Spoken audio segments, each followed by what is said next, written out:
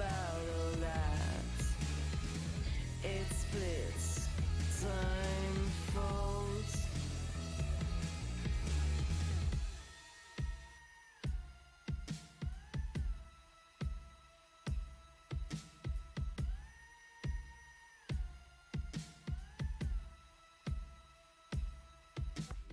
Hello.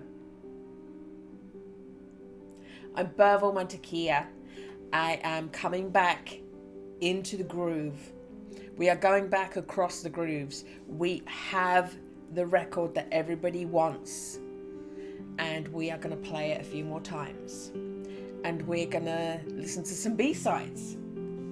That's actually a good subtitle for the YouTube videos when I'm doing it. B-sides, across the grooves, the B-sides. I'm smouldering. Did you see me smoulder? I haven't even brushed my hair. I'm a bit windswept. I'm sorry. I have just finished editing and uploading all the chapters of my original Across the Grooves playthrough from November. I feel like there's something on my lip.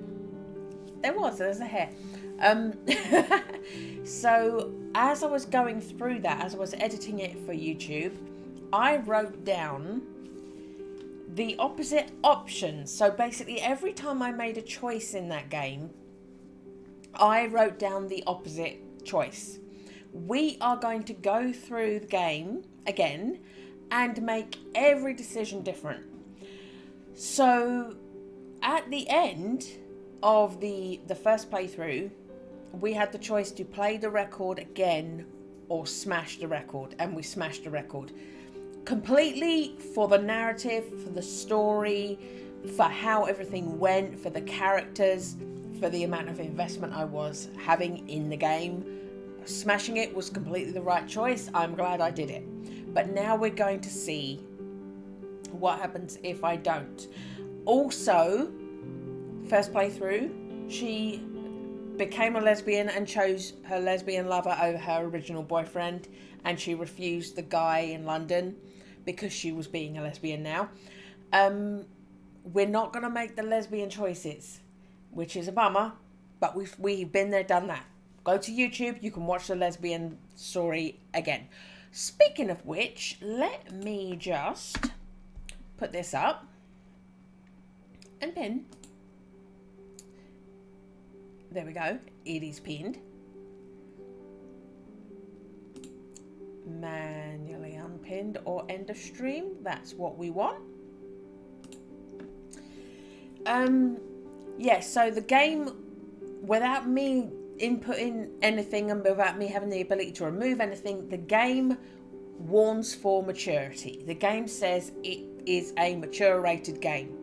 It is a mature rated game because in the final full-length chapter, there is, this is like watercolor art style. There are watercolor depictions of women with their tits out for a ceremony. And there's lesbians. There's options you can choose where she becomes a lesbian. So basically, boobies and lesbians, ooh, scary, mature game. So this game is rated mature for those ridiculous reasons. Unless we unlock other reasons for that with our other choices. We will find this out. It's impossible to lose in Across the Grooves. Remember that it says that. Right.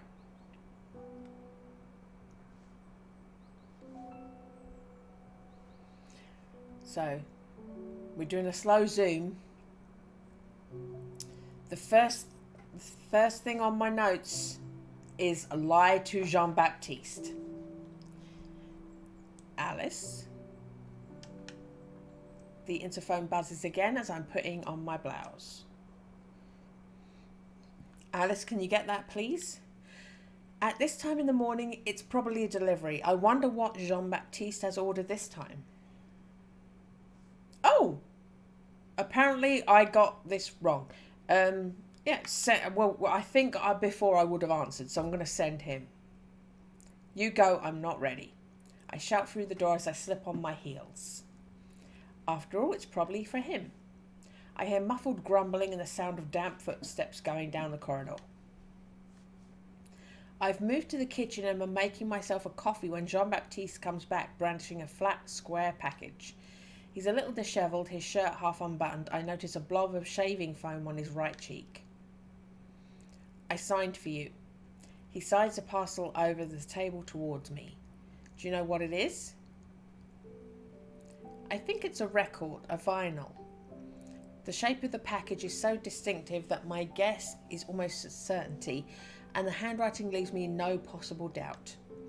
I recognise the hesitant, disjointed handwriting of Ulysses, a record store owner with whom I shared several years of my life before I met Jean-Baptiste a little over 3 years ago. And also in this playthrough, I will know from moment one his name is pronounced Ulysses. As I've had no news from Ulysses since the night we split up, getting a package from him is unexpected to say the least. Jean-Baptiste gives me a quizzical stare. Here we go. Lie to Jean-Baptiste. This is my first note that I had, so I missed that very, very, very first one. There's no point in risking an argument. I decide to leave Ulysses out of the discussion. It must be a mistake. I didn't order anything and haven't used the record player for ages.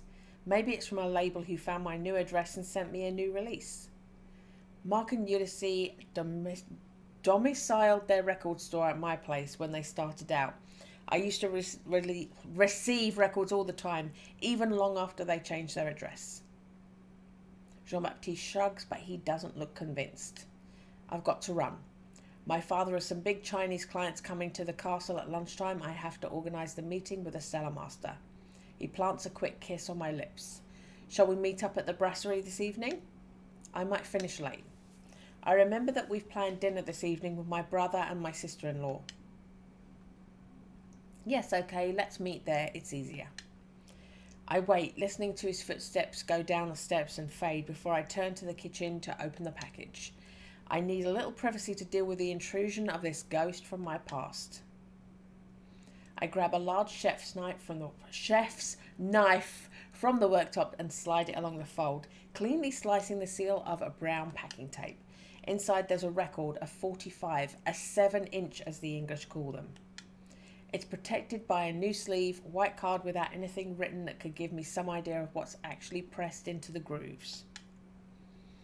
Knowing Ulysses' passion for rare records, it's probably a white label, a test pressing sent to the record company by the factory to check the track order and the general sound quality before mass producing the record. I carefully slide the record out of its jacket. There's no label in the middle to tell me more of its contents. What I suppose to be the A-side is cut in one single piece, which leaves one purpose. It's a 45.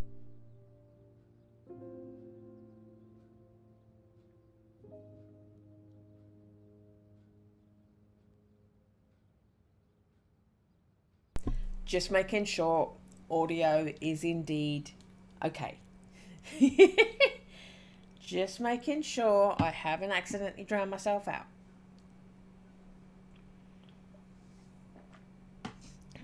Okay. As for the B-side, it's bare of any grooves. The black, shiny surface of the record seems to reflect my confusion back at me. Why? And particularly, why now? It's been more than 3 years since Ulysses vanished from my life. 3 years without a word. What could have driven him to send me a record now without the least explanation?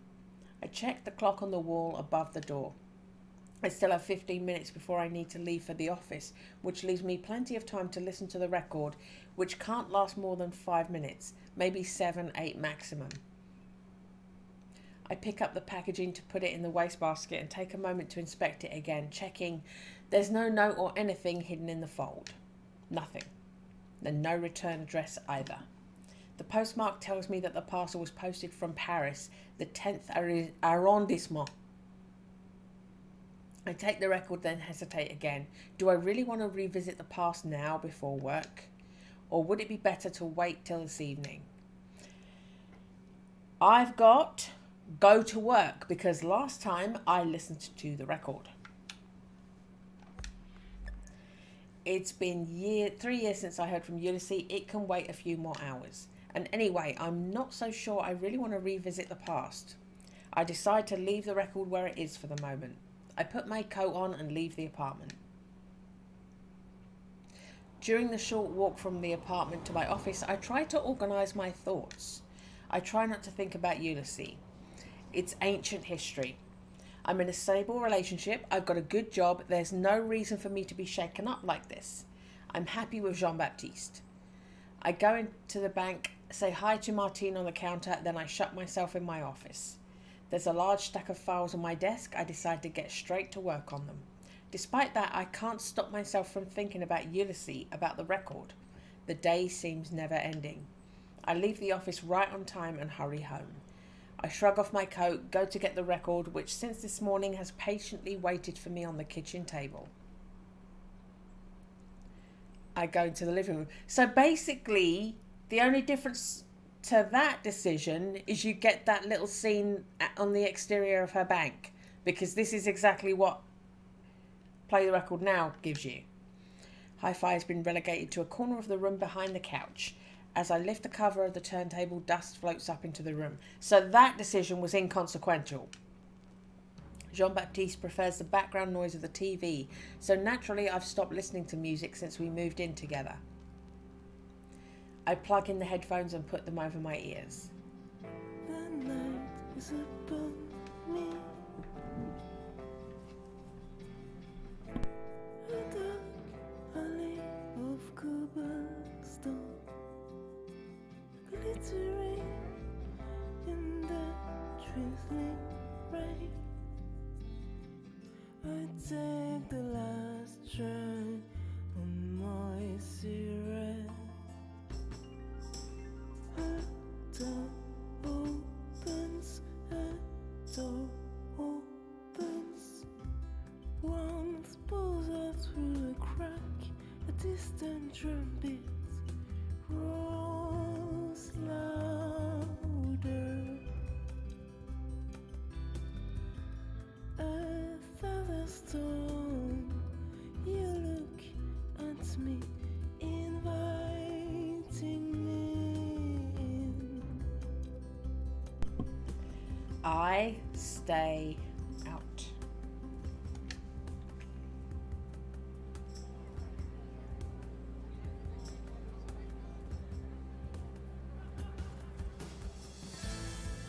I stay out for a while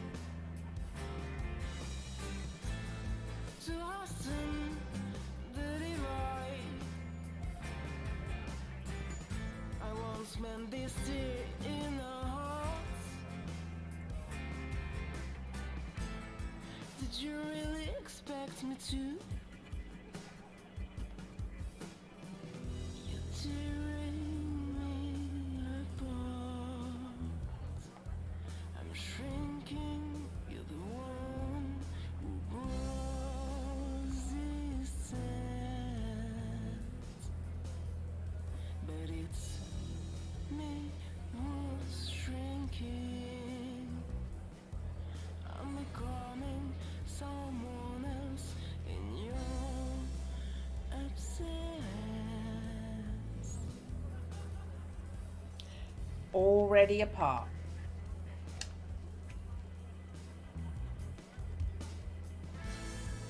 Already apart, even in your presence. Ulysses? He turns and gazes at me sadly. I remember this evening perfectly. This is the day I met Jean-Baptiste. This is the day Ulysses and I said goodbye. We'd broken up a week earlier, but we had tickets for this concert. I told myself that I didn't want to miss out, that I could handle it, the two of us sharing the same space for just a couple of hours. Big mistake. I hadn't anticipated the wrench I would feel in my heart when I saw him. Yes? I just came to see if you were okay. I'm sorry? Yes, I'm sorry too. Ulysses lowers his eyes, remorseful. I'm going to go. This was a bad idea. I shouldn't have come here tonight. He turns and starts up the road, slouching, his hands dug into his pockets. For a moment I falter. Perhaps I should let him go, as he does in my memory. I should push my way to the bar, order a double whiskey and let Jean-Baptiste buy it for me, and then go for coffee with him a few days later. Ulysses! He stops and looks at me startled. In a few strides I catch up with him. What a strange dream. Why did you send me a record? A record? I didn't send you any record. Yes, you did. It arrived this morning. White sleeve, no label. Does that ring a bell? Ulysses looks terrified. You weren't supposed to listen to it. Listen, Alice. You have to go back to the bar. You have to do everything like the first time, like in your memory. There may still be time to avoid disaster. I don't want to let you go. No, I don't want to let you go. Not this time. I suddenly realise how much I miss Ulysses. Alice, do what I tell you. It's for the best. You knew about this. You made me promise. Ulysses has tears in his eyes.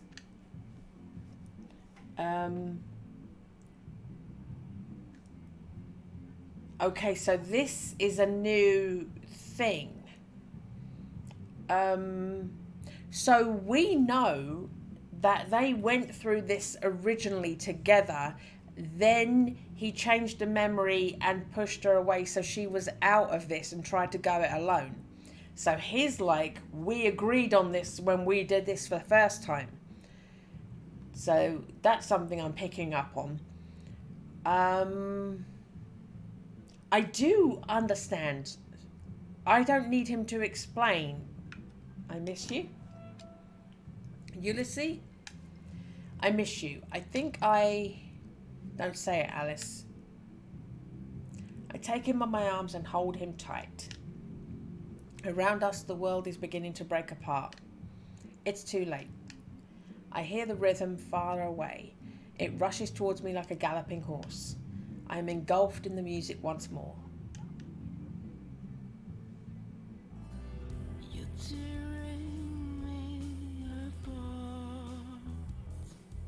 I'm shrinking. You're the one who resistance. But it's me who's shrinking.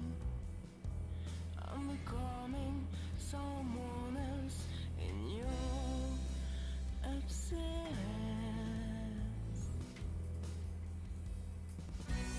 Breathing in, breathing out. The variations of me, I tear myself apart.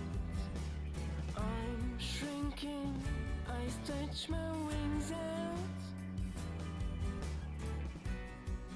I'm someone else, and then I myself again. It goes off on like a sort of an indie riff, which I don't think it did. I mean, the bit where she doesn't go inside and stands outside, that whole riff wasn't there before. And I like that. That was actually really good. I think we added to the song. We still got what was originally there, but we added an extra bit to it.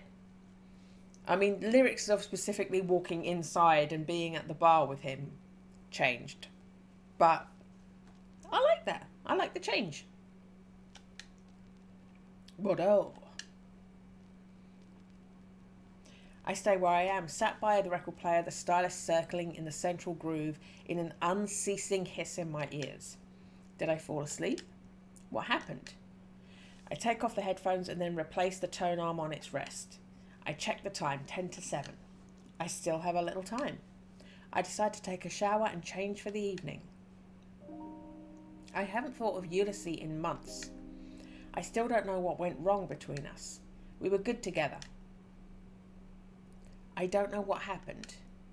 As Lennon said, life is what happens to you when you're busy making other plans. I think in this case it was the absence of plans that destroyed us. I go into the kitchen and make a cup of tea. Even after a hot shower, my hands are still shaking. The experience I've just gone through has affected me like an electroshock. Towards the end, our relationship slowly disintegrated. Ulysses spent more and more time in his record store. I threw myself into my studies. Then I met Jean-Baptiste. It was easy, simple with him. I think I needed that. I got a job in a bank. We moved in together, Jean-Baptiste and I. We quickly settled into a routine. Weeks, months, years passed without me really noticing. Is this truly happiness, or is it only a comfortable status quo that I've never had the courage to challenge? I have a strange feeling as if I'd been asleep for years and have suddenly woken. It's time. I rinse my cup in the sink, then I hop on a tram to join Marie, Robin, and Jean-Baptiste at the restaurant. I open the door of the brasserie and plunge into the warm fog, the hubbub punctuated by the gurgle of the espresso machine. Jean-Baptiste loves this place. It's just under his old apartment. Plus, Marie and Robin don't live far away. They've just had a baby, and an evening out from time to time, it's like a breath of fresh air to them. I pass the bar and say hi to Michel, the owner. He seems surprised to see me, but before I can kiss him hello, he's called away for an order from the other side of the counter. At the end of the room, Robin is waving to me. I sit down opposite him. At the end of the table, there's a pram. Marie's gone out to take a phone call. Is everything all right? Oh, yes, I'm guessing it's more problems with the christening. If I'd had any idea what kind of a nightmare it was going to be, I'd never have let that priest get his claws into my progeny's spiritual life. Okay, nice to maintain traditions. It's important to Marie's parents. And it's a great tradition, isn't it? You don't get many opportunities to get the family and friends together for a big party. I really get the feeling that people are getting more worked up about this than they do about weddings. And yet you're not married, so we couldn't really say that you've got a reliable point of reference. Robin laughs. That's true, but I promise you I'm immune after all this nonsense. I lean over the pram. The baby is fast asleep. And how's my favourite little niece? You can see she enjoys the hustle and bustle just like her auntie. I feel a hand on my shoulder. It's Marie. She's back, phone in hand. We hug. Sorry I had to take a call for work. You'd think they'd just been leaving all the files on my desk for me to deal with after my maternity leave. So how's things with you? Say everything's fine. Oh, everything's fine. Marie knows that I prefer to keep my thoughts private, but she also knows me too well not to notice something's bothering me. What's the matter? Something wrong at home? A problem at the office? No, nothing like that. I got a package this morning from Ulysses. So that decision didn't make any difference because this is what she says if you choose the other option. Ulysses, your ex. Himself. That's surprising, isn't it? You broke up, 3 years ago? What was in the package? A record, a vinyl. That's all? No note, nothing? No, just a record without any explanation. Ah, yes, I remember. The record store guy, right? I don't know why you guys broke up. He was really cool. Marie glares at Robin, who buries himself back in the wine list. So no, nothing? It's odd, isn't it? Yes. What was on the record? Did you listen to it? Yes, a 45. No label, no idea of the artist or group. I tried to remember the music itself, but I can't seem to recall the melody. It sounded kind of psychedelic, probably from the 60s. A whole load of memories came flooding back when I listened to it. It was really weird. I really felt like I was actually reliving the past, the night when Ulysses and I broke up. Still, it's a little out of order of him. No news for years, and he sends you a record now without any explanation. So anyway, what are you going to do? Okay. I don't know, going to investigate. I don't have that. I say everything's fine. And my next option I've got here is go away. Um, I don't. What would I have said the first time round? The first time round, I'm probably going to say. First time round, I probably said I'm going to investigate.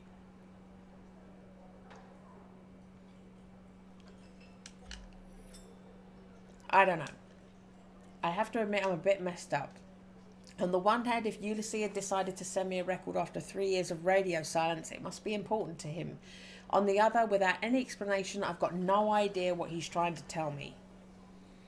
You should stop by his record store. That would be a good idea if he still worked there. He left Bordeaux after you split up, didn't he? Yes, still, it's not a bad idea. Mark, his old partner, is probably the most likely to know what's happened to him since he left. I'll stop by there tomorrow evening on the way home. I hope he can help me clear all this up. Listen, I don't want to hurry you, but can we order so we can get home and before the next feed? Aren't we going to wait for Jean-Baptiste? Marie and Robin look at me bemused. Jean-Baptiste? Yeah, he was seeing some Chinese customers today, but he shouldn't be much longer. Alice, who's this Jean-Baptiste? I don't know what to say. How can they not know who Jean-Baptiste is? Jean-Baptiste, my boyfriend, you know. We had dinner with you quite a few times. We even spent a weekend together this summer on the bay, don't you remember? Marie looks worried. Robin is glancing around nervously. I let out a shaky laugh. You're kidding me, right? Are you sure you're okay, Alice? This summer on the bay, you were with an Arthur. You broke up 2 or 3 weeks after. You've never introduced us to any Jean-Baptiste. Robin nods in agreement. I don't understand. I don't remember any Arthur. My head is spinning. I stand up and spots dance in front of my eyes. Robin rushes to catch me by the shoulder. Alice, you're scaring me. Are you all right? Yes, I need some air. I turn and hurry through the brasserie. Behind me I hear Marie say to Robin, let her go, we'll call her tomorrow. Then I'm out in the street. The cool night air helps me collect my thoughts. A little further away on the sidewalk, I make out the familiar shape of Jean-Baptiste. He's smoking a cigarette. The Jean-Baptiste I know has stopped smoking. We stopped together. I fumble in my coat pocket, pull out a packet of galosses, half empty. It shouldn't be there. There's no rational explanation why I should have a packet of smokes on me. Unless... Jean-Baptiste has seen me. He smiles at me. I can't stay here staring at him from a distance. I have to take a decision, but I don't know if I should turn away or go and talk to him. I hesitate. So this is my go away note. There's no point hurting anyone. I'm sure Jean-Baptiste won't recognise me. I go up the road in the opposite direction. The first thing I do when I get back to the apartment is bolt the door behind me. I had a feeling of being followed on my way home. I'm probably being a bit paranoid, but well, who knows? Someone breaking into my home during the night would really just top my day off. The second thing I do is go into the bedroom and open Jean-Baptiste's side of the closet. I'm not particularly surprised to find it full of my old clothes, things I thought I'd got rid of. I go out on the balcony and light a cigarette. As I stand musing, I look at its apartment and am aware of a number of small differences that I hadn't noticed earlier in the day. There's no phone charger or small coins in the bowl on the dresser in the hall. The old games console, which had never been plugged in since the move, is no longer on its shelf under the TV. The big photo of New York has been replaced by a tattered old poster from the regional rock music festival. The record, though, still dominates the kitchen table, exactly where I left it earlier in the day. It seems impossible, but it's as if by putting the 45 on the turntable, I truly returned to my past. As if by choosing to run after Ulysses the night we broke up, I hadn't met Jean-Baptiste at the bar. As if I'd returned to a present where I'm single, where Jean-Baptiste and I never met. I could try listening to the record again to get to the bottom of this, but I'm afraid of making things worse. It really does have the power to change my past. It could have catastrophic consequences on my life. What do they call that again? The butterfly effect. I hope Mark will help me clear all this up. At least he should be able to tell me what's happened to Ulysses. I grab my phone and leave an apologetic message for Marie, assuring her that everything's fine, that I'm sorry I slipped away so early. Then I crush out the cigarette and crawl under my covers in the hope of sleep. Saint-Michel. I realise I've hardly set foot in this district since I split up with Ulysses. The store that Mark shared with Ulysses is in a little semi-pedestrian street, a corner. I used to come by here almost every day after my college classes a few years ago. When I push the door open, I'm assailed by the characteristic odour of old records, similar yet distinct from the smell of old books. The big speakers fixed to the ceiling blare out a strident fuzz guitar solo at a volume theoretically much too high for a business establishment. I'll be incapable of saying whether it was some obscure 70s garage band or post-rock movement contemporaries trying to intimidate their elders. Imitate.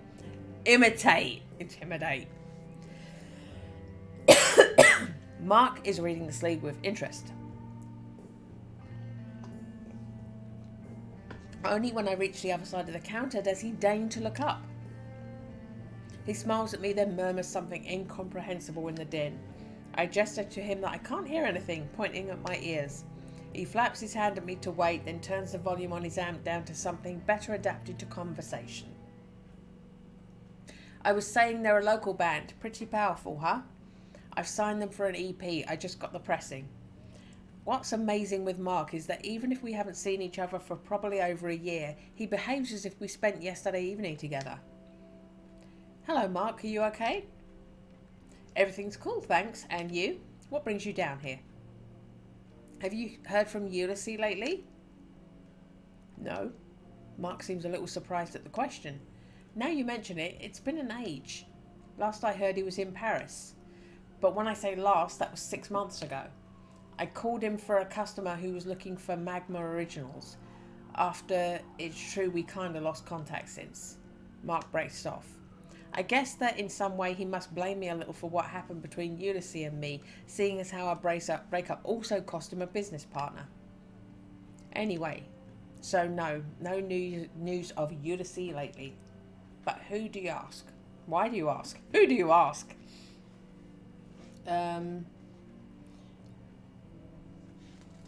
Okay.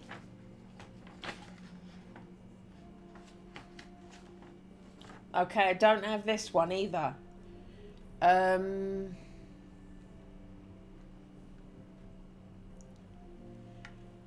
I probably first time said about the record. Let's just say I worry about him. I'd feel better knowing that he was okay. Mark looks skeptical. Forgive my bluntness, but why are you asking now at this moment? It's been, 3 or 4 years since you split up, and this is the first time that I've seen you be concerned about him. Clearly, Mark does hold me at least partly responsible for Ulysses' departure. He sent me a package, a record. So that's another choice that made no difference, because this is what it goes to. Mark watches me with an odd intensity. Did I spark his interest when I mentioned the record? Or is it something else? Concern? Or fear? Could you describe the record to me?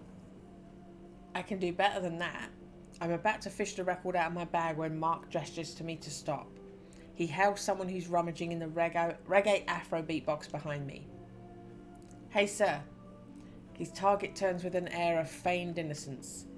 He's a guy in his 50s. He wears black leather biker jacket and snug matching pants. His hair, which is slicked back rockabilly style considering his age, the improbable uniform black of a bottle of hair dye. Can I help you? The guy grumbles in discontent, shakes his head and saunters towards the exit. Mark waits for the closing door to ring the bell hanging above it before continuing. Did that guy follow you by any chance? Follow me? Yes, follow you. How should I put it? Have you had the feeling that you're being watched since you received the record? That's not here either. She did say that, but so I would have said yes, I had that feeling. That's ridiculous. Come on, Mark, be serious. We're not in a spy movie. Why would I be followed, like you said? And anyway, why would you suspect that guy especially? Mark can't repress a smile. Two things. An old rockabilly who I don't know in my shop. They're an endangered species. I guarantee they all come in here, no exceptions, at least once a week for a coffee or a beer. They never buy anything, but they're cool and they've always got amazing stories to tell. Okay, that seems like a bit of a stretch, but never mind. And the guy in leathers and boots going through the Afrobeat box for 10 minutes? If that's not suspicious. I burst out laughing. Okay, that is suspicious. You're right. Mark leans over the counter to check who is actually in the shop. There's only a couple of students giggling in the depths of his shop, a guy meticulously comparing the covers of Frank Zappa's Hot Rats on the headphones and the open access turntable clamped over his ears. The turntable's not clamped over his ears. Coat's clear. I slip the record from my bag and place it on the counter. It's a 45, white label, a test pressing, no scribe number in the groove, one of the two sides is a mirror side. Mark smiles. You haven't forgotten the jargon then? After all the time I spent with Ulysses, I think it's lodged in my brain forever. You can put it away. I know what it is. Really? It's not a white label. It's an acetate, a single copy. That's why there's no matrix number. I put the record back in my bag. I'm surprised you don't recognise it. Ulysses unearthed it a while before you split up. It was the only record he wanted to keep when he left, which meant I had to buy his share of the stock. I would have preferred that he take the psychedelic shelf. It would have saved me on taking out a bank loan.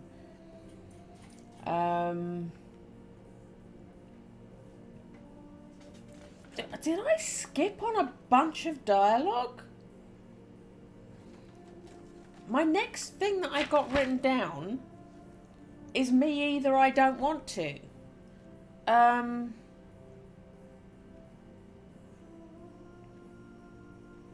I think I would have asked him if he listened to it.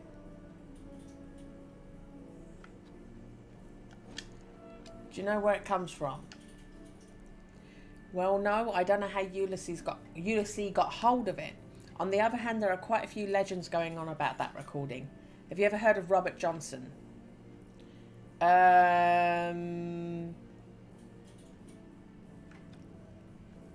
I would have said no, so I'm going to say yes. He was an old blues guitarist, right? Exactly.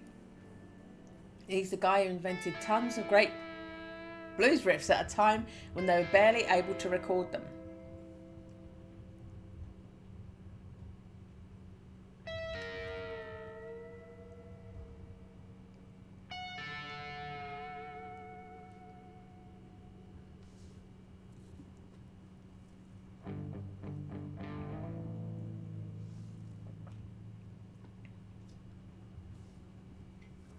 I don't remember this. He worked in the cotton fields and from one day to the next he got hold of a guitar and was able to play it perfectly. The legend says he made a pact with the devil at the crossroads. He died suddenly in 1937, unless it was 1938. Never mind, nobody's sure of the date in any case. The cause of death is just as mysterious. Yes, I remember. He was the first member of the 27 Club, right? Exactly, or one of the first. The most comprehensive lists count 2 or 3 musicians before Johnson. Officially, he died 27 years old, like Joplin, Morrison, Brian Jones, Nick Jake, or more recently, Cobain. Wait, the microgroove didn't exist back then. Is it really his music on the record? It should be a 78, shouldn't it? Precisely, I'm getting to that. So he died mysteriously at the end of the 30s. There are 2 or 3 witness reports from people who claim to have seen Johnson on stage during the 40s, but nothing very reliable. So I must have made the different choice and not got that, because this is new to me. The rest of the story, which is much less well known, happens 20 years later, a few hundred miles further north. Memphis, Tennessee.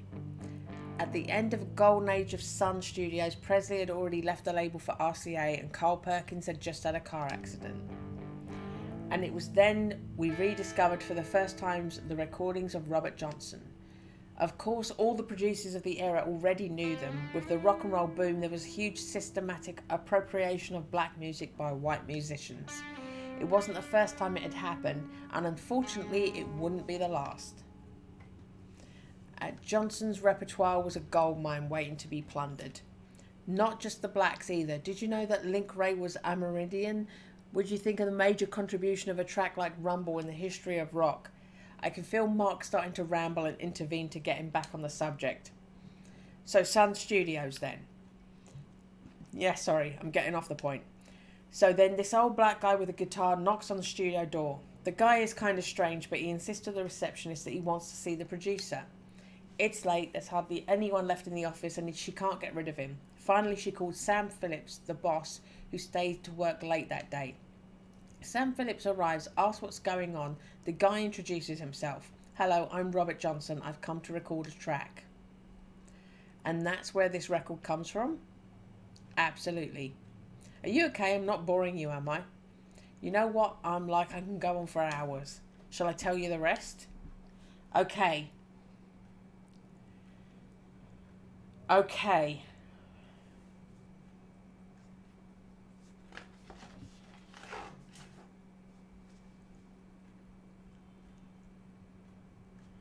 How did I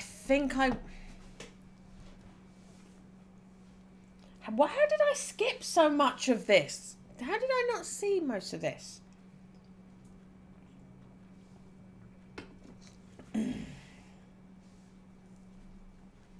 I think I would have said with pleasure.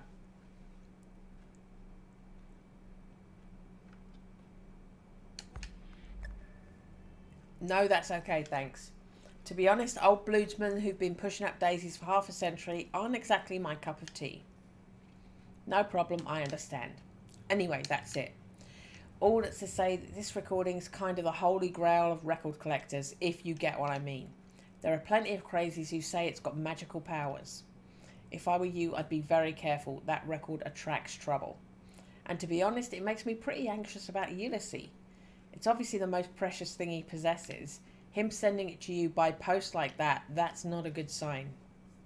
After everything you've just told me, yes, it is worrying. Do you have his telephone number? The simplest thing would be to try and reach him for a start, right? Mark nods and picks up the handset. He hangs up a few seconds later, sending me direct to his answer phone, telling me my correspondence voicemail box is full, which isn't totally surprising with Ulysses. We're interrupted by the sound of the bell, which hangs above the door. A young girl with striking 60s style approaches the counter. She asks shyly if there are any tickets left for Belle and Sebastian next month at the Femina. Mark takes the tickets from beneath the counter and makes a sale. I gaze at the young woman as she leaves. Mark clears his throat loudly at me. He watches me with a smirk. I realise that I was probably staring at his customer so hard that he noticed. She had much cooler hair the first time. They have this moment, but she has colours in her hair. And he makes a comment about that's the look you used to have. You should do that again. She has long blonde hair now. She doesn't have colour. This woman looks different this time. That style would suit you. That's pretty I mean, it's just slightly longer than what she's got. I don't think so. Considering my job, I can't really do myself with such an out there style. That's not an out there style. That was straight blonde hair. She said that when the girl had colours in her hair. This one just had straight blonde hair, but she's still reacting. That's weird. Even if I could, I'm not sure that's the look I'd go for. What? She has normal person hair. Oh, that did not work out properly. She's giving the responses of having turned and seen that short, choppy, coloured hair that we saw in the first playthrough. That Ulysses is impossible to reach, and that's not really surprising. I'll give you his address if you want. Do you want to go up to Paris sometime for work? Mark grabs a paper and pen. It can happen, but like once a year max. In any case, it's not going to happen anytime soon. Same for me. I just got back from vacation. It'd be kind of tricky to justify a trip to Paris. I've written down his number too, just in case. Mark gives me the paper. The first to hear anything calls the other, all right? I nod. Thanks, Mark. You should drop by more often. It's good to see you. As I say, don't be a stranger. I can't promise anything. I hardly ever come to Saint Michel. I'll try, but I can't promise anything. My apartment looks like a bomb site. I had sensed that something was wrong as soon as I entered the communal areas. The door of the apartment was already ajar when I pushed it open, and I prepared myself for the spectacle I was about to confront. Every square centimetre has been carefully searched, every closet emptied, every drawer turned out. I pick up a cushion which lays on the living room floor and replace it on the couch before dropping down next to it, dejected. I realise that Mark's warnings weren't unfounded. Someone really wants that record, and that person is ready to enter my home while I'm away to achieve their ends. Was it the old rockabilly who was spying on me in the record store? He didn't seem particularly dangerous. On the other hand, a record with power to change the past. I totally understand that someone might want to get hold of it, even if that means breaking a few laws along the way. To be honest, I find it a bit difficult to understand this desire to change the past. I guess that personally I'd prefer to move forward. And anyway, it would be playing with fire, right? The record has already stolen my relationship with Jean-Baptiste. I'm going to have to figure out how it works if I want to get my life back. At the moment, the only solid lead I have is Ulysses. I take up my phone and dial the number that Mark gave me. Maybe I'll be luckier than him, you never know. Apparently not, because I'm also welcomed by that recorded operator's voice telling me in a monotone voice, your correspondence voicemail box is full. Beneath the number, there's an address in Saint-Ouen. I know what I have to do. I could pack my bags and leave for Paris now. It's not as if anyone is keeping me here in Bordeaux, but perhaps I shouldn't be confusing speed with haste. I could also spend this evening and tomorrow getting ready to go. What should I do? Okay, so I did get different dialogue options. There was a me either I don't want to. I never had that as a dialogue option. There's an I understand that never came up as a dialogue option. So I did get to have a different conversation with him. That's why I didn't have these things showing up for me, because we did get different choices. Leave straight away. I left the day after in the first playthrough, so we're leaving straight away. Okay, the advantage of my enforced celibacy is that logistics and organisation of the journey are much simpler. I call Robin to let him know what I'm going. I explain the situation as rationally as possible, omitting, of course, any tales of pacts with the devil. He's kind enough to agree to take care of getting my locks replaced. I also leave a message for my boss at the bank to notify him of my absence. The time to throw a few things in a suitcase and jump on a tram, and I'm at the station. 1 hour later, I board a train for Paris. Okay. We are at chapter 2. Oh, Patrizia, we're not going to be lesbian with you this time. I'm sorry, Patrizia, I'm sorry. You're so pretty.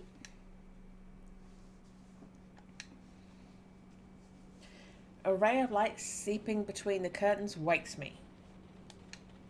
It was 11 p.m. when I reached Montparnasse last night, and I checked into the little hotel I stumbled upon when I left the station. I checked the time, 11 o'clock. I haven't slept this late for years. Of course, after recent events, sleep hasn't exactly come easy. My window looks out over Boulevard Raspail, and it gives me a superb view of Paris in a downpour. Perfect weather for my trip to the flea markets of Saint-Ouen in search of Ulysses. As I dress, I realise that the clothes I'd tossed into my suitcase the night before are completely unsuited for the rigours of the Parisian climate. A problem I'll have to remedy fast if I don't want to struggle against the cold and wet as I trek around the city. I consider taking the record with me, but decide it's probably more secure in the safe than my room. As the rain lets up a little, I walk to the local brasserie I used to go to occasionally as a student.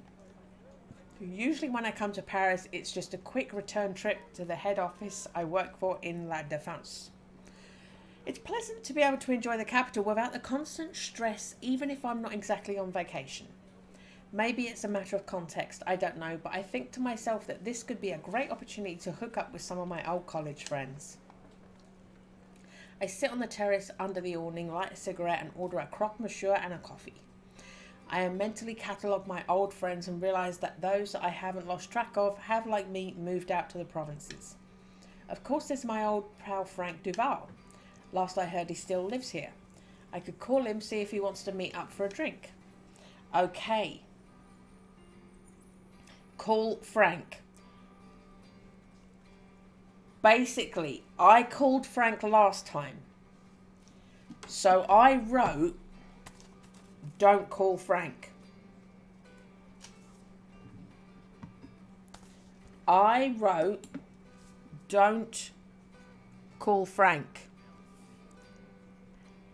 I then crossed it out because later on I realised I changed my mind about meeting up with him. I cancelled. We arranged to meet up and then the story goes on and then I cancel on him. So I figured I will still call Frank. I went back, crossed out the don't. I will go back. I will call Frank, but I won't cancel on him. I will still see Frank. This is what we're going to do. This is the plan. So last time I did call Frank, and the opposite decision is don't call Frank, but it then allows me to make an opposite decision later on, if you understand what I mean. So we're going to call him again. Tell myself a bit of moral support wouldn't hurt. Frank and I, we've known each other for so long, and I feel a little ashamed of myself for not catching up with him more often. This is the time to fix that. I grab my phone and dial his number. He tells me he'd love to see me and we agree on a meeting place for a drink later in the evening. I look forward to it happily. I finish my croque monsieur, pay the bill and set off to the nearest subway entrance. The rain is falling again when I get to Saint-Ouen. The address that Mark gave me is stall 73 in the Jules Vallée market. First I deal with my most pressing problem and go into the first thrift shop I come across. There's no shortage of them here in Saint-Ouen. I quickly rummage through the overflowing racks of eclectic garments, trying to find something practical, cheap and warm. I select an old coat, long with a fur collar. It's not exactly the type of thing I usually wear, but I think to myself, after all, why not? I slip it on, just my size. The young woman at the cash desk assures me it looks fabulous. A few minutes later, a few euros lighter, but ready to face the full drizzle, I head out in search of Ulysses' stall. The neighbourhood is a real maze, and I'm going in circles for some time before I finally stumble upon the entrance to Jules Vallée market. It's well into the afternoon, and some of the stalls have already begun to close up shop. I hope I'm not going to pay for my lie-in by finding myself facing a closed metal shutter. I work my way down a lane to stall 73. Unfortunately, instead of an old record stall, I hope to find that the place is taken by a bookseller. A bit further along, this stall selling 1950s furnishing, which also has a few boxes of old records. Above the storefront, a sign announces Patty's Store, Hardware and Records. Maybe the owner, a young woman who looks at me like Bette Page imitator, will be able to help me. On the other hand, the bookseller is unhurriedly moving his boxes of books inside. The bookseller, a moustache old man, watches me with interest, probably trying to decide whether he should come over to me or let me go to him. Okay, I've got question everybody. We'll question our friend, who isn't our friend. Questioning Patty seems to be like a more promising option. I turn away and head towards her record and furniture stall. I approach a young woman who is writing in a large notebook. The day's accounts, probably. Hello, I guess you're Patty. She looks up at me and answers with a slight Italian accent. Patrizia, patties for the tourists. What can I do for you? I'm looking for a record store owner. His name is Ulysses. I was told to pitch 73, but there's a bookstore there. Does it ring a bell? Patrizia gives a broad smile as she gazes at me. Look at that. She's so pretty. Let me guess. Alice, right? She bursts out laughing at my startled expression, delighted to have astounded me, but without a trace of spite.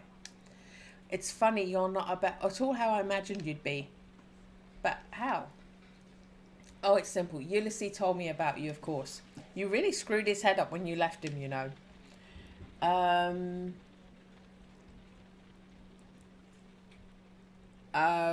Okay. I don't have that. Okay.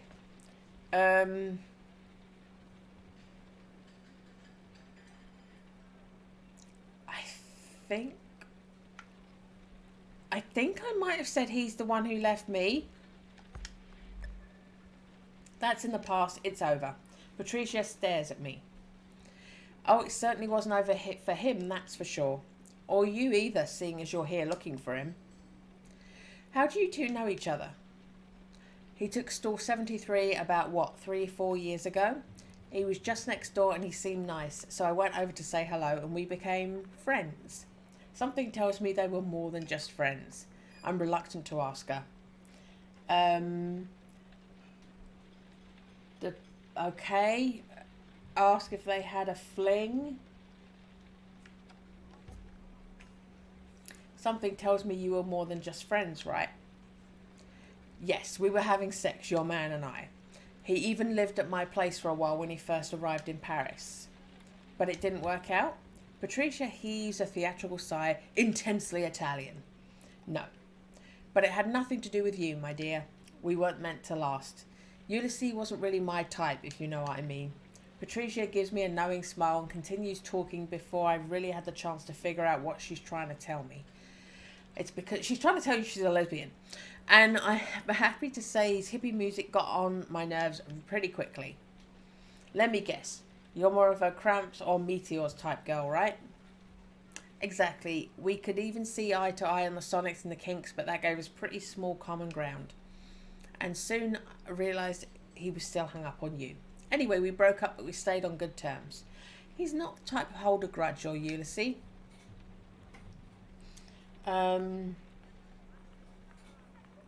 Okay.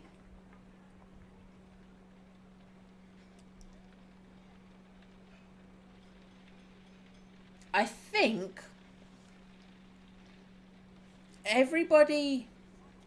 think the first time I just asked every question focused on Ulysses and I kept the record quiet. So I'm going to bring the record up to everybody.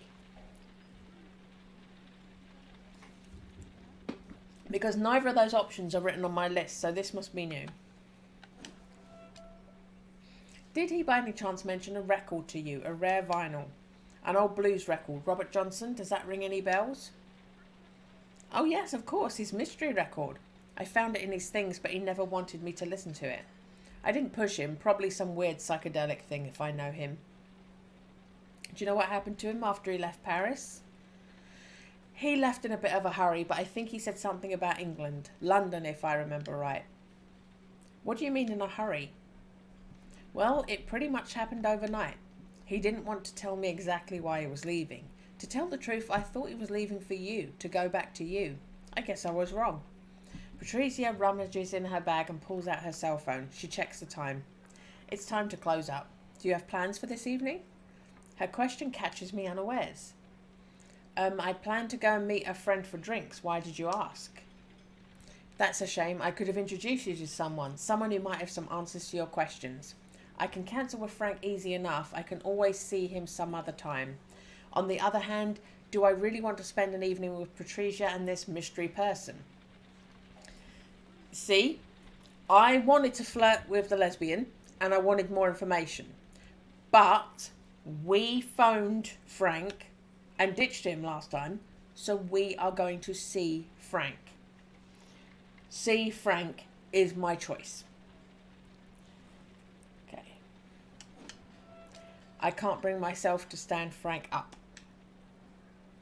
It's kind of you, but I can't this evening, and I already know where I should look next. Something tells me I'll be buying a ticket to London very soon. Patricia looks disappointed. Oh, fine, it's not your problem. Oh, it's no problem. It's not your problem. It's your decision. Drop me a line if you're back in Paris. I will. Thanks for all your help.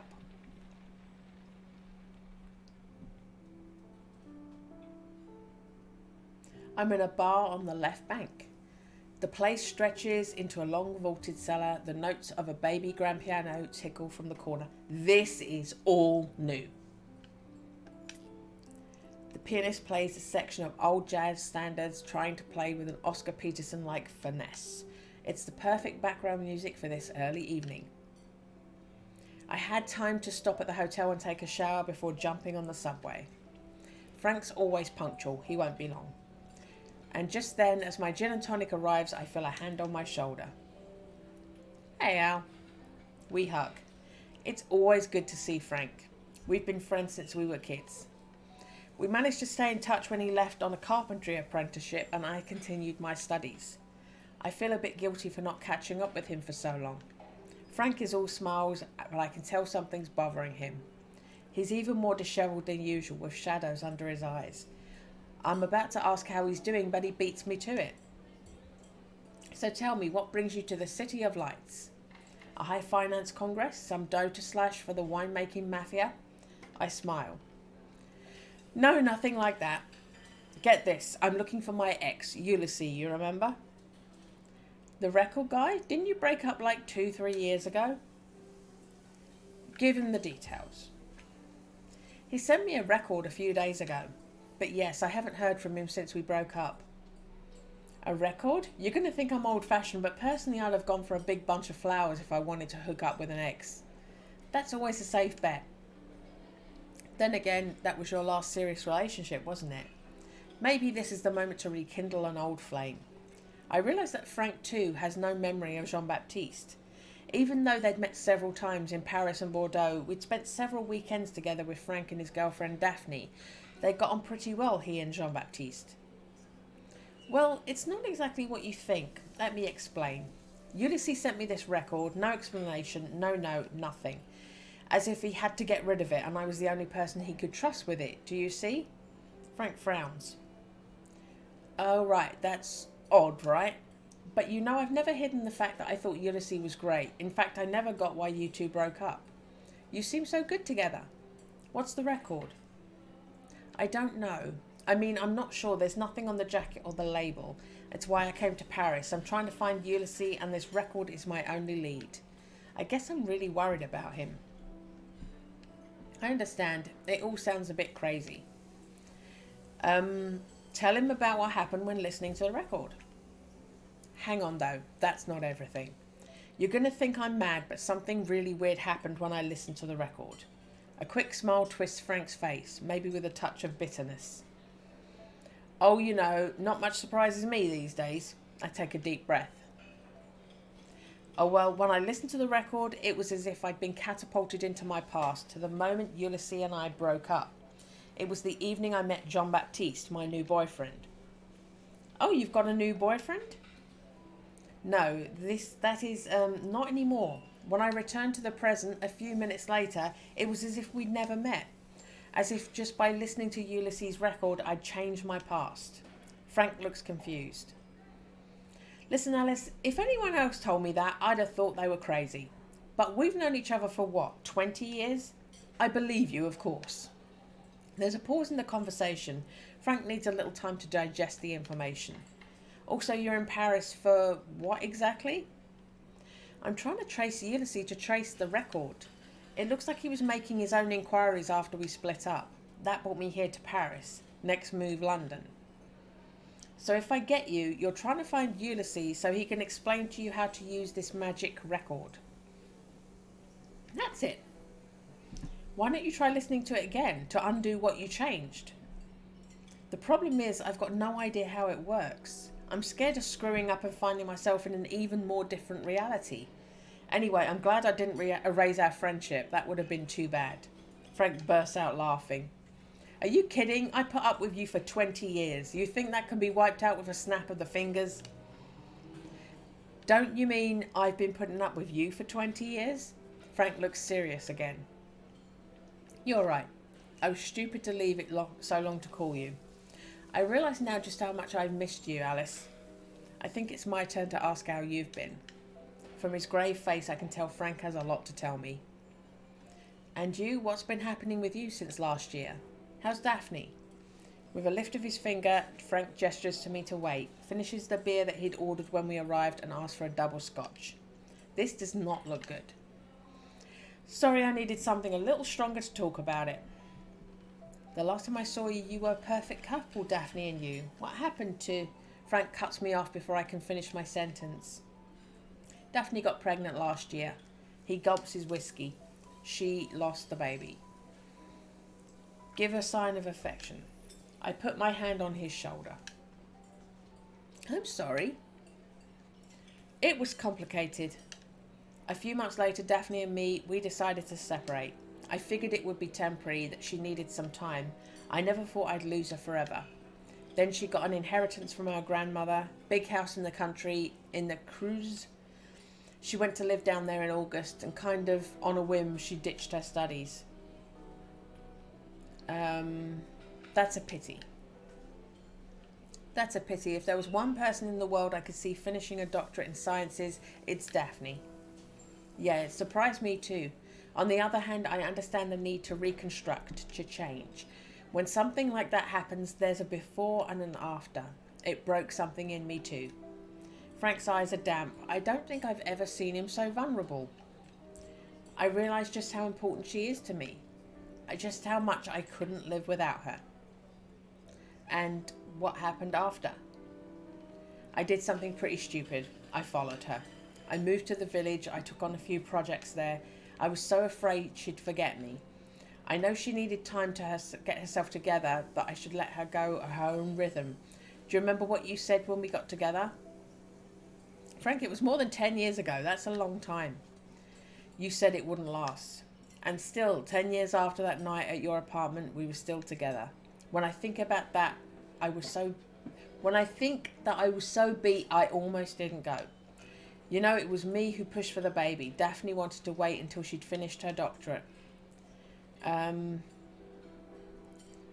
If Daphne agreed to have the baby, it's because she wanted it. Frank, you know it's not Daphne's style to cave in under pressure. If she agreed to have a child with you, it's because she wanted to. Yeah, you're probably right. But that doesn't stop me from feeling guilty. So you left to be with her? How are you getting on, living together? I'm not sure. I feel like she's moving away from me a little more each day. Victor called me to help him on a site, a big job for Batman de France. That's why I'm back in Paris. And I needed a break to think things over.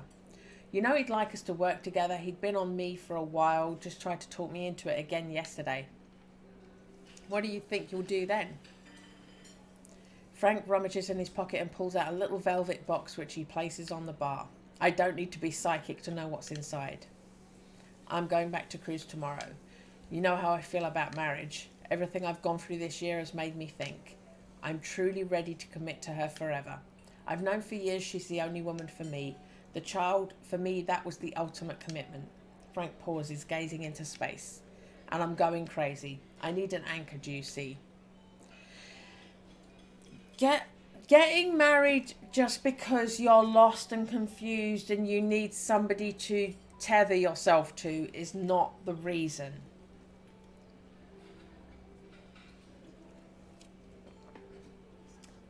I don't want him to give up on her or to not try. But I need an anchor is not the reason. Sorry to be blunt, but I think it's a big mistake. Alice, I've been turning this problem over in my head for weeks. I don't know what to do. If I do nothing, I'm scared I'll lose Daphne forever. If I decide to do something, I risk losing her too. The problem is that ring looks a lot like an ultimatum. If you care about her, please take it easy. Go slow. I know you. You'll dive straight in, and if it doesn't go the way you want, you'll get angry. You'll say things that you'll regret. Frank looks away sheepishly. I know you've already decided and that nothing I say will make you change your plans. So if you really plan to ask her to marry you, despite everything warning you to watch your step, then go softly, otherwise you're going to screw it up and then it'll be over for good. Frank nods and murmurs thanks and throws back the rest of his drink. Anyway, enough about that. Another round? He points at my glass and adds, same again, gin and tonic, right? The waiter brings us fresh glasses and we talk about everything and nothing. The evening goes by without my noticing.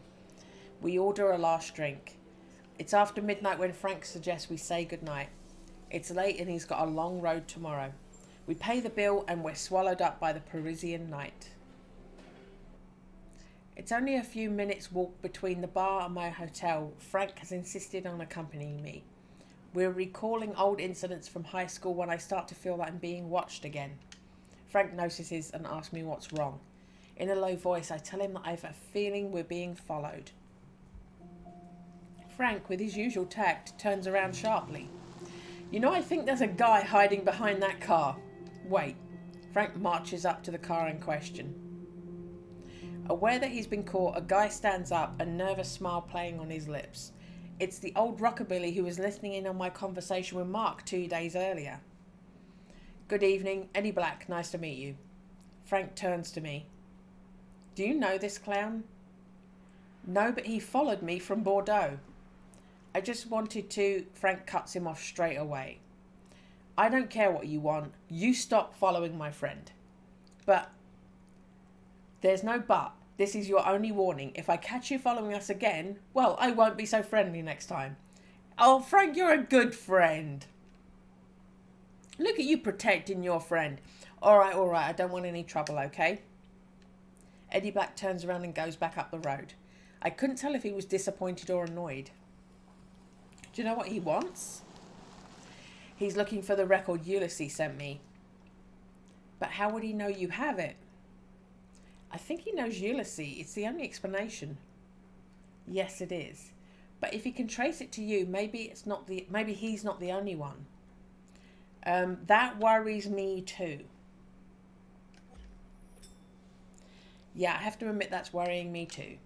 I don't think I told you, but my apartment in Bordeaux was turned over. You were burgled? No, there wasn't anything missing. I think the person who broke in was looking for something specific, if you see what I mean.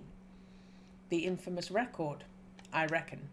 Do you think that's the guy who broke in? I don't know. It's possible. Another good reason for you to be careful. Then again, I don't really have much choice. The only thing I can do is try to find Ulysses as quickly as possible and hope that everything turns out okay. Frank nods, but his face is full of concern. Right, come on. I think we've had enough excitement for today. We set off again toward my hotel. 1 o'clock, I'm on a train heading to London, arriving at St Pancras in just over 2 hours. No flirting, nothing with Patricia at all. We skipped so much. We never met Patricia's uncle and got that whole backstory. Ooh. But Eddie showed up in that story as well. So no matter what choice you make, Eddie shows up. Arriving at St Pancras in just over 2 hours, which gives me the time to find a hotel and prepare my search. As there's probably no better way of finding a record store owner and talking to other record store owners, I'll begin by making a list of stores to visit. I'll take the opportunity to ask a few questions about the record too. After my exciting night, I've spent a hectic morning running from the subway to catch the first train. It's all on an empty stomach. If I'm going to be roaming London with my suitcase, I really should eat something first. I grudgingly decide to take a wander down to the buffet car to buy myself a sandwich, which is unlikely to be tasty but will certainly be very expensive. Instinctively, I check the record is tucked well away at the bottom of my bag and begin to trek to car 13. I'm ordering a ham sandwich and a cup of insipid brown liquid, which claims to be coffee, when I notice a poster suggesting that maybe it'd be a good idea to invest in a travel card. I check my wallet to see if by any chance I've forgotten an Oyster card with a few credits on it from my last conference in London. As I said last time, it's not credits, it's just money. A few pounds. It's not credits, it's actual money. You put money on it. As I feared, it must be on a shelf somewhere in my apartment in Bordeaux. Unless, of course, it simply doesn't exist at all in this reality. The steward behind the counter tells me that he's sorry, but they're all out of prepaid cards. I've just resigned myself to a long wait on my arrival at the bustle of King's Cross station when the person behind me offers me her card. I turn surprised. She's in her 30s with short hair and a trouser suit. Okay.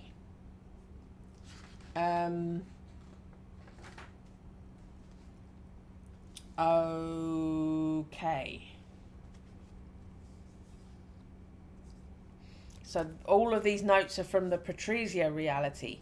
There we go. Refuse Oyster card. We took it last time. Probably makes no difference. That's very kind, but I can't accept. Please, I insist. I don't take the tube much. Honestly, it's been lying around in my bag for ages. Her French is excellent, despite a touch of a foreign accent which I can't place. If you really resolved on an exchange of resources, buy me a coffee and we'll call it even. I'm almost out of cash and it'll avoid me paying the card charges for such a small amount. And anyway, I wouldn't mind a bit of company. It'll help me pass the time, don't you think? She holds out a hand. Ava, nice to meet you. Alice. I shake her hand and nod, order another espresso for her. I join my generous benefactor who's taken a place near the counter. I slide the coffee to her, she slides her travel card to me. So again, that did not really make a difference because this is what happens if you take the card. So tell me, Alice, what brings you to London?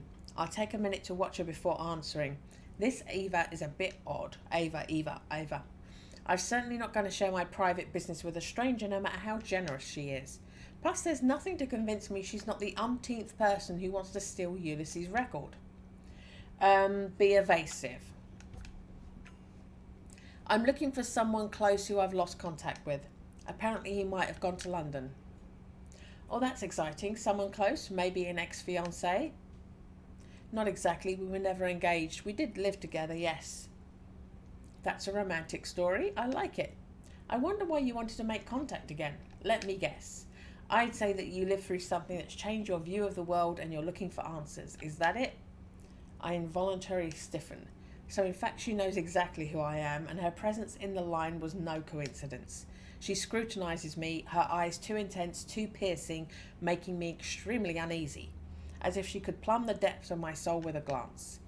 I tried to regain control of the conversation by turning the question back on her. And you, what brings you to London? Well, I guess you could say I lost something a few years ago, an object that was priceless to me and my organisation. After finally tracking it down very recently, I found that it had changed hands before I could, let's say, secure a transaction, if you see what I mean. I had any doubts about my companion's intentions before, they are now crystal clear. I could try and feign ignorance and slip away. I don't believe Ava's the type to make a scene in public. I could also finish the game of make-believe and confront her head-on about the record. Cut off conversation. No, sorry, no idea what you're talking about. If you don't mind, I'm going to go back to my seat. Thank you for your Oyster card. It's very kind of you. I turn away. Ava catches hold of my arm. Alice, let me give you some advice, if I may. You can still forget about this and go back to your little life in Bordeaux. The record won't give you what you're looking for. Think about it. Okay. Record stole the love of my life. Let go of my arm. I need to know now. None of these options I have. I'm not going to say please to her. I need to know now. I'm afraid that's impossible. Now that I know about the record, how am I supposed to go back to my regular life as if nothing had happened? You wouldn't say that if you knew what you were getting into. There's still time for you. Ava lets go of my arm. Something tells me we'll meet again. And next time I hope with all my heart you'll be ready to return that which belongs to me. She turns to the window and watches the English countryside rush past, cutting off the conversation. I wait undecided for a moment before taking my sandwich and my coffee and leaving the buffet car. The first thing I notice when I get back to my seat is that my case is gone. I understand better why Ava had redoubled her efforts to keep me talking. I conclude she must have one or several accomplices, unlike Eddie Black, who seems to be operating alone.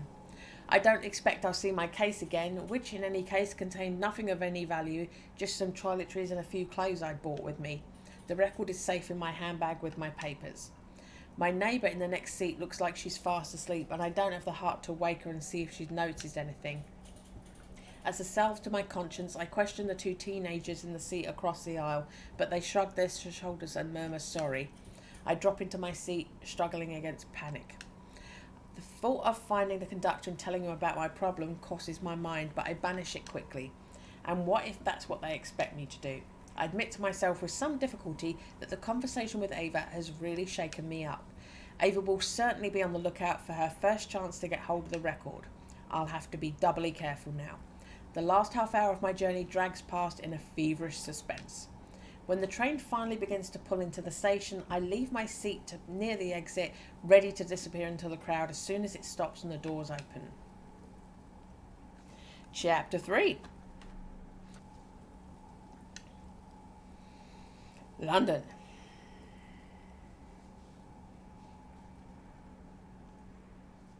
It's almost 10 o'clock in the morning, local time. I'm in a pub in Holborn with a large coffee and a phone book in front of me. We'll whiz through a lot faster because I won't be Brit picking this. I won't be pointing out everything that's wrong. Yesterday when the train got in, I had scurried to the underground without a backward glance. If I'd had the feeling that several people were seeking me out in the crowd, but I don't know if that was my paranoia at work or if Ava really did have henchmen ready on the station platform to intercept the record. Whatever the case, I'd managed to jump onto a train without confrontation. My first note on here for Chapter 3 is walk to Strawberry Fields. Considering the circumstances, it was probably risky to stay close to the station, so I'd made the journey to a little hotel that I'd stayed in for a conference organised by my employers at the bank last spring. After my difficult day, which had ended in me crossing London, constantly checking over my shoulder to be sure I wasn't being followed, I decided to get an early night. Which is why I find myself at a relatively early hour making a list of the city's record stores with the hope that someone will be able to help me find Ulysses' trail again. To be fair,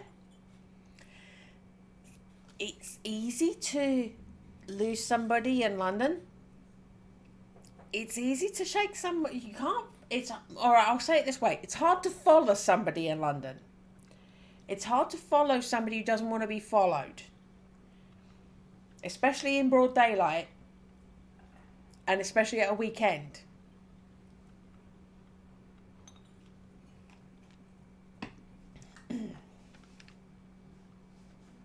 Take a mouthful of my cooling coffee, glancing at my handbag.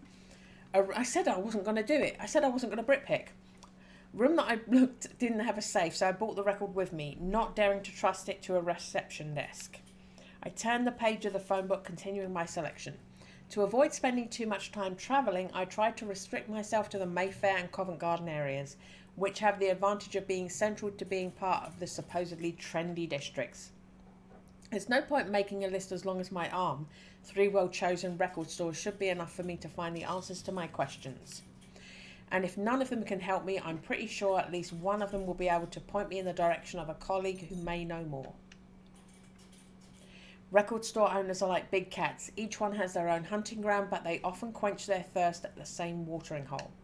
The first store I've noted, Yard Sale Records, has the advantage of being on Carnaby Street.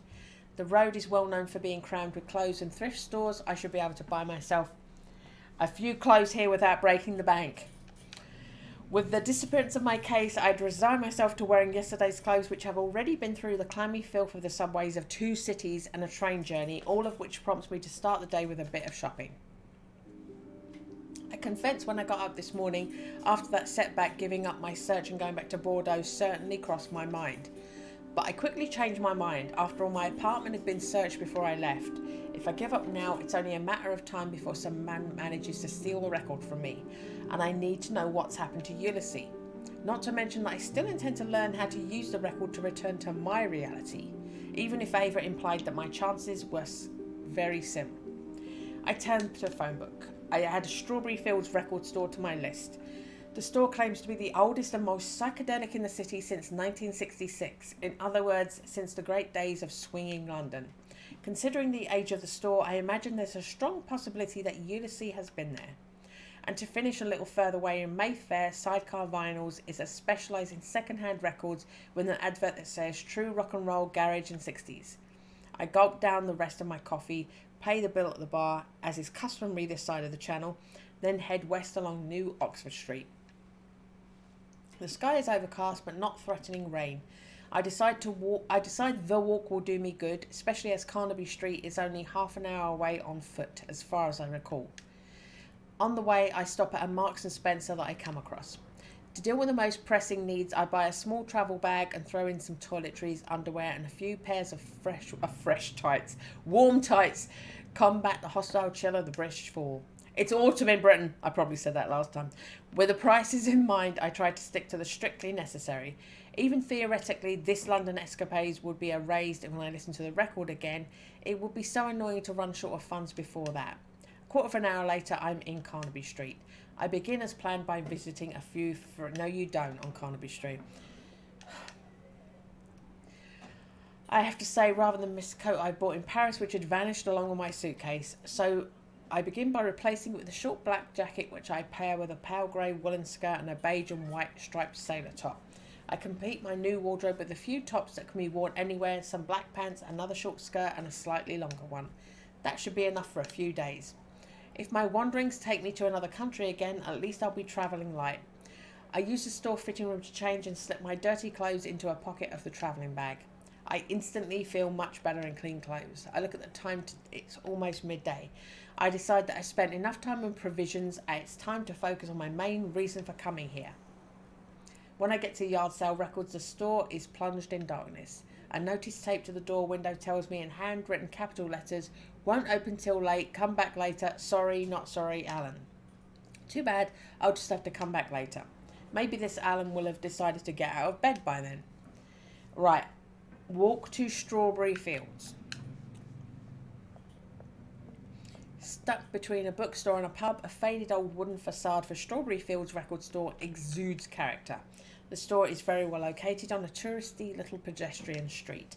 When I push open the door, my nostrils are assaulted by the sense of incense and patchouli. The interior, which is lit by a few floor lamps, is long and narrow with tiers of records along each side. The A side of Forever Change plays at a volume as subdued as the lighting. Rare records are displayed along the walls, high up, with prices best described as exorbitant. To tell the truth, I feel more like I've walked into a museum than a shop. Once my eyes have become accustomed to the gloom, I make out, just behind the counter, an old man with half-moon glasses, long white hair, and a beard just as white and just as long. He is reading a battered paperback copy of the collected work of Allen Ginsberg. A roll-up burns in the corner of his mouth. I approach the counter and venture a shy hello. I have a strong feeling that I'm disturbing him. The old man doesn't even glance at me. I wave my hand, this time trying a, "Hey, can you hear me?" "Gwen's coming," the man mutters into his beard. I was seriously considering leaving when the bead curtains at the back of the shop separate with a jingle. A young woman with long blonde hair and a welcoming smile appears. "Sorry for taking so long, I was just feeding Rob's cats. Can I help you?" Either I can ask her if she knows Ulysses or I can bring up the record, hopefully without repeating too much. I could also decide that I'm wasting my time, make something up and then slip away. Talk about the record. I'm looking for information about a record. Old acetate 7-inch white label. Ah, that's lucky. Rob's an expert in old records. Can you tell me more about this record? Maybe do you have it with you?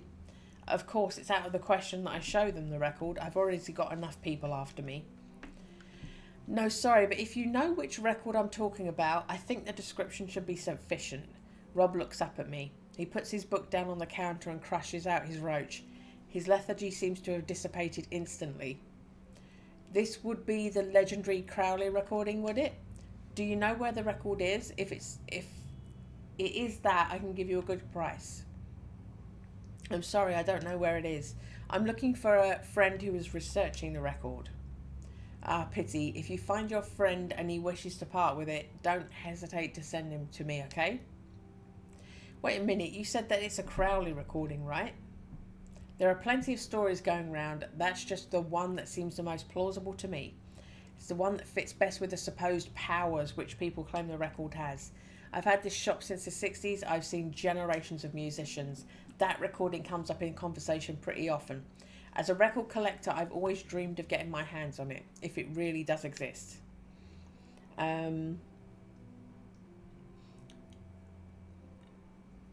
Talk about record. Say you don't have record. Okay, so do what? I have I got.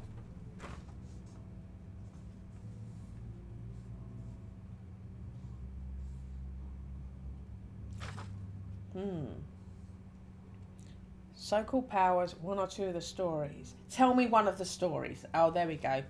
I worded it differently. Tell me one of the stories. Okay. Rob smiles. Don't get me started on that. We'll be here all day. Could you explain the links with this Crowley? Yes, Aleister Crowley. That really doesn't mean anything to you? He was a turn-of-the-century occultist, a very colourful character who inspired a few rock musicians.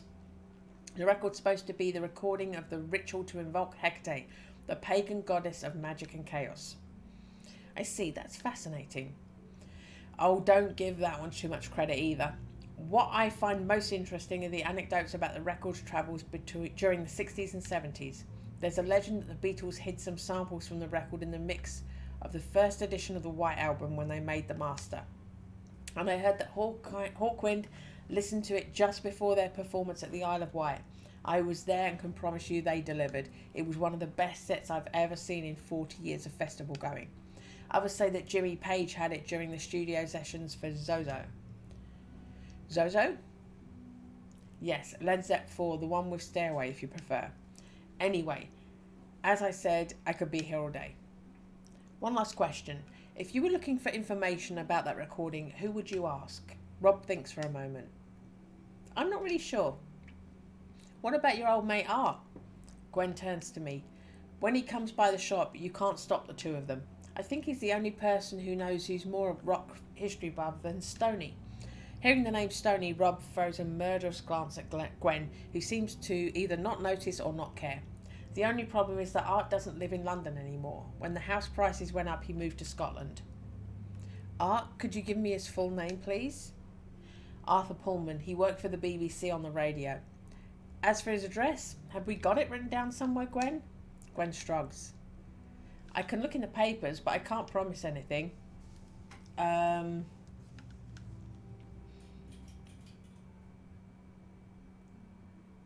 It's not worth it. Very kind of you, but I don't want to impose on you. Okay, I'm turning my page. Okay. So we're going to another store and we're answering firmly. Did I write that, or can I not read my writing?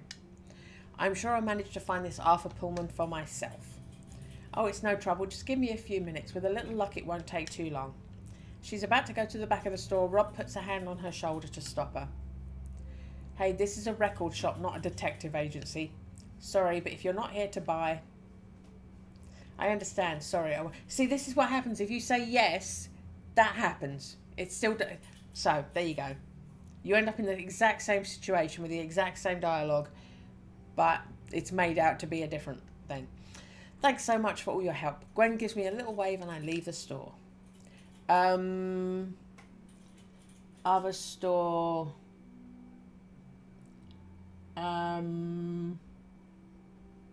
We're going to Sidecar. Okay. Sidecar Vinyl looks like a garage transformed into a record store. 2 Harley Davidsons parked near the entrance. I'm obliged to squeeze past, straddling some boxes of records, get to the counter which stretches across the back wall. The back of the store is windowless, and the cold light of the neon tubes creates a surprisingly sterile atmosphere. Small group of leather-clad people huddle around the bar with bottles and cans of beer in their hands. It's a radical change of ambience compared to the subdued atmosphere and meticulous order of Rob and Gwen's store. I'm asking myself what I'm doing here when the person who I suppose must be the owner, a middle-aged man with a moustache, wearing a leather jacket and Motorhead t-shirt stretched across his round belly, urges me not to be scared and to come closer, all with a barely disguised French accent. I decide to answer him in the language of Molière. Bonjour, vous parlez français?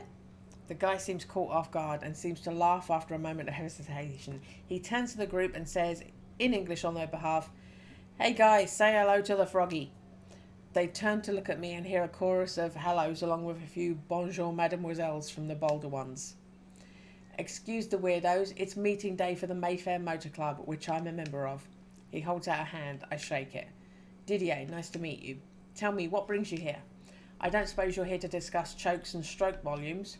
I can't imagine Ulysses in this territory.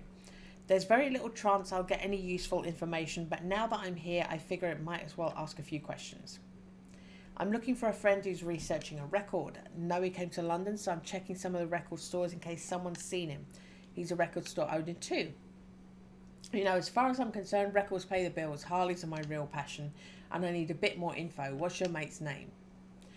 Ulysses, brown curly hair, dark skin, glasses. Didier shakes his head. No, sorry, doesn't ring any bells. And the record he's researching? Acetate 7-inch white label. Didier smiles and lets out a triumphant, thundering ha-ha. Are you going to tell me more that you can't describe the music that's on it, aren't you? Yes, that's right. I've heard about that record. I've got an old pal who's been looking for it for years. I hadn't considered this possibility. Could it be someone I've already met? I could pay the innocent and try even more. I could also be tough and shut down any attempt at negotiation. Answer firmly. Sorry, but the record's not for sale. Oh no, he doesn't want to buy it. He just wants to listen to it. He believes that listening to the record would change his life. His name's Jean-Luc, but he calls himself Eddie Black. Ring any bells? Seeing my face, Didier immediately realises that yes, it does ring a bell. Ah, hell, I hope he wasn't too crass with you. This is... So, when giving the other answer gets you this dialogue anyway. He's a lovely guy, but as I said, he's obsessed with a record. He's pathetic. I said he scares me last time, so he's pathetic this time. To be perfectly honest, I found him a bit pathetic. Then again, those people are always a bit screwed up, right? Didier's face turns bright red. He taps his fist on the counter. I think I just made a blunder. And us, do you think we're pathetic too? One of the bikers comes over and in English tells Didier to calm down, that I didn't mean any harm, that there's no point getting upset. Didier answers him in English that he won't have his lifestyle insulted in his own shop. I make myself small as his friend tries to calm him and defend me. After a few minutes, he seems to have been brought round. Okay, so this is different. Stay quiet. Didier takes a breath and lets out a sigh. Sorry, I really have to work on my self-control. As for me, I'm starting to think that it wouldn't be a bad idea to get out of here before things turn bad.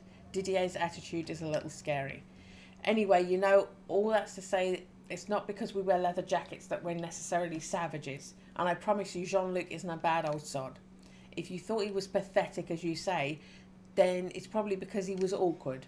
We've known each other for years since we were kids, us two. I swear on my life, he's a good guy. If you would let him listen to the record, it's out of the question. I'm sorry, but it's out of the question. Despite you pleading his favour, I don't trust him. We don't know each other after all, and the record is very important to me. I'm sorry. It's fine, I understand. Well, I tried. It's the least I could do for my mate. If you ever change your mind, you know where to find me. One call to Jean-Luc and he'll come running. Double time, that's for sure. Fine, I'll keep that in mind. Sorry to have disturbed you. Have a good afternoon. So he went very aggressive. Turn around and clamber between the records and motorbikes again and find myself back in the street.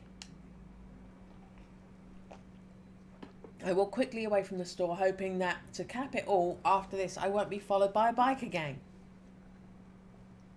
There are light and movement when my steps lead me back to Yard Sale Records this time. Yard sale records. I have to say that Ulysses is my ex. Few loafers loiter amongst the boxes, while a young girl focused on her listening, headphones firmly in place, moves a needle back and forth on a record player in one of the booths. The background music is folk, a little odd yet inspired, topped by a husky voice which murmurs in Spanish. The box seemed to contain a lot of new releases, small presses of alternative bands. If they have a second-hand section, I don't know where it could be, which isn't exactly a good sign for my search. Behind the counter, the two sales clerks seem to be arguing. I move closer. I like this one as well. I wanted to be a lesbian with her too, but it didn't give me the option. Just because we've opened up doesn't mean you can subject us to your wishy-washy folk music. It's way too late in the day for this. Right, Beth. First, it's not wishy-washy folk music. It's the latest record from Devendra Bana, a new import we just got in. And second, the guy is a genius. And as Alan once again forgot to put his alarm on, we could say it still counts as the morning, right? Fine then, but I get to choose the next record. Deal? Deal, as long as it's not your pseudo-feminist second-rate Sonic Youth. Sister Sleater Kearney, second-rate Sonic Youth, it's the rock record of the year. Well, either it's that or it's a new Franz Ferdinand, then nobody wins. We've been listening to it on repeat for last month. We sell free copies every time we play it, Garrett. Do you like being able to pay your rent at the end of the month? Excuse me? Beth turns to me, beaming. Oh, sorry, excuse me. I had to interrupt my work for reasons of cultural divergence with my colleague, but he'll keep. The colleague rolls his eyes. What can I do for you? I'm looking for some information about a rare record. I'm listening. An acetate 7-inch white label, does that ring any bells? Well, I know what an acetate is, but I need a bit more detail. Do you know the artist, the name of the track? Beth clearly has no idea what I'm talking about. I'm about to give up when the other employee, Garrett, comes over. Maybe we should send her to see the boss. Do you reckon? I'm not sure Alan's functioning well enough for any conversation longer than 3 words. Yes, but I overheard what you were saying. Alan was talking about that record not long ago with some geezer who came by the shop a few times, you know? Garrett turns to me. He was French too. Dark hair, dark-skinned, glasses. That's the one. It had an unusual name. Sounded like the James Joyce book Ulysses. Garrett says the name English style, pronouncing the final S. I correct him. Ulysses. Right, that's it. Do you know him? He's a friend, I guess you could say. I'm looking for him. It's best if you talk to the boss. They had some dealings together. They were old friends from what I understood. They knew each other back when the boss lived in Paris. Beth points to the left of the counter at a spiral staircase. He's upstairs in the second-hand section. As I climb the stairs, the music from the ground floor gradually fades, and when I reach the upper floor, there's a radically different atmosphere. The upper floor is engulfed in shadow, the lights off, the space lit only by the large window which runs the whole length of the wall. The room is a mess, with boxes of records piled up all over the place, making a striking contrast with the skillfully created trendiness of the ground floor. The final notes of Velvet Underground Sunday Morning play on the sound system and are followed by an English folk track from the same period, probably a cassette tapes compilation. At the end of the room, behind a desk overflowing with paperwork, a large red-headed guy sits, or rather sprawls in his chair, his head back and a t-shirt over his face. There's an empty beer mug in one hand, an aspirin in the other, and a cup of steaming tea cooling on the desk. I approach the desk nervously and clear my throat. Without moving, Alan growls something that sounds like, "Beth, I told you not today," but punctured with various obscenities. I'm not Beth, I'm a friend of Ulysses. Alan lifts the corner of the t-shirt, glances at me, lets out a long sigh and sits up in his chair. Even now, on what is apparently a bad day, he gives off a kind of calm force which I find strangely attractive. Ulysses? Ulysses from Paris? Patricia's ex? Records. Ulysses is my ex. Okay. Alan seems to be having some trouble connecting the various facts of our rambling conversation. And you are? Alice. I'm also Ulysses' ex. I'm looking for him. Alan gestures at me to wait. To summarise, You're Alice, Ulysses' ex from before he moved to Paris, is that right? I nod. And you're looking for him. What can I do you for? How do you know Ulysses? Maybe you could begin by telling me how you know Ulysses. I met him when I lived in Paris. Patricia introduced him to me while they were seeing each other. Alan rolls his eyes. Sorry, I just woke up and, well, we were a bit wasted last night. What are you doing this evening? I don't have anything planned at the moment. There's a gig in a pub not far away. We planned on going, Beth, Garrett and I. Can we meet there, 6 p.m? I need a little time to recover from my rough night. Alan put the t-shirt back over his face, which seems to mean that our conversation is over. When I go back down the stairs, Beth signals to me to come over. So he had a rough night. I told you. He told me to join you at a pub this evening. Do you have the address? Oh yeah, the Fox and Sparrow. She notes the address down on a paper for me. So I'll see you there. Unless you want to stay here till closing time, it's up to you. We've got good music and a few magazines to pass the time if you haven't got anything better to do in the meanwhile. For now, I've been to all the record stores I wanted to see. Rather than mooching around for the rest of the afternoon or tucking myself away in a pub, I could stay here. Good idea. Thanks for the offer. It'll give me a chance to catch up with what's new. We've got listening booths. Help yourself. I thank Beth and head off in search of a few records to listen to. The Fox and Sparrow is only 2 streets away from Yard Sale Records, a typical London pub. From outside, I can see Alan and his 2 employees. I suppose I might be a bit early, or perhaps they're a bit late. I consider waiting for them outside, but I decide against it, so I head inside the smoky warmth of the pub. The concert has already started. At the end of the room, on a platform, the band is playing a folk tune with a strange pagan sound. I order a drink and move closer to the stage.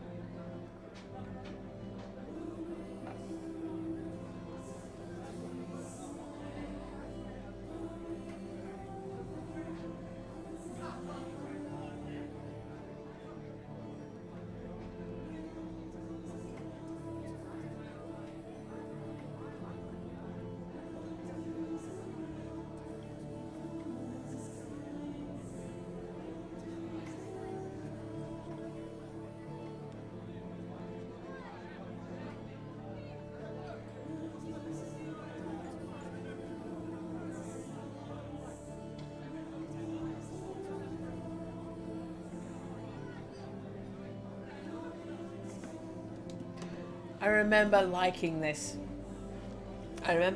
this song the first time round. I just thought I'd wallow in it for a bit. I allow the singer's incantation to lull me. She is completely immersed in her performance, which is punctuated by a large bearded man who thumps on a big drum with a stick, and is accompanied by a few crystalline guitar notes and a low humming of a cello. I take a moment to consider today's inquiries. They weren't a huge success. At least now I have a full name now, Arthur Pullman, and a destination, Scotland. It's like searching for a needle in a haystack. Anyway, all I can hope for is that Alan will have some answers for me. At least it seems as though I've managed to shake off Ava for the time being. But something tells me it's just a temporary reprieve. I'm dragged away from my musings by a hand on my shoulder.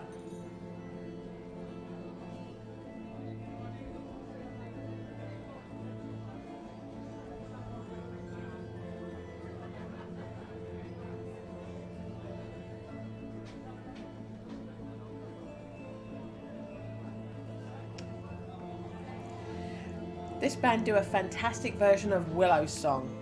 You know, the track from the soundtrack of The Wicker Man? I love their interpretation of it. I look up at my companion and realise that he must measure at least 6'3", something I hadn't noticed when he was slumped behind his desk. Do you like it? Yes, I like it a lot. He gestures that he hadn't heard me with the volume of the band. I hesitate to take his arm so I can repeat into his ear. Seeing my hesitation, he leans down just as I'm standing up on my tiptoes, and in the confusion of the moment, I simply tell him, yes, it's great. Alan gives me a slightly embarrassed smile. Oh, okay. There's a moment of silence before I notice that I haven't released his arm. I let go a little hastily, hoping that I'm not blushing at my own awkwardness. When I take a step back, he puts a hand on my shoulder and says into my ear, "We've managed to find a table. Are you coming? We'll be able to talk more easily." Beth is waiting for us at a table on the other side of the pub, far enough from the stage for the music to be at a reasonable level to talk without yelling. Garrett joins us, carrying 3 pints of beer, which teeter dangerously between his hands. He slides one over to Alan and another to Beth. "Sorry, I didn't know what you were drinking." I raise my scarcely touched gin and tonic. "I'm all set, thanks." "We're going to go over and listen. Can you keep our seats for after the set?" Alan agrees with a thumbs up. Garrett and Beth vanish into the crowd around the stage, and Alan turns to me. "I'm sorry about earlier. We went to see Herman Dune concert last night, and we had a few drinks after, and it got a little out of control. It doesn't happen as often as that, but well, I'll admit today's been a little difficult. Anyway, as you can see, I'm feeling much better tonight." Alan takes a long swig of his beer. "So have you seen Patricia lately? Is she okay?" "It's been ages since I was in touch with her. I'm not so great with the telephone. We only met at her stall in St. Ouen, but I guess she's fine." "Oh, that's good. I lived in Paris for 2 years. I went for my last year at uni, and then I got a job in the record shop in the Enzimé. I have no idea if that's anywhere near right. And that's where I met her. Afterwards, I came back to the UK to start my own shop, and we managed to stay in touch. I spend a weekend in Paris at least once a year, and she spends a weekend in London from time to time. That said, when I saw Ulysses come into the shop last month, I was a bit surprised. I bumped into him a few times when he was with Patty. Really great guy, but we lost touch when I moved to London."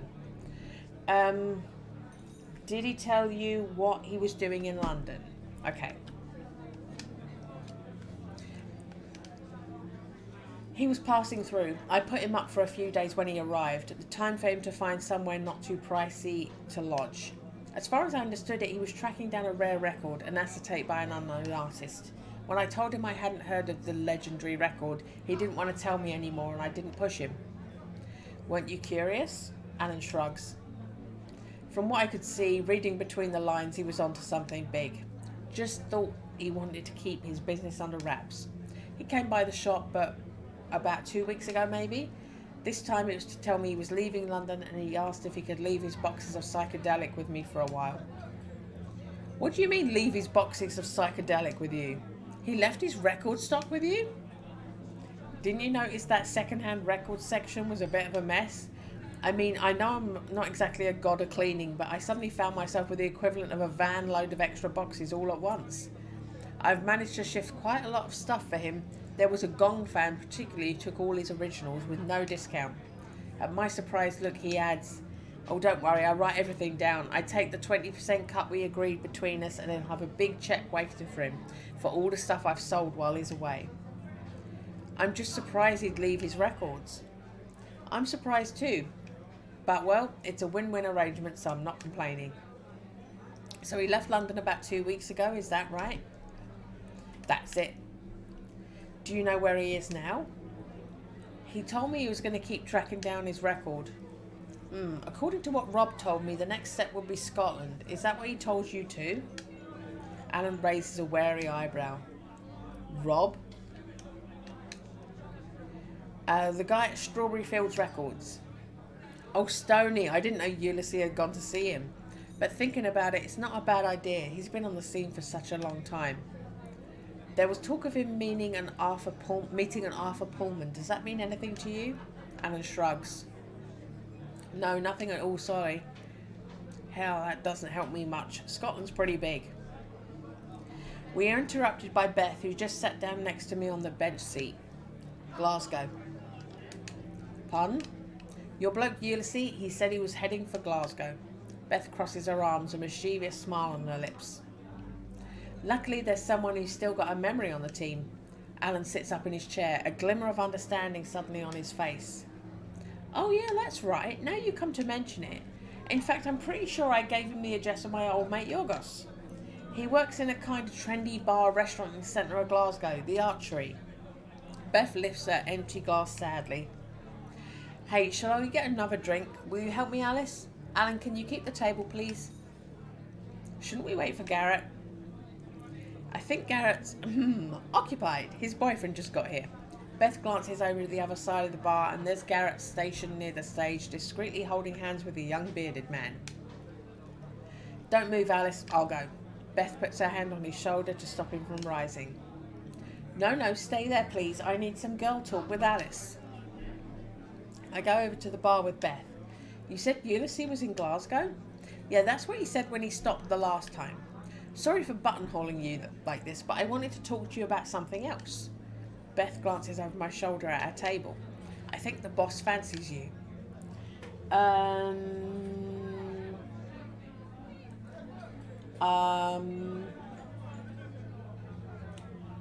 I'll think about it or take the initiative.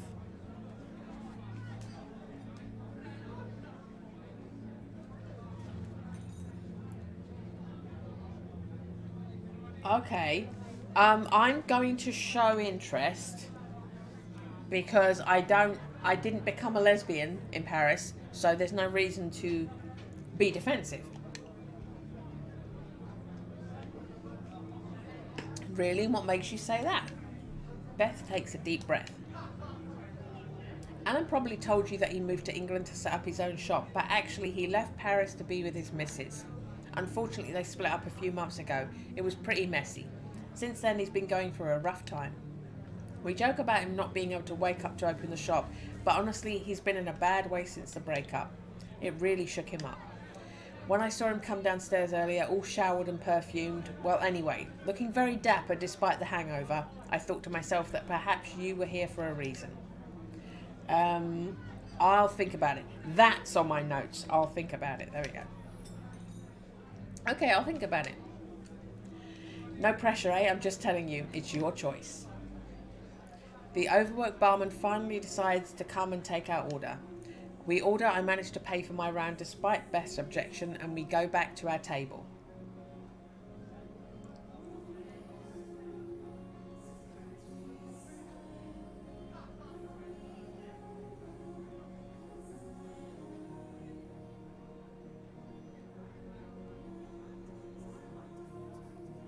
She's still singing the same song, but it's still nice. Okay, so the next thing I've got written down on my notes is to choose the take the initiative option. This is what we're going to do. We chat for a while. I go back over to the stage and watch the end of the concert. We order a last drink. Alan tells me funny stories about his life in Paris and London. He tells me about how he met Ulysses. I feel a twinge of sadness. I recall good years we had together with a strange sense of deja vu, or more like déjà vécu. I had already lived this, which I couldn't explain to myself. Alan's a charming guy. I get the feeling that hiding beneath the imposing physique and all that Canadian lumberjack exterior, there's a sensitive child. I think if the circumstances allow it, we could easily become friends. We're in the middle of a lively discussion about the different stages of the career of Miles Davis when the bell rings for last orders and closing time. I don't think it'll be long before they kick us out. Shall I walk you back to your hotel? I take a moment to think about my answer. Either Alan's extremely respectful for someone who's supposed to fancy me, or Beth has misread his behaviour. I could take the initiative myself and be more forward. Whatever I decide, I can't see myself going back to my hotel on my own, not after the scare I had the night before last, or my conversation with Ava in the buffet cart. We're going to take the initiative. It's the last note on that page, and now we're turning over onto another page of notes. Okay. I put my hand on his. I was thinking maybe we could continue this conversation. How about a drink at your place? With pleasure.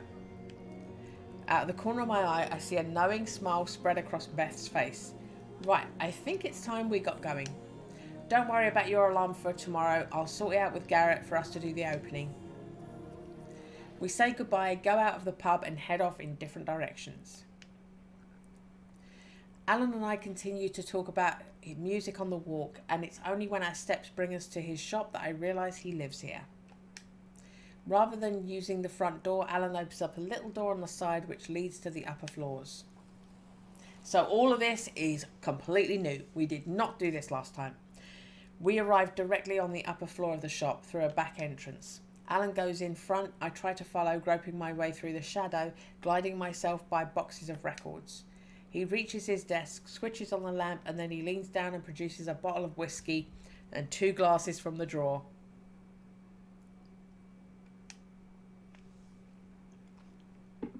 When I told you that music was my life, I wasn't joking, as you can see. You live here? Yes, my wife and I separated last year. She kept the flat after the divorce. Me, I moved in here. To start with, it was in the meantime, but it was temporary measure that is sneakily transforming into a permanent solution, if you see what I mean. He points at the door with a private sign behind us. When I did the work for the shop, I kept a separate space with a kitchen and shower for convenience. It was easy to turn it into a flat. We go to the private area. Alan ignores the switch for the main light and turns on a few lamps instead, no doubt trying to create a more intimate atmosphere. We're in a big rectangular area with a kitchenette and a door leading to the bathroom on one side. On the other side is a big mattress and lays the ancient parquet.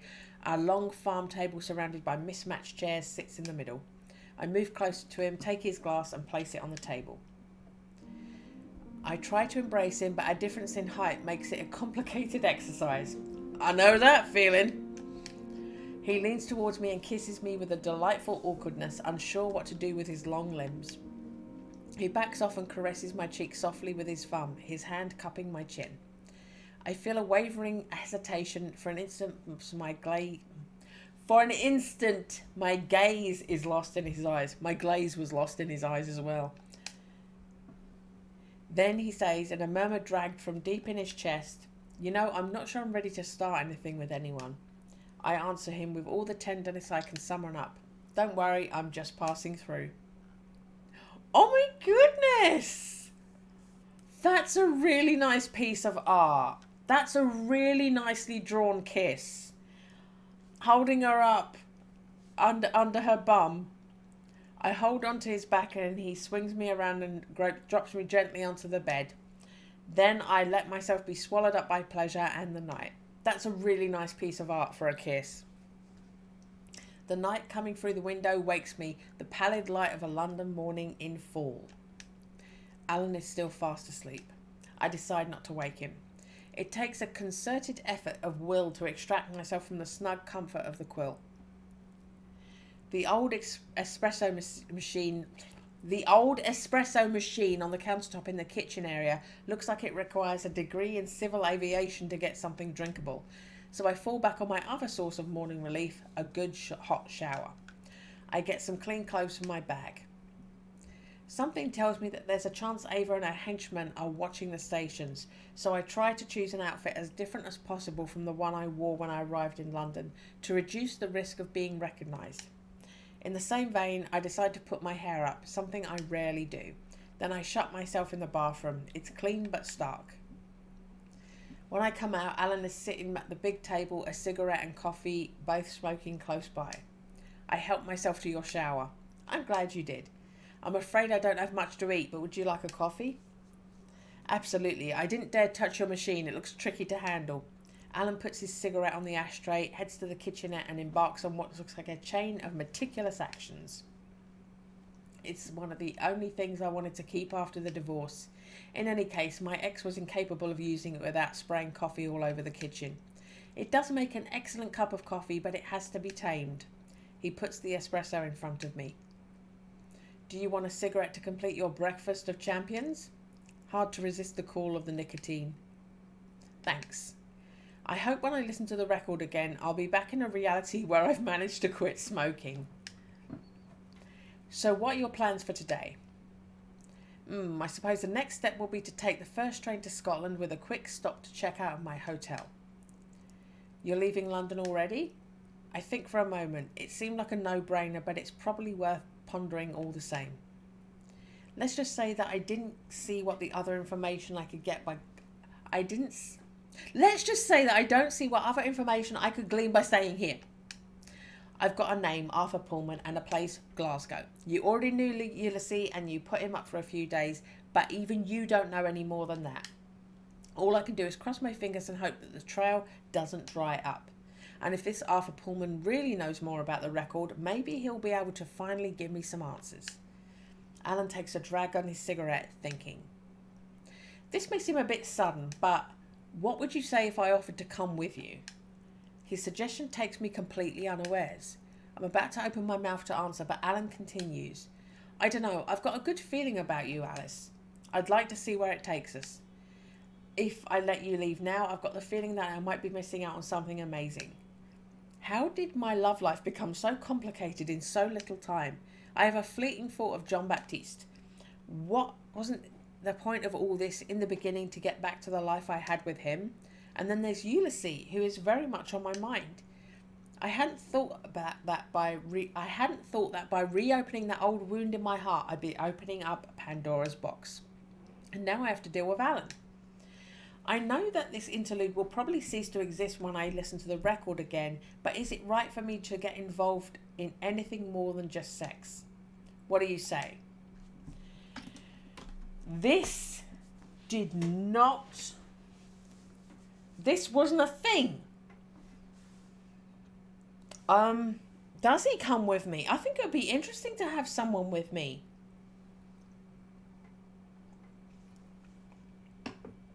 I'm going to accept. This is very new. I take a deep breath and answer. Okay. Alan looks surprised. Really? I've got to admit, I expected an argument. So, just to be clear, I don't know either where this is taking us. Probably nowhere. But I've still got a lot of things to sort out in my head, but I need to move forward. Giving you and me a chance, well, that's a step in the right direction. I shrug. Later on, well, who knows? I'm not promising anything either, but I'd have kicked myself for missing the opportunity. Good. So off to Glasgow then, right? That's right. Okay, I need an hour or so to let Beth and Garrett know and to plan my French leave. That's fine. That gives me time to check out of my hotel. Meet you here after? Okay. Somebody else is coming to Glasgow with us, which immediately makes Glasgow different. This is awesome. Somebody else is coming to Glasgow with us. I slept with a man this time instead of a woman. How are we doing? How are we doing? We're whizzing through. Okay. So I got a lot of notes. I got my chapter 4 notes ready. But I don't know if any of these are going to apply. Because all of my chapter 4 notes are me on my own. And I've got someone with me this time. This is going to be fun now. Things are really veering into different directions.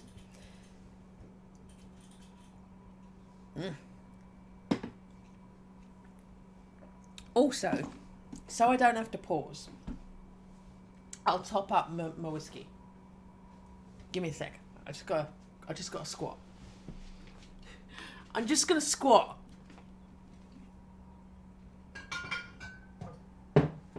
Yeah. There we go.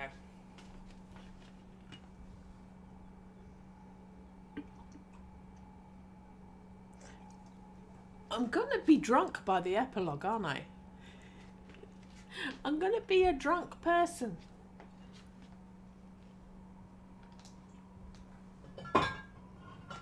Oh, clunk, clunk, clunk. I'm being so noisy.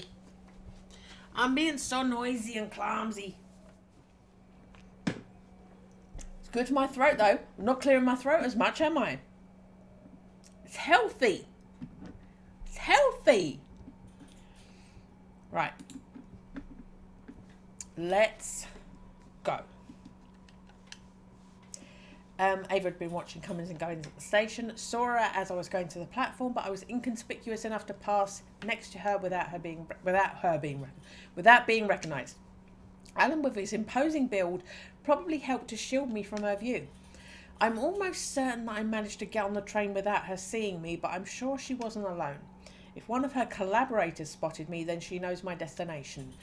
To be on the safe side, I think that it's best to assume it's only a matter of time before she follows me to Glasgow. I was going to say before she shows up in Glasgow. Before she follows me to Glasgow.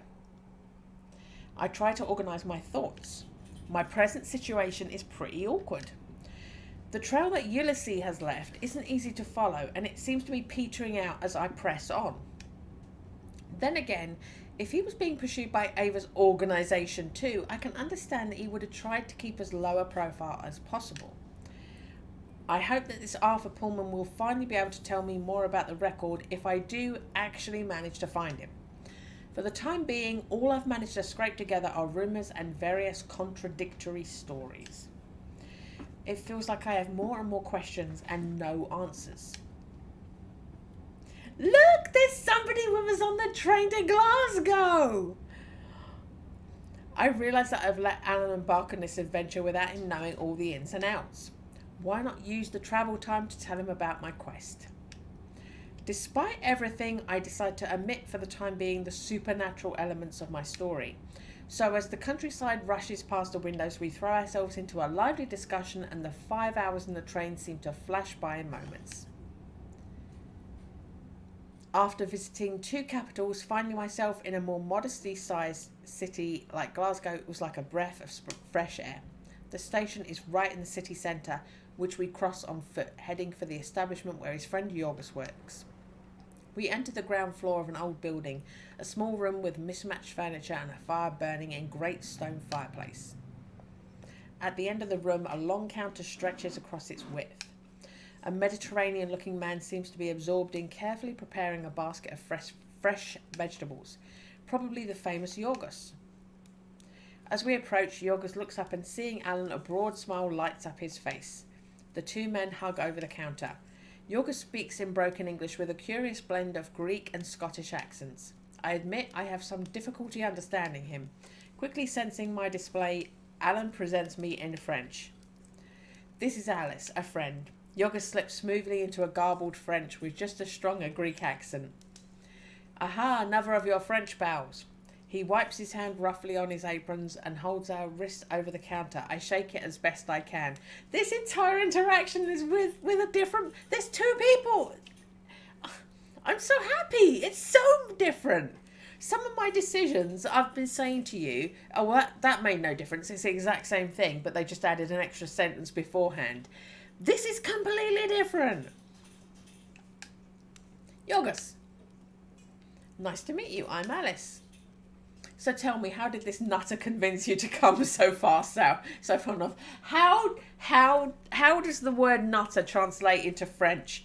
I want to know what the French for nutter is. Because that is a specific kind of an English word. I want to know what the French for nutter, the French equivalent of nutter is. And you can't just say, oh, it means mad person or crazy person. Nutter is different. I want to know the French nutter. Unless he said nutter in English. He points his knife at Alan. Unless it's you who managed to get the old rogue out of his record store. He promises to visit me for years. I begin to give up hope. Actually, Alice is looking for a mutual friend who recently came to Glasgow. Ah, your pal Ulysses, right? I nod. That's right. Yeah, he was in Glasgow, what, about 2 weeks ago? Okay. Do you know what he was doing here? There we go. So, before this, she says to him, I was sent here by Alan. So I had that as an option, but I didn't know Alan could come with me. Alan's come with me. Do you know what he was doing here? Like I said, he passed through. He asked me where he could crash on the cheap. Did he happen to mention an Arthur Pullman?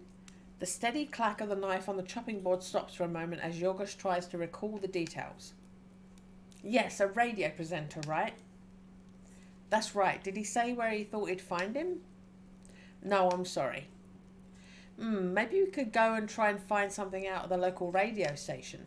If I had to get information about a radio presenter, that's definitely where I'd start. I just need to bring something up. You hook up with him, one night standy way, and he comes with you on the adventure for the next chapter. You hook up with Patricia, one night standy way, and then she says, goodbye, good luck in London. Why don't you get to have Patricia come with you for the next chapter? I'm side-eyeing you. I love that Alan comes with you to Glasgow, but I'm side-eyeing you. Alan gets to hook up with you for one night and come with you on the adventure. Patricia hooks up with you for one night and says, bye, good luck. I'm side-eyeing you, game.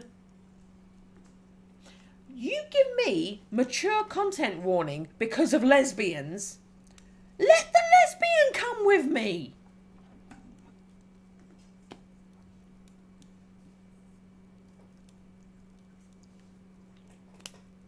You denied me London lesbian. You denied me a London lesbian, and I have, in my life, London lesbians that would have loved to have met Patricia. You denied my London lesbians, Patricia. How dare you? Patricia is hot. She is beautiful. She could be in London in that spotty dress and that awesome smile. And her being Italian, who can speak French, and being in London. You denied London, Patricia. But back to Glasgow, Alan. I'm happy you're with me in Glasgow, Alan. Thank you for being with me in Glasgow. I'm so happy that you're here.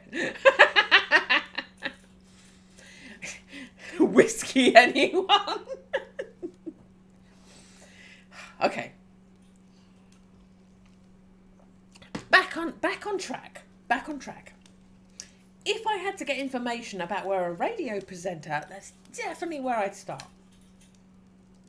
We mostly listen to the big national radio stations here, but you could try Sub-City. It's the university radio. They don't broadcast all the time, but they do a great mix in the evenings. We didn't go to the university, did we? We play it here often in the restaurant. No commercials, just a reminder of the name of the station from time to time. Here, try this. Without warning, he gave her this veggie thing before. Without warning, Yorgos places 2 plates on the counter. They contain a beautifully served mix of vegetables. Alan smiles at me. Go ahead, you'll see. This guy's a genius. I take a mouthful and discover he's right. It's delicious. So, do you like it? I think I finally managed to balance the bitterness of the horseradish. It's really delicious. I was a waiter at the restaurant where Yorgos worked for 6 months in Paris. We used to meet up in the backyard for a smoke between services. Good days. I worked in London for a time after. Then I have the opportunity to open the archery here in Glasgow with an associate. It was a long time I wanted to pass in full vegetarian. Yay! Vegetarian! Okay. Vegetarian food is fucking lovely. Anyway, it's always a pleasure to try out your creations, Yorgos. Alan turns to me. However, maybe we shouldn't hang around if you want to drop in at the radio station. I give myself a few moments to think it over. On the one hand, something tells me that this lead will probably take us to a dead end. I can't imagine a former BBC presenter broadcasting on a student radio station. On the other, I don't really have any idea what else to do except to cling to the hope that someone there will know where to find this Arthur Pullman. Unless, if I don't find the answer in the present, maybe revisiting the past. I instinctively slip my hand into my bag to reassure myself that the record is still there. The trouble is, I still don't know how to use it. And then there's Alan. Should I warn him about what might happen if I listen to the record, or should I keep it to myself? Then again, I'm already in an alternative reality. My normal life, the future that I'd believed was all mapped out. All of it has been erased. But do I truly want to go back to that life? Alan has noticed my hesitation and is waiting for an answer. Okay. I've got written down here, go to campus radio station. Because I think before this campus radio station thing came up, and I was eager to hear another song because we hadn't listened to the record for ages. So the first opportunity that came up where it said you could listen to the song, I listened to the song. So I think at this point it gave me the opportunity to play the record for myself. And I did. And that's where she transports herself to the guy's house and the record is left behind in the hotel. And that's how Eva gets the record. So much! So I think I want to do the campus radio. The fact that someone's with me as well. But also, we didn't let that guy, because that guy comes to the London hotel room, listens to the record and disappears. We didn't have anything to do with him. So he still hasn't had, he's going to have a completely different ending now. Because we haven't let him listen to the record. So either he's still going to be following us, or he's out of the story now.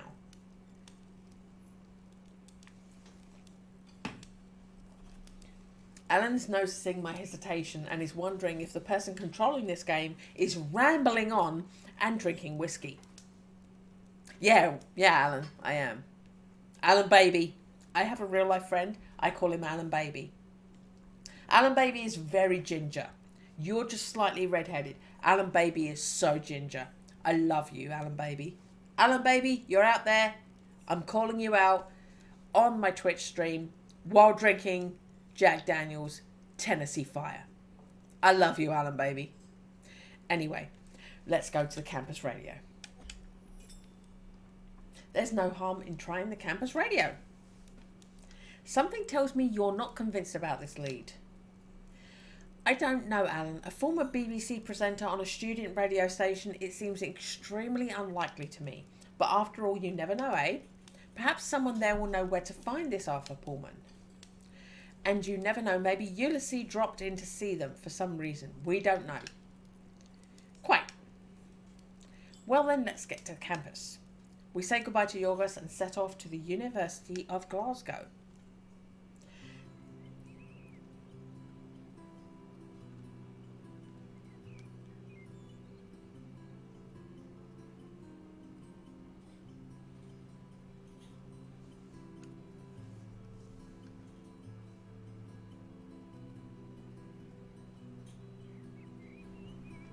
I'm going to try and dub it for you. The quickest route is through Kelvin Grove Park, which we cross beneath the Scottish drizzle. After half an hour of walking, we finally reach the University of Glasgow, a long Gothic-style building. After asking for the way at reception and having wandered a little on campus, we finally find the prefabricated building which holds Sub-City Radio. We climb up 2 floors and find ourselves in the antechamber separating the corridor from the studio. The illuminated on-air sign is switched off, so Alan knocks on the door and then goes into the room. The studio is empty except for a student who can't be more than 20 years old. He's wearing a threadbare Pink Floyd Division Bells Epoch t-shirt and a pair of bulky headphones hang around his neck. Seated at a large table which must be used for the broadcast, he looks up from taking his notes and greets us. Oh, hello, I'm DJ Saturn. I'm preparing my mix here. Can you come back later? You're going to break my flow. Alan bursts out laughing. DJ Saturn, really? Is that how you young blokes impress the birds these days? In my day, we learned the guitar. Let Alan continue. Let me guess, you're, second year astronomy, right? DJ Saturn looks a little annoyed. He mutters into his beard, astrophysics, not astronomy. Alan grabs a chair, turns it around and sits down next to him. He places a friendly but imposing hand on Saturn's shoulder. I'm Alan. My friend here is Alice. I take the opportunity to take a chair too and sit on his other side. So, lad, what's your name? William. I'm sorry to break your flow, William, but we just have one or two questions to ask you. It won't take long, promise. Alan turns to me with a mischievous smile. Ask if he knows Arthur Pullman. We're looking for a former BBC radio presenter, Arthur Pullman. Ring any bells? The student looks at us incredulous. Do I know Arthur Pullman? Of course I know him. The guy's a legend. He had a late night show on the BBC in the early 90s. He had some killer lineups. Thanks to him, loads of forgotten 60s bands got rediscovered. You can still get a bootleg cassette tape of his show. And then there were the live recordings. No one ever knew where he got them from, but he had an amazing collection of really excellent quality pirate recordings. And this is where I say, and now we know. Now we know where he got them all from, because he got them from time travelling. He played them in the mixes sometimes, especially the proto-metal, Led Zepp, Uriah Heep, Black Sabbath. But why are you asking? I'm looking for a friend. Apparently he came through Glasgow and he was trying to meet this Arthur Pullman. Did he by any chance come here to the radio station? I don't think so. I'm at the studio a lot when I'm not in lectures. It's better than my 9 by 9 foot digs. If he'd come to see us, I think I'd know about it. What's his name, your pal? Ulysses, a Frenchman, long hair and dark glasses. No, sorry. If I'd seen him, I'd remember. I'm out of options. This is the end of the trail. I've got no idea where to find this Arthur Pullman. I've got no idea where Ulysses might have gone next. Seeing my dismay, Alan takes the lead. Thanks for talking to us. We'll let you get back to your flow. We leave the radio station and start walking back to the city centre. So I think I'm saying this is entirely new stuff. Everything is stuff we didn't do last time. We never went to the radio station before. We walk a few minutes before Alan breaks the silence. I'm sorry, Alice. I think it's too late to get the train back. Let's get a hotel for the night and we'll see for tomorrow. Okay. I hesitate for a moment, considering the thought of postponing the end. Considering the thought of spending one more night with Alan. But what's the point? If I wait, I run the risk of Ava and her henchmen finding me and taking the record. And now that all the leads have dried up, my only option is to search the past and hope to find out where this Arthur Pullman is. And to try, if I can, not to come back to a reality that's too different. The only unresolved question is Alan. I turn to him and add, do you know where we can find a record player? We passed a shop that sold little portable record players earlier on the way to Yorgo's place.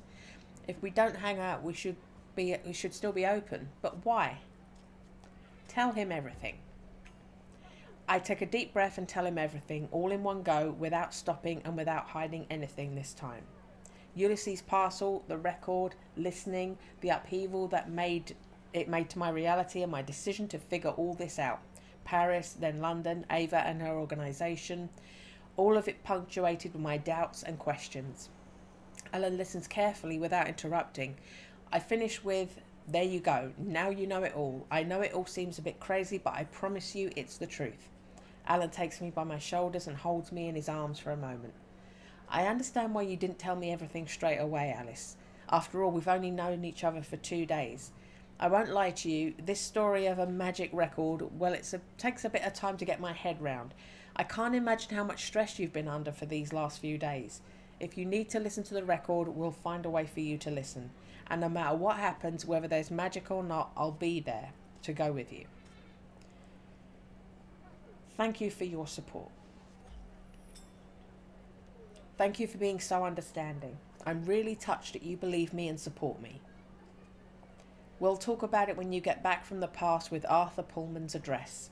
Until then, I'm ready to put my scepticism aside. Well, I just hope you'll still be here waiting for me to come back.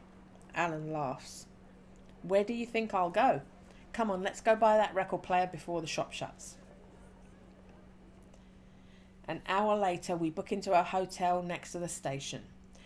And I'm saying here, this is the exact bit of art and the exact setting where we did it last time.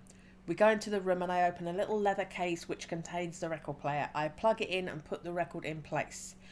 So I was in this exact room doing this exact thing at this exact same time, except last time I was on my own, whereas this time there's somebody else in the room with me.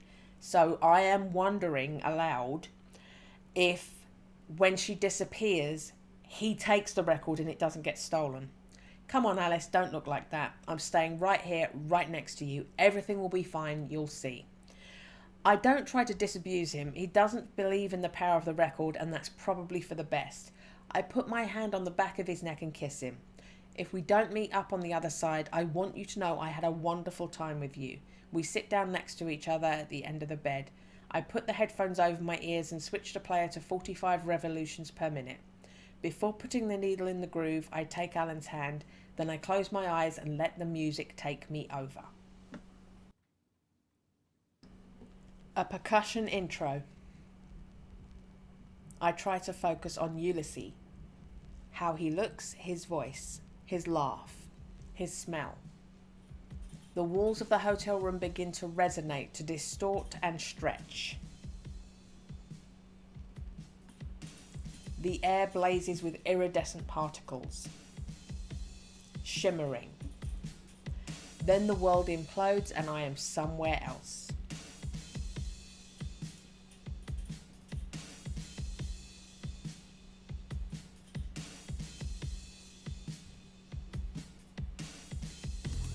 Time collapses, fragments of the past. None in space, years in between. Chaoticness,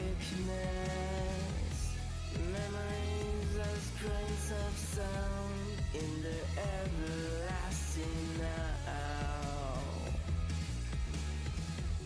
The time we met, you saw me first.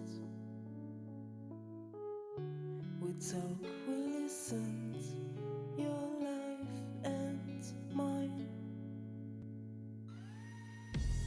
How did I forget about all that?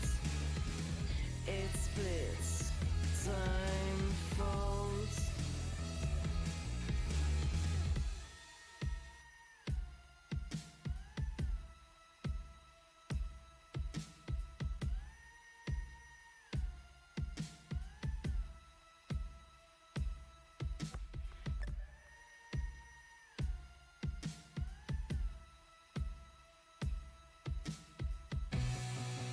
The record store, the three of us.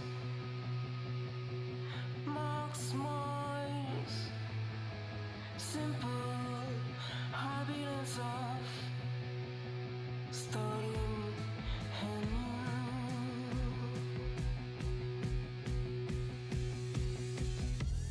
Time falls on itself again. I focus on the atom heart, the nucleus of what we were.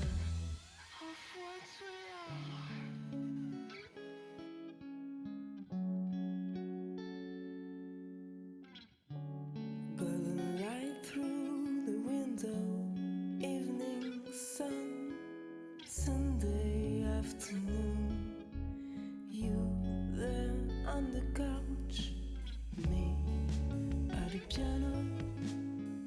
I look at you, I smile. When you smile back, the flow of time stabilizes into this then, and this then is now.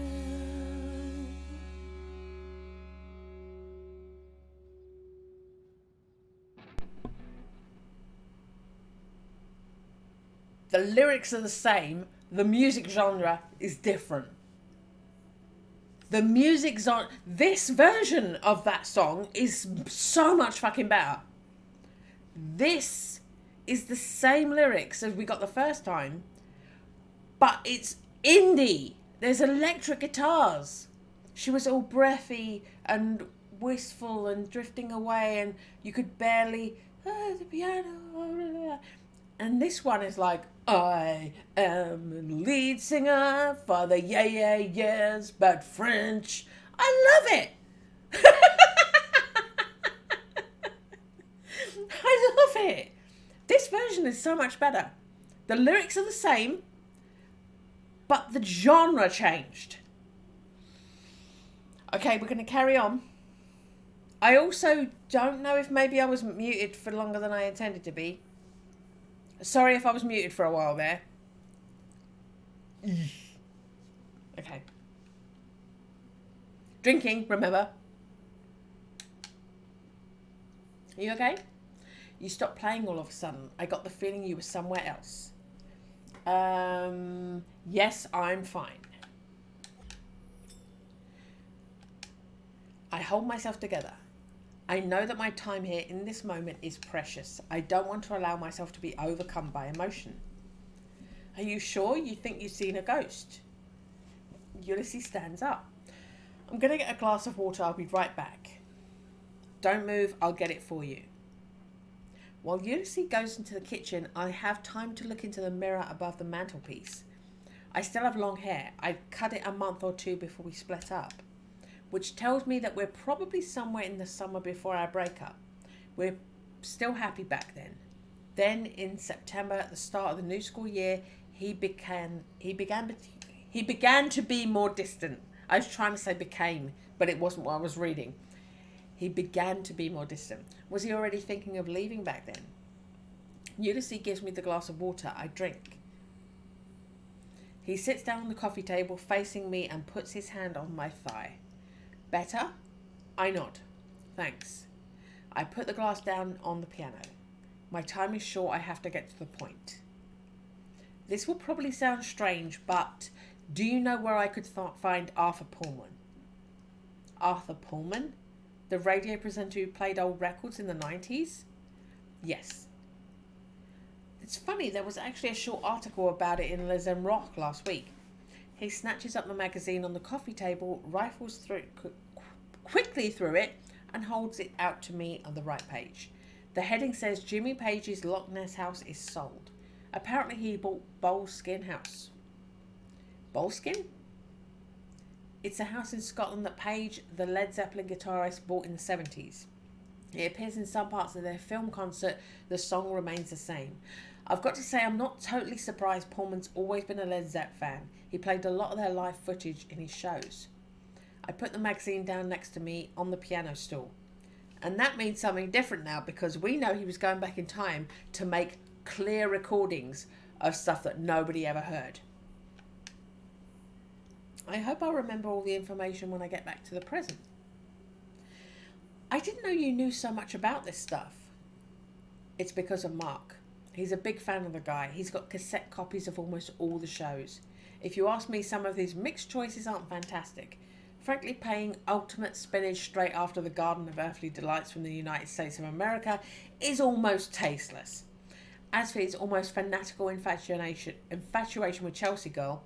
Anyway, all serious musicologists agree that Desert Shore is undeniably Nico's best album. Ulysses, why not mention the Marble Index while we're at it, insisting on being original no matter what? Having someone like Joe Boyd at the helm, that makes all the difference, doesn't it? He's the one we can thank for 5 Leaves Left, for God's sake. Nick Drake's best record. Some people say that Pink Moon is better, but Ulysses is off. I know from experience that he could go on like this for hours. I'm afraid I don't have hours. I grab his arm and look him in the eye. Ulysses? He stops in the middle of his sentence. Understanding lights up his face. It's the record, isn't it?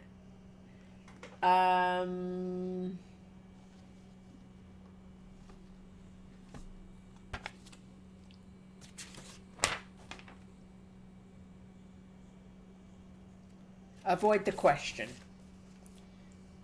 There's some dialogue that never came up because we went a different way. Avoid the question. The record? What record? There's no point trying to protect me, Alice. You've come from the future, right? A future where you need to find Arthur Pullman, right? I look away. I'm scared of telling him too much, that it may have an unpredictable impact on my reality. Ulysses seems surprisingly relieved. He takes me in his arms and we hold each other for a while. Then he emerges from our embrace and adds cheerfully, "That means it didn't work." What? What didn't work? The walls of the apartment around us begin to dislocate. I don't need to explain to him. I can see in his face he understands what's happening. Alice, please, try to remember that we don't need to break up anymore. That I don't have to leave you. That it didn't work. We don't need to... What do you mean, Ulysses? It's too late. Once again, I'm carried away by the flow of time to the rhythm of the song. This is where we get the song finishes and we wake up with Arthur Pullman in his living room.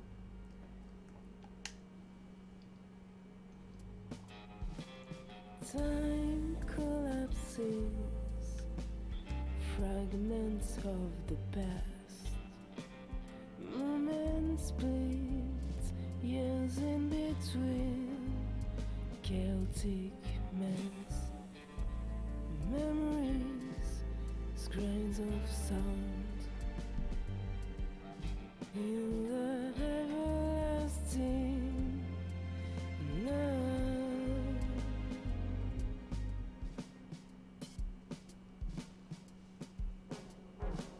Everything changes.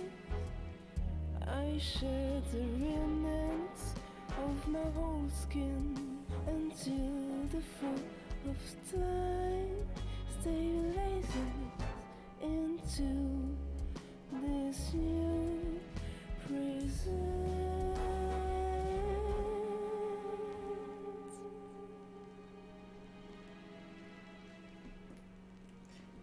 She still gets transported to Arthur Pullman's place. The words were the same, word for word. The genre was different again. We got brass in the background. We got like a jazz ensemble going on there. We're getting different versions of the songs. I'm seated in a leather armchair. A jazz record plays softly. It was jazz last time.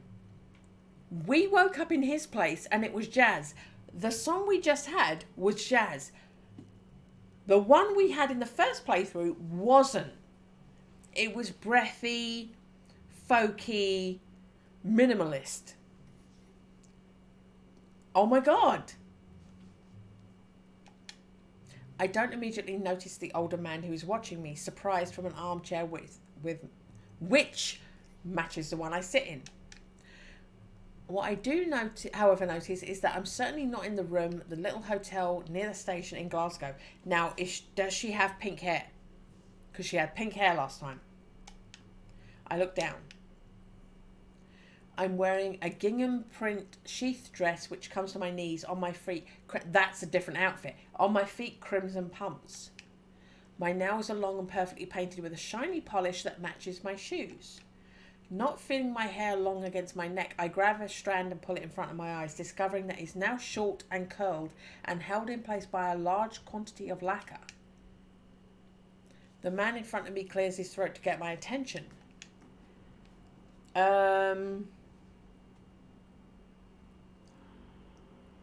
Admit the strangeness of the situation. Excuse me, Mr. Pullman, Arthur Pullman, nice to meet you. He speaks with a calm, almost melodious voice with that profoundly British, slightly drawling tone that one usually associates with the aristocracy. Alice, I've been looking for you for some time, Mr. Pullman. Please call me Arthur, or Art if you prefer. He leans forward and holds out his hand. What's this exclamation mark in the corner about? What's this? Oh, it's the dial. I'm like, I was just curious. Ah, we've got explanations for all the stuff. Ah, that's That's a thing that I didn't know was a thing. Okay. That's a thing that I didn't know was a thing the first time round. Leans forward, holds out his hand. I shake it. Arthur, this may sound odd, but I don't exactly know how I got here. Well, I don't know more than you about where exactly you've come from, but I can tell you that you just materialised in my office. I suppose you've just listened to the record, have you? Believe it or not, but after all these years, that's the first time I've personally witnessed a realignment. I'd like to thank you for the experience. Someone knocks on the door. Come in. An elegant-looking middle-aged man pushes open the door and places a tray with a steaming teapot and 2 mugs on a side table. He doesn't seem surprised to find me here. I thought you might like a cup of tea. He walks over to Arthur and plants a quick kiss on his lips. Right, I'll leave you to talk. Thank you, David. David leaves the room. As you see, for my partner, your presence here is perfectly normal. Arthur pauses for a moment, thinking.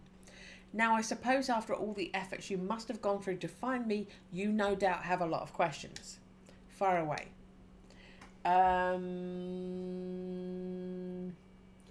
What do you mean by realignment? You said it's the first time you've witnessed a realignment. What does that mean? How can I explain this simply? Let's say one of the possible effects of the chorus. The chorus or the chorus? Am I saying chorus? I think I called it chorus the whole time, the first time round. I think it's chorus. I think I'm saying chorus. Yes, the choir of the gods, if you prefer.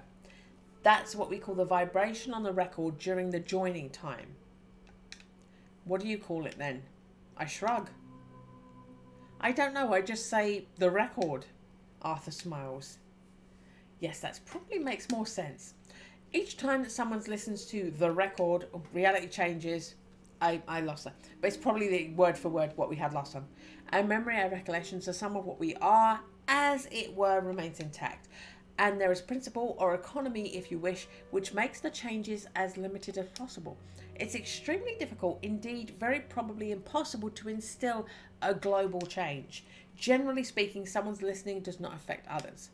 But it does sometimes happen that one is the eyewitness of a change in reality. Objects or people who appear or disappear before your eyes, or more rarely, the geographical movement of the witness themselves. I call that a realignment. That's exactly what just happened. You went back to your past to find out where I lived, didn't you? I nod. And the record sent you to the moment in your past where you could obtain that information. Yes, that's exactly what happened. Which is why you're here. You know, your intent is the principal factor which determines the moment in your life which the record will make you relive.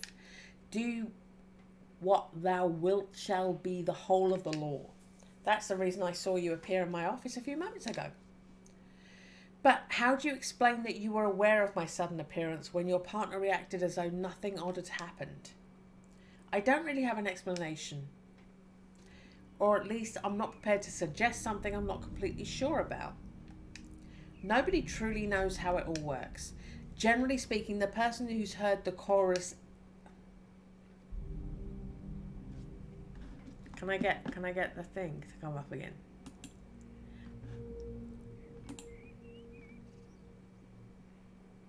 Generally speaking, the person who's heard the chorus is the only person who's aware that reality has changed. Thank you, Arthur. I'm getting excited, and I'm also slightly tipsy. I think back to Marie and Robin. That explains why they had no memory of Jean-Baptiste. Personally, I simply had the good luck to be in the same room as you at the moment of realignment. As for David, he simply wasn't present for that quite singular occasion. For him, you probably arrived at Boleskine earlier, entering by the front door, then we shut ourselves away in my office to talk. Boleskine has history, so it's this one. The house, Boleskine, I read that it belonged to the Led Zeppelin guitarist. Yes, it did. Is that why you moved here? Partly, yes. I've always been a fan of Zeppelin. When I saw that it was for sale and at a very reasonable price, I succumbed. You know, I've spent the last 15 years going between London and New York. I desperately wanted something quieter, simpler. In short, a return to the country. And then David's always loved golf and long walks in the woods. This big house, we said to ourselves that it would be the perfect place to live out our old age. But that's not the only reason. Did you know that Boleskine belonged to Crowley? Crowley? Aleister Crowley. He was an occultist in the early 20th century. He certainly left his mark on popular culture. A bit like Rasputin, he had that whole aura of mystery and scandal which was a source of inspiration for many artists. Like Led Zeppelin. Like, among others, Led Zeppelin, yes. In particular, Jimmy Page, the guitarist. I imagine you know the album Led Zeppelin 4? The one with Stairway, right? Absolutely. Pullman stands up, crosses the room and begins to browse through the bookcase, or rather the wall of records which runs from floor to ceiling behind me. If we look at the jacket, it's particularly clear. Here it is. He takes his copy of the album, pulls out the inner sleeve and turns it towards me. The white jacket is very plain, shows the list of titles in a Celtic style font. The band had been disappointed by the reviews of their previous album, Led Zeppelin 3, which they felt hadn't been completely objective. In the end of 1970, the band were at the height of their popularity and creativity. They'd sold millions of records, they played to sell-out crowds at every concert. The label gave them pretty much carte blanche. The response to the critics, who they believed had been unjust, they decided that their next album would be released with no title, without any mention of the name of the band or its members on the sleeve. Page suggested that each member of the band choose a symbol to represent them. He points at the vaguely Celtic symbols printed above the track list. Which do you suppose is the one Jimmy Page chose? Zorzo? On a hunch, I point at the one on the left. Unless Ulysses has already told me this story. Exactly. When we look at the three other symbols, it almost feels like raw art. The Celtic interlacings for Bonham and Jones, and what frankly is just pretty feather for Percy. Percy?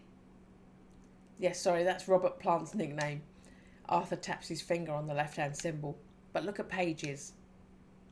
It looks authentic. That's because it is. All the band's discography from Led Zeppelin 4 exude occultism out of their very pores. And I'll let you guess when Page bought Boleskine House. In 1970. Exactly. What's that got to do with a record? I suppose you've probably heard plenty of stories about the chorus. Some people claim that it was the last recording of Robert Johnson just before he was escorted down to hell by Satan himself. Others link it to the psychedelic movement, Ken Kelsey, Timothy Leary, all that bunch. I wouldn't be able to tell you if all that's true or all false. What certain is the origins of the chorus are far more ancient than the myths peddled by the record collectors and hippies. One of the legends claimed that Page found an old cylinder of recorded music here at Boleskine. Out of curiosity and probably hoping that it was in fact a recording of the master Aleister Crowley himself, he had it engraved onto acetate so he could listen to it. And that would be the record that's in my possession? No. The commune that I was a member of possessed the record before Page owned Boleskine, which tells you two things. Either the story about Crowley is a legend, or there are several records. It's not impossible considering the first references to the chorus date from antiquity. There must have been a way to tap into the divine vibration before the gramophone existed, surely. It doesn't seem unrealistic that several different people made the discovery and got it recorded onto a more modern medium. My theory, which is, let's be clear, only a theory, is that the fragments of other realities found their way into the new ones, that these fragments are the myths and legends which continue to circulate. Oh, that's a difficult long sentence to say.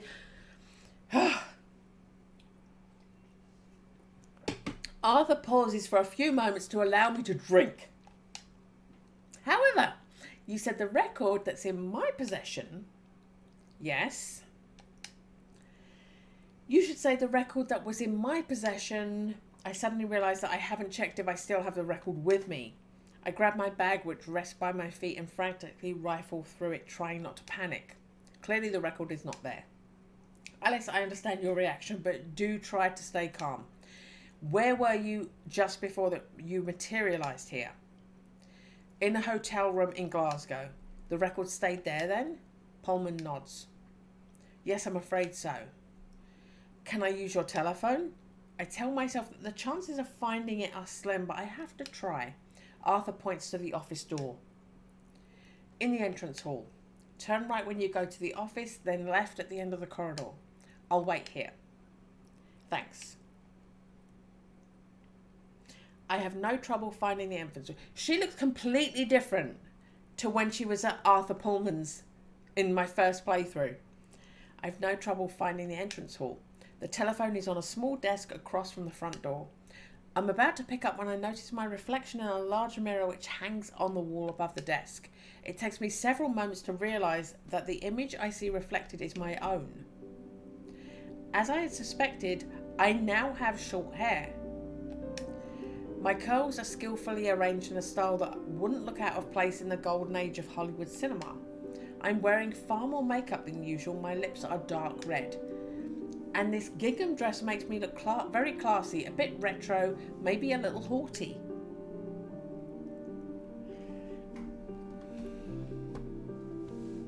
I don't like it. Because before, she had really loud coloured hair, much in the way that I tend to do. She had pink hair. And I had her say I like it.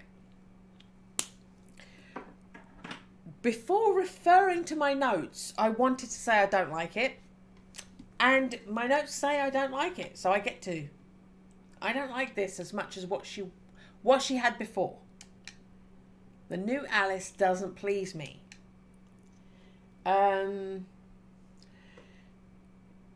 She's too extreme. She's a bit old-fashioned, both. She looks too polished, too slick. She lacks simplicity. Yes, I'm with you. I agree. I feel, if anything, that I'm a quirky modern woman. Unfortunately, I'll have to live with this appearance for the time being, at least. But if I do manage to get the record back and my state of mind is different next time, I'll listen to it. Maybe it will put me in a reality which suits me better. I tear myself away from my reflection and pick up the phone before I realise that I don't know Alan's number by heart. I rummage through my bag, find my cell phone and see that it's connected to a British operator. The lack of bars tells me it's not going to be much help, seeing as there's no signal here. I look through the directory and quickly find an entry for Alan with a cell phone number. It would seem that I know Alan in this reality too. Considering that he's never listened to the record, the chances are that he's in Glasgow are extremely thin, but I have to try. He picks up after a few rings. Hi? Hello, Alan. It's Alice. Oh, hello, Alice. I didn't recognise the number. There's no signal from where I am. I'm calling from a landline. Is everything okay? Yes. Tell me, are you by any chance in Glasgow? No, I'm in London. But aren't you supposed to be in Glasgow? I decide to get to the point before I lose control of the conversation. I've got no idea what Alan knows or doesn't know in this reality. Yes, tell me, would you by any chance have the number of the hotel where I was staying? I forgot something there and I don't have their number. Hang on, I think you called me from your room a few days ago. I'll check the calls log. I hear beeps and some swearing through the handset as Alan battles with his phone to get the information. Ah, here it is. Have you got something to write with? I dig a pen and scrap of paper out of my bag. Alan reads the number out to me. I tell him I don't have time to chat, that I'll have to run. He asks me to call him when I have more time. I briskly hang up the phone and pick it up again and dial the number of the hotel. As I wait, listening to the dial tone, I realise that I scribbled the number down at the bottom of my bill for the stay at the Station Hotel Glasgow. That conversation with Alan wasn't necessary after all, but I admit it was reassuring to hear his voice and especially to know we're not strangers to each other in this new reality. I explain my situation to the receptionist. She tells me that no, I've forgotten nothing in my room which I checked out of the day before last. I insist. She tells me that actually a woman had come to the hotel in the afternoon and that she'd asked to get back a vinyl record which had been forgotten in room number 23. So, even if I call immediately, Ava shows up and takes the record. The room hadn't been let for at least 2 weeks, but at the woman's urging, she'd finally agreed to check. She'd been astonished when in fact there had been a vinyl record on a little travel record player in room 23. She confirms that yes, of course she'd let the woman take the record, that she's sorry that I'd been in room 17, but she couldn't have guessed that the record belongs to me. And actually on that subject, she'd like to know how I managed to get into room number 23. I tell her that it's not important, however, if she could tell me the name of the person who'd reclaimed the record, that would be great. She tells me that she hadn't thought to ask her name, but that it was a woman, middle-aged, with white hair, wearing a dark pantsuit. So if Alan, this is what gets me, if Alan, who saw her disappear, relocated in London with no memories of the incident, why does Ava know to go to that hotel in Glasgow to lie and get the record? Or is it only people who have listened to the record that... So watching someone disappear doesn't do it? Oh, that's infuriating. I thank her, hang up, and hiss Ava between my teeth before the handset is even resting back on its support. Then I return to the office. Pullman has changed the music in my absence. He's smoking a cigarette by the window while he waits for me. Oh, excuse me. He stubs it out in the ashtray left on the exterior windowsill. David's forbidden me from smoking inside. We compromised on this. I'd love to quit, but I'm afraid it's rather late for this old dog to start learning new tricks. He sits back down behind his desk. So, I'm afraid somebody's already got the record. Let me guess, a woman in her 40s answers the name of Ava Lorenz. Am I right? Do you know her? Arthur lets out a sigh. Oh yes, I've known her since she was a child, but I haven't seen her for more than 10 years. How have you known her so long? How did you lose touch?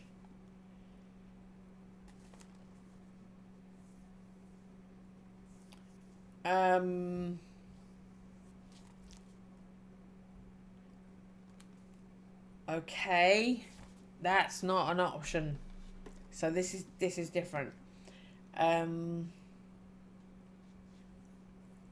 know this. If they did catch on, okay, how did you lose touch? I dipped it. How did you lose touch? I left the, let's call it, a commune where she was born when she was still a young woman. I haven't seen her since the beginning of the 90s. Or even longer. I was, let's say, quite close to her father, Ernst Lawrence. Pullman breaks off and stares out of the window, his gaze far away for a minute. Anyway, I'd have preferred that she hadn't got her hands on the record. To be perfectly honest, I suspected that I'd hear from her again sooner or later. Someone knocks on the door. Yes? Art, dinner will be ready very soon. I assume you'll be staying at the Manor tonight, Alice. I've made up a guest room for you. You did quite right, David. Alice and I still have a lot to discuss. We'll pick this up after dinner.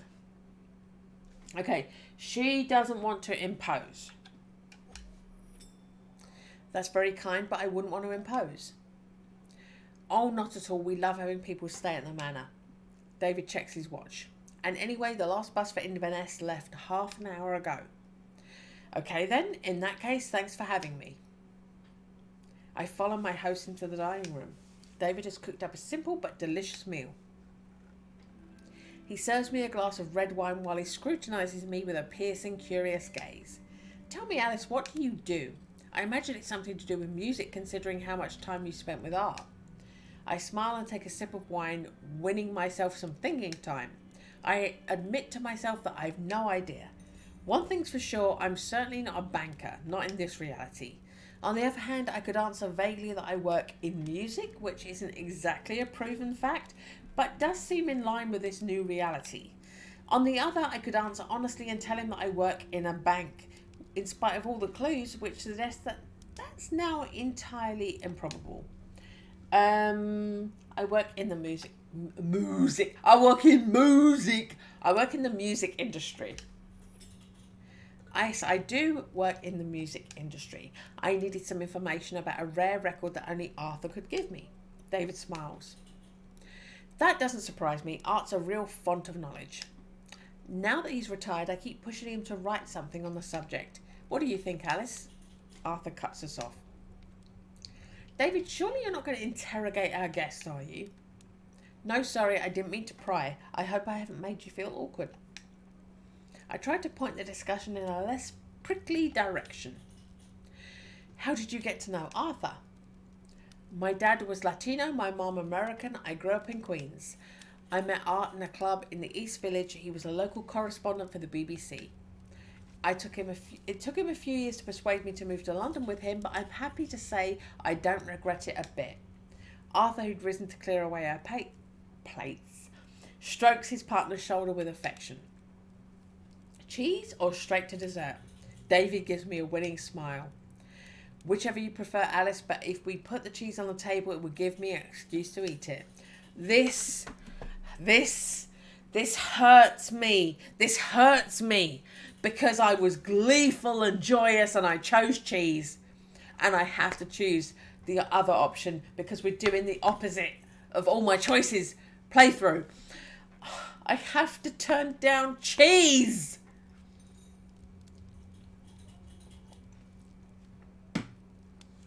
To turn down cheese. I have to turn down cheese. Do you know what? Fuck it. Peckham, very quickly.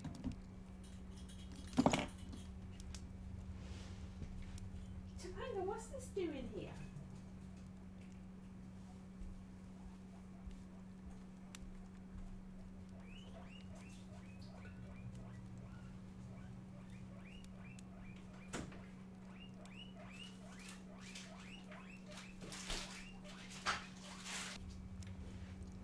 I refuse to deny myself cheese. I'm having cheese. I don't care. It's just a lump of cheddar, but I don't care.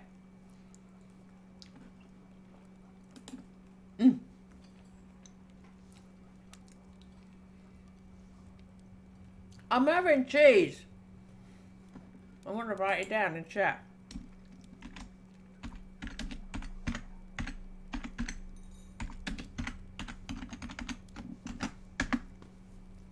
I'm having cheese.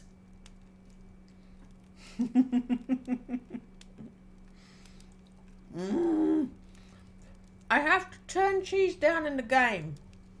It's not fair. I'm going to leave my cheese there. I'm going to nibble cheese. Oh my God.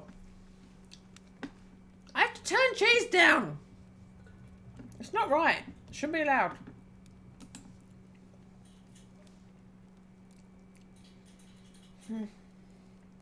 Oh. Oh God. Dessert. Straight to dessert, thanks. David's cholesterol levels say thank you, Alice. Fuck cholesterol. Cheese. Arthur disappears into the kitchen with our plates. Art never talks about his youth. I really think that's a shame. He had the chance to see the biggest bands of the 70s. He got some incredible live recordings. Arthur returns with a bowl of fruit salad and dessert dishes. Did you make her listen to your recording of Miles at the Schaefer Music Festival? Art managed to capture the last concert of Miles Davis' electric period. It's truly incredible. Alice isn't here for that, David. Don't listen to this party pooper. He doesn't like talking about his youth. It's mostly because that period's pretty fuzzy to me. Yes, the world must have been horribly drab before you met me, Art. I laugh. They're both charming and cultured and having a very pleasant evening. We talk about music, about everything and nothing. Arthur tells me about his radio show on the BBC and his life in London in the 90s. By the time we get coffee, it's already quite late. David excuses himself and goes to bed, but not without first showing me the way to my room. Then Arthur and I go into the living room to continue our conversation. So it wasn't, they didn't give me like some nasty, sickly, sticky toffee pudding. It was a fruit salad. So it was cheese or fruit salad. Either way, it's not too bad. As long as there wasn't pear or banana in that fruit salad. Cozy room, old stone fireplace with 2 leather armchairs and a couch placed in front of it. Arthur puts a log on the hearth while I take a seat in one of the armchairs. Can I get you a nightcap? Cognac, whiskey? I'd love one. Whiskey's perfect, thanks. I agree, Alice. Arthur pours us out a glass of Talska. I know we're closer to Speyside here at Boleskine, but what can you do? I like the island whiskies. He leans back at ease in the armchair. I take a deep breath. There's something bothering me.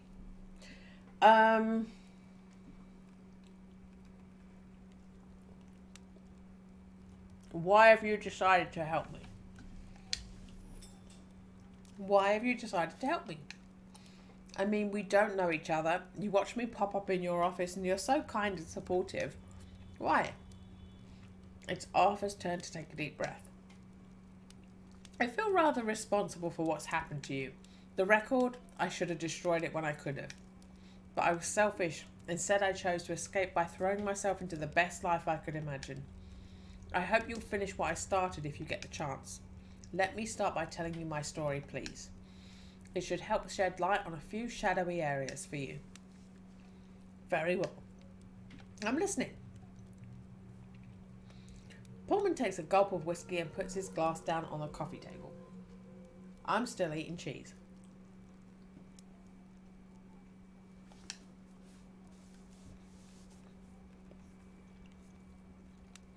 The year I turned 22, I joined a hippie commune in Germany in the south of Bavaria, a few miles from Munich.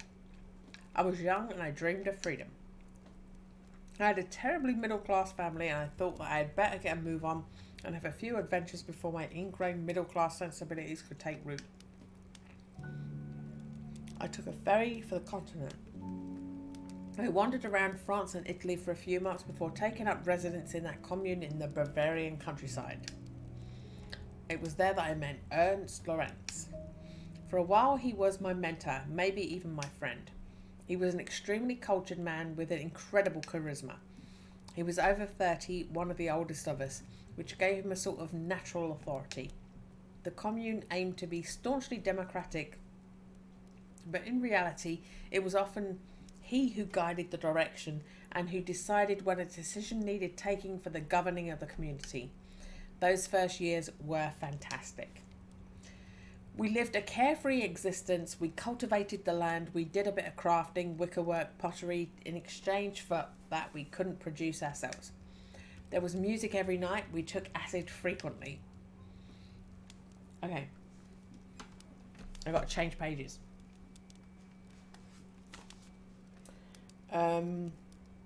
What's this got to do with Ava?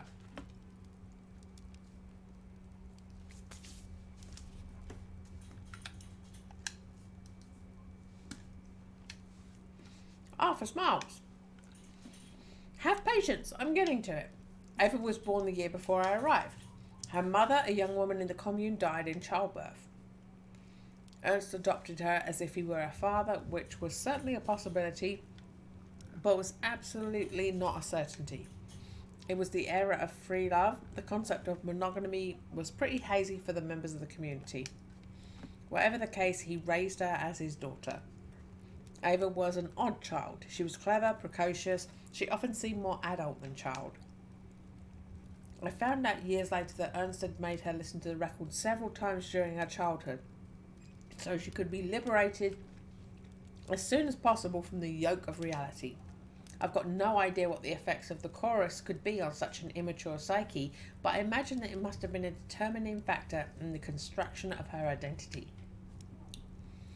How did the record fit into all this? Oh, it was always there, right from the commune's beginning. It belonged to Ernst originally. He never wanted to reveal where it came from. I think his father had discovered it in some way or another and had it engraved onto acetate. Ernst was from a very wealthy family. He created the commune after he inherited the land which belonged to his family. I didn't learn that until later either. Things started to change in the second half of the 70s. Little by little, Ernst's position became more radical.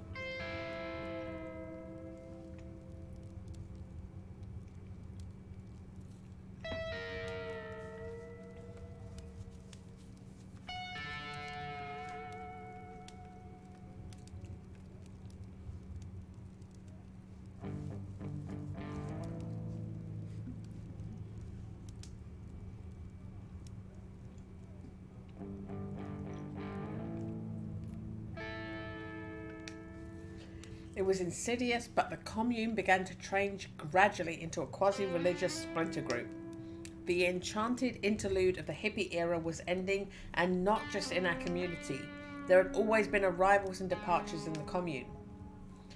Then there came a time when, without us noticing, the tide changed. The departures became more frequent than the arrivals. What happened after that? As I told you, things started to change. I didn't want to face the truth. It broke my heart to watch our ideal life slipping away little by little. And to tell the truth, I was terrified at the idea of having to reintegrate into society. It was during those years that Ernst revealed the existence of the record to me for the first time. I think only the closest and most devoted members knew about it, even at the start of the commune.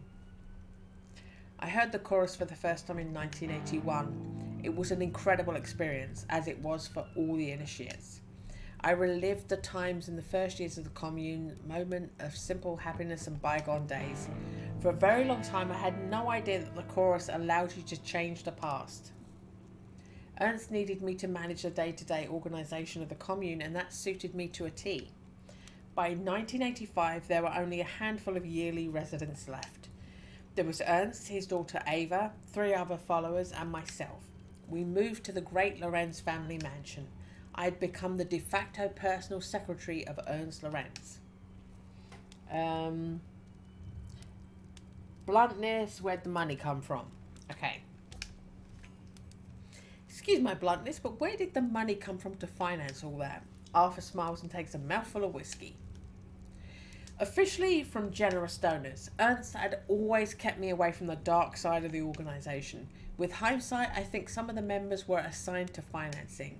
It's so much easier to make a fortune on the financial markets when one can go back to the past and take risks which aren't really risks. I mean, it must seem strange to you, but to be perfectly honest, it was quite a pleasant life.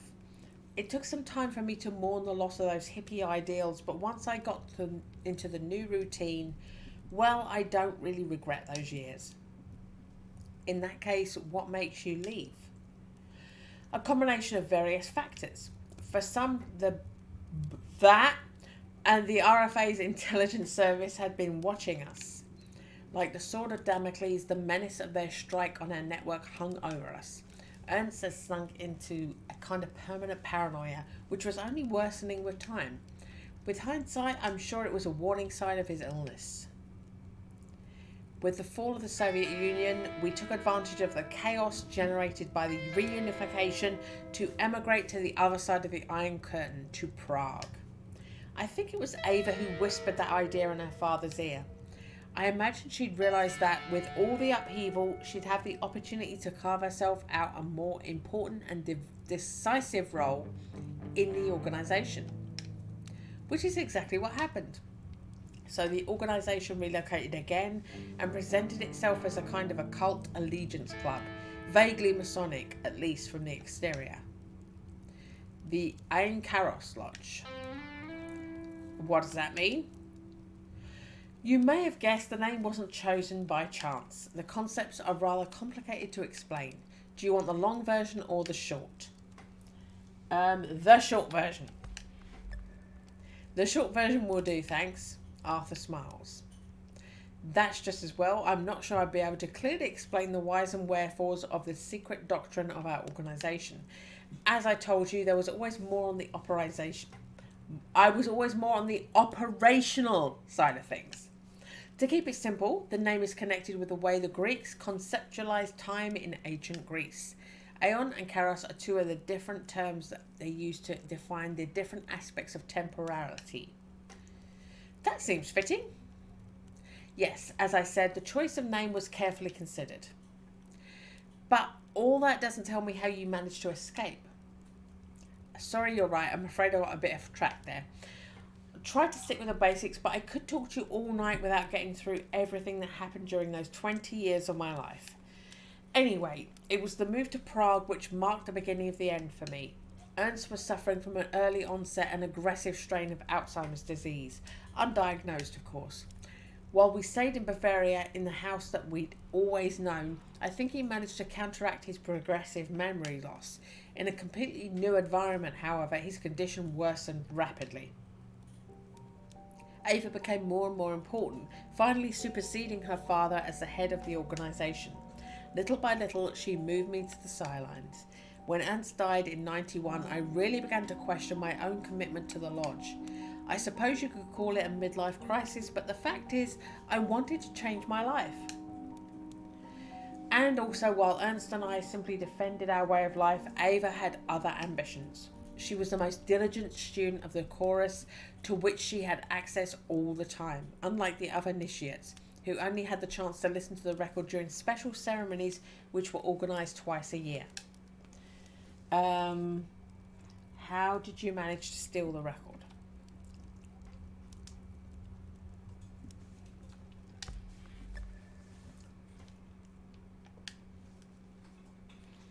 There was no way to take it physically. The record was far too well guarded. So I used the only way that I had access to.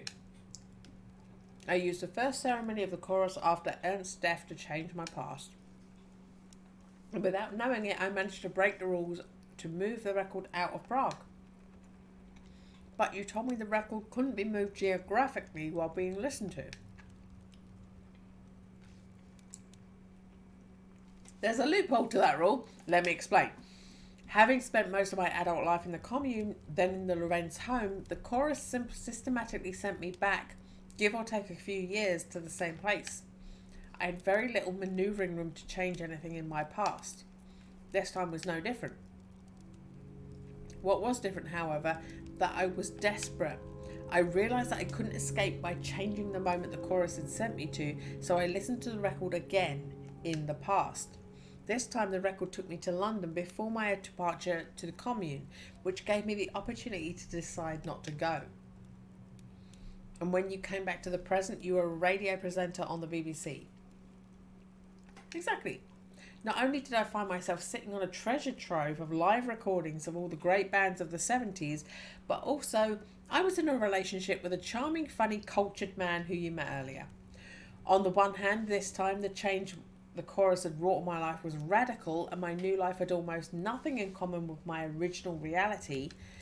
But on the other, I was free, and I've never regretted my decision. What happened after? I suppose that Ava must have tried to find you. Oh yes. It was hardly difficult to find Arthur Pullman, radio presenter on the Great British Airwaves. She came to see me in London maybe 1 month after my departure. At that time, I had no idea that the record had disappeared. When she realised that I didn't have it, she left me alone. She wanted revenge. In a way, you stole her inheritance and the source of her authority.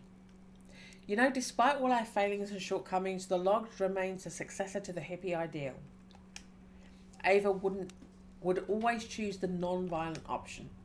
What was done was done. The record had disappeared into the Bavarian countryside. As for her authority, you've met her, haven't you? With or without the chorus, she's always kept an iron grip on her rule of the organisation. Anyway, there it is. You know what came after. There's something I don't understand. What happened to the record? I think it materialised in the place where I had listened to it again in the past, while I heard the chorus. So, in the location of the commune in Bavaria? That's it. Ernsters wanted to sell the property when we moved to Prague. The money from the sale allowed them to finance a large residence in the Malastrana district near Charles Bridge. Then whoever bought the Lorenz family house, they found the record. Probably, but it's more complicated than that. The property was transformed into a hotel after the sale. The type of place you rent out for weddings, you know. I nod. A needle in a haystack situation then. Indeed. Besides, I never heard any more about the record except those legends hawked by other record collectors, the store owners and other musicians which have resisted adding to, well, at least not until you materialised in my office earlier. I'm sorry. I'm sorry for making you relive that painful past. Arthur gestures that there's no problem with a wave of his hand. Oh, I guess this business would resurface sooner or later. As I told you, I regret not destroying the record when I had the chance. Perhaps I could have ended all this. He finishes his drink with one swallow and checks his watch. However, I hope you'll excuse me, but it's late. We'll finish this conversation tomorrow if you don't mind.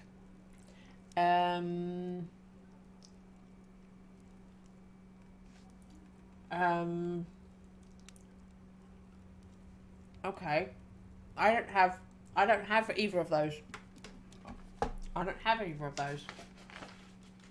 I don't have either of those options. Okay. Very well.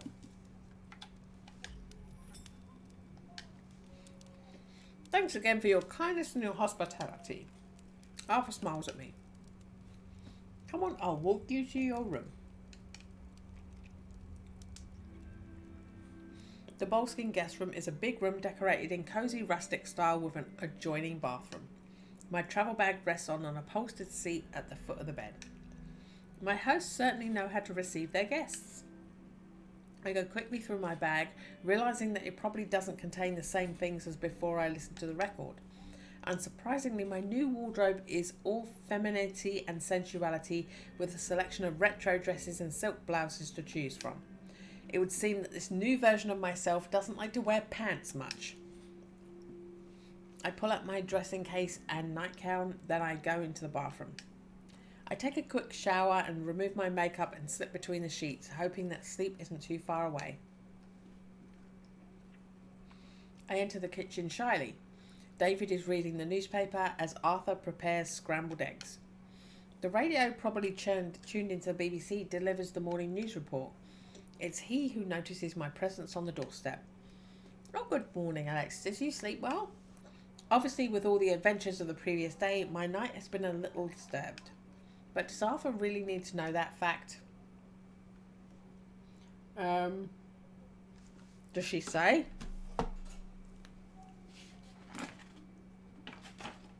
Okay.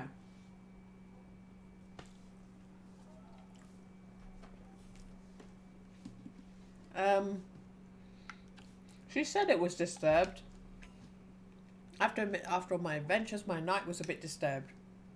I understand there's a lot of new information to take in. I sense Arthur would like to say more, but after a glance in David's direction, he chooses caution. Do you like English breakfasts? Do you take a seat, please? I obey and sit down. David puts down his paper and picks up the coffee pot. Coffee? I hold out the mug in front of me. Yes, please. It's hardly a time to take a mouthful of delicious, rejuvenating nectar when Arthur places a plate of scrambled eggs, sausages and baked beans before me, to which he adds 2 slices of toast straight from the toaster. We eat in silence. David sips his coffee. Arthur seems engrossed by the radio. I finish my plate quickly, pour myself another cup of coffee and use the quiet to try to assemble my thoughts into a better order. The first startling information is, it would seem, that Ulysses never reached Boleskine. Even if I didn't have the chance to ask him about it directly, I think Arthur would have mentioned a visit of another person with questions about the record. I imagine that what happened was, after travelling to Glasgow, Ulysses probably backtracked to Paris, where he decided to send the record to me.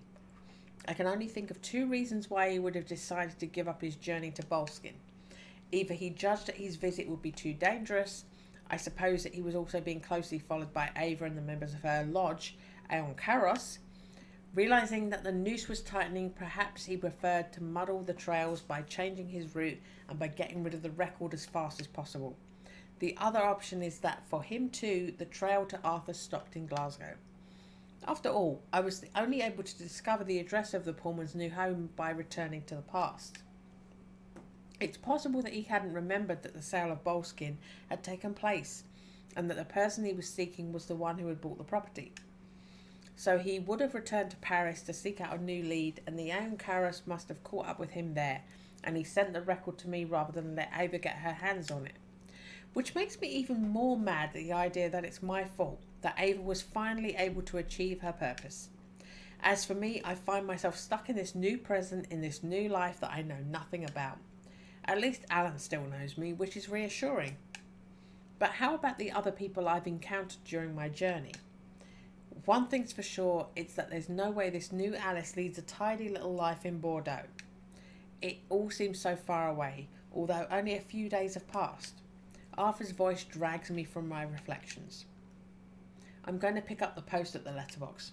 If you'd like to come with me, Alice, it would be company for me and it would give us a chance to finish our conversation. David's going up to Inverness to do some shopping this morning. He'll drop you off at the station. My hosts are almost certainly perfect. Not knowing how to express my gratitude, I content myself with saying, how come I've managed to perfectly style my hair considering I've never done it this way before? Thank you. I pick up my plate and mug. David gestures at me to leave him in the sink. Then, after running to my room to grab my coat, I join Arthur in the entrance hall. We go out. Outside, the weather is cold and dreary. The green highland landscape is enveloped in early morning mist which hasn't yet lifted. Arthur hands me a piece of paper. This is the address of the lodge in Prague. Now that Ava has the record, I think I can confirm that she'll take it back there. I'd like to do more to help you, but it's been 15 years since I severed my ties with that part of my life. It's better than nothing. At least I have an address. Pullman points to a lane which winds away from the house. The postbox is at the end of the lane, near the road. We start walking. Do you know what you're going to do? What I'm going to do? Yes, when you leave Boleskine, I don't suppose it will be too difficult to find a flight from London to Prague. It's true that I haven't really considered the question. On one hand, Arthur is encouraging me quite insistently to try to get the record back. On the other, why should I really do it? I don't have much information about this new reality, except for the few clues I've been able to glean from my belongings. I could go home to Bordeaux, take some time before making any decisions. I could also stop in London, drop in on Alan. It seems that I know him in this new reality, but what's our relationship? And then there's Ulysses. If he never came to Boleskine, where could he be? I think back to our encounter just yesterday for me, 3 years ago for him. What did he mean by, we don't need to break up anymore? It would be so much simpler if I could just find him. No matter what, I'm not going to charge straight ahead to Prague. Not before I learn a little about my new life.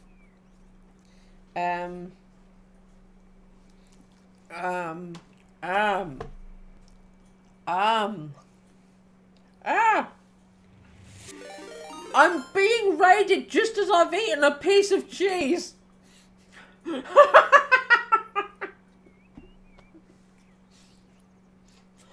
You're raiding me just as I ate a piece of cheese.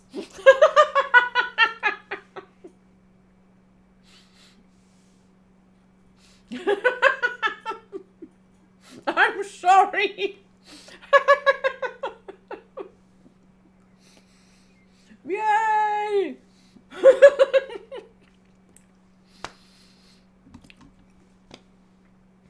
Cheese for everybody! I must tell you, I played this game in November. I played this game in November, and one of the decisions is, do you have a cheese board or do you have dessert? And me, being me, went, cheese! So this playthrough, I'm making all the opposite decisions that I made in November. So I got really bummed that I had to turn down the cheese. So I went and cut myself a piece of cheese to eat. Let me see if I can get Remy for you. Oh, let me see if I can get you Mr. Remy. Oh, I have to unplug. Remy, Al wants to see you. Yeah, Al wants to see you. Remy! Are you being excited? Good boy. Oh, Remy. You're so excited and so blorky. Come here. Good boy. Good boy. Oh, good boy. You gotta say hello. You gotta say hello to Al. Yeah. You gotta say hello. Al hasn't seen you for a while. Here you go. Yeah. Oh, Al loves you so much. Yeah. Say hello. Hello. It's me, Remy Labor. Oh, poor Remy. He's so big. He's so big. You're a big boy, aren't you? You're a big boy. Oh, good boy, Mr. Remy. Big boy. Oh, Remy. You've been given some bits. He needs bits. He had his bits taken off. Remy needs bits because his bits were removed so that he could live with his girlfriend and not make babies. Yeah, you've been given some bits. You've been given some bits to make up for your bits being gone. Oh, Remy is a miniature albino capybara. Yes, you are. Yes, you are. You're such a good boy. It's why Al loves you the best. Yes, it is. You're the best boy. Good boy. Oh, he's a good boy. You're getting your head tickled. Yeah, you're a little star, aren't you? You're a little star. Are you looking at the camera? Yeah. You're such a big boy. He's a star. He's a chunk. Look at this big belly. Look at this big floppy belly, boy. You're a good boy. We're going to put him back and I'm going to give him a biscuit. Good boy. Yeah. Good boy.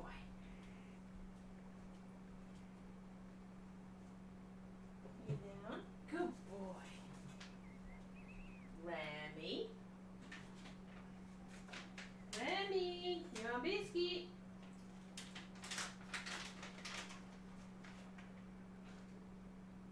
Good boy. Oh, you go wipe your nose first. Remy can't possibly eat his biscuit. You've got to wipe his nose.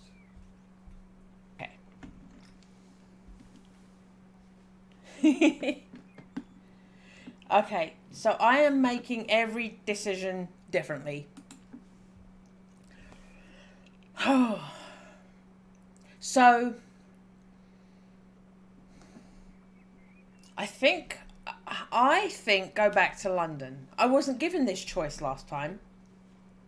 Was I? I don't think I was. I'm going to go back to London. Start with a trip to London. Oh, thank you, Johnny. Yes, eat food, Johnny. Eat food. There's someone I'd like to see. I'd like to know what our relationship is in this new reality. Arthur gives me a kind smile. I understand. I hope you find the answers to your questions. But don't lose sight of the fact that, how should I put it, you're still you deep down. I don't believe the choices we make change us, our deepest essence, if you see what I mean. Oh, we've got, I'm not so sure. Okay, I've got this choice written down on my little pad. It's not so simple to change one's destiny. I'm not sure you can separate yourself completely from your own past. In any case, thanks for this address in Prague and for everything else. Arthur smiles at me this time. We reach the mailbox. He opens it and sees that it's empty, and we head back to the house. David is waiting for us at the door. It would be a good idea if we don't hang around too long. I'd like to be back for lunch. And anyway, the earlier we get going, the less difficulty you'll have finding a train, Alice. I nod. I just need a minute to get my things and I'm ready to go. A few minutes later, I climb into David's old 4x4. Then we leave Boleskine, leaving for London via Inverness. Okay. This is the finale, because chapter 6 is the epilogue. And for somehow taking my glasses off to pick Remy up has left a mark on them that I just can't stand. So I have to do some glasses cleaning. I'm sorry.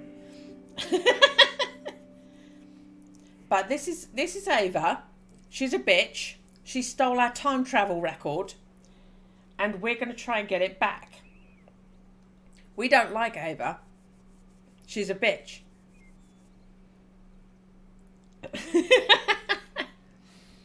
Okay. We're going to proceed. Cross Camden with some trepidation. It's almost 6 in the evening, closing time at Yard Sale Records. The train journey from Inverness took most of the day.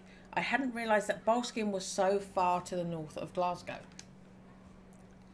I pushed the door open and entered the store to an enthusiastic welcome from Garrett. The store is almost deserted, but... Oh, I did go back to London in the last playthrough. I did, because that's where she gets told about Ulysses. Okay. The store is almost deserted. The resolutely funk soundtrack, which comes in through the speakers, seems to be putting him in an extremely good mood. Hello, Alice. Back already from Scotland? Yes, I found what I was looking for. There was no reason to stay any longer. Are you here to see Alan? He's upstairs. It's been quiet, so he went up to place some orders. I climbed the stairs. Alan sits at his desk. He looks up as I arrive. Oh, Alice, all right? Aren't you supposed to be in Scotland?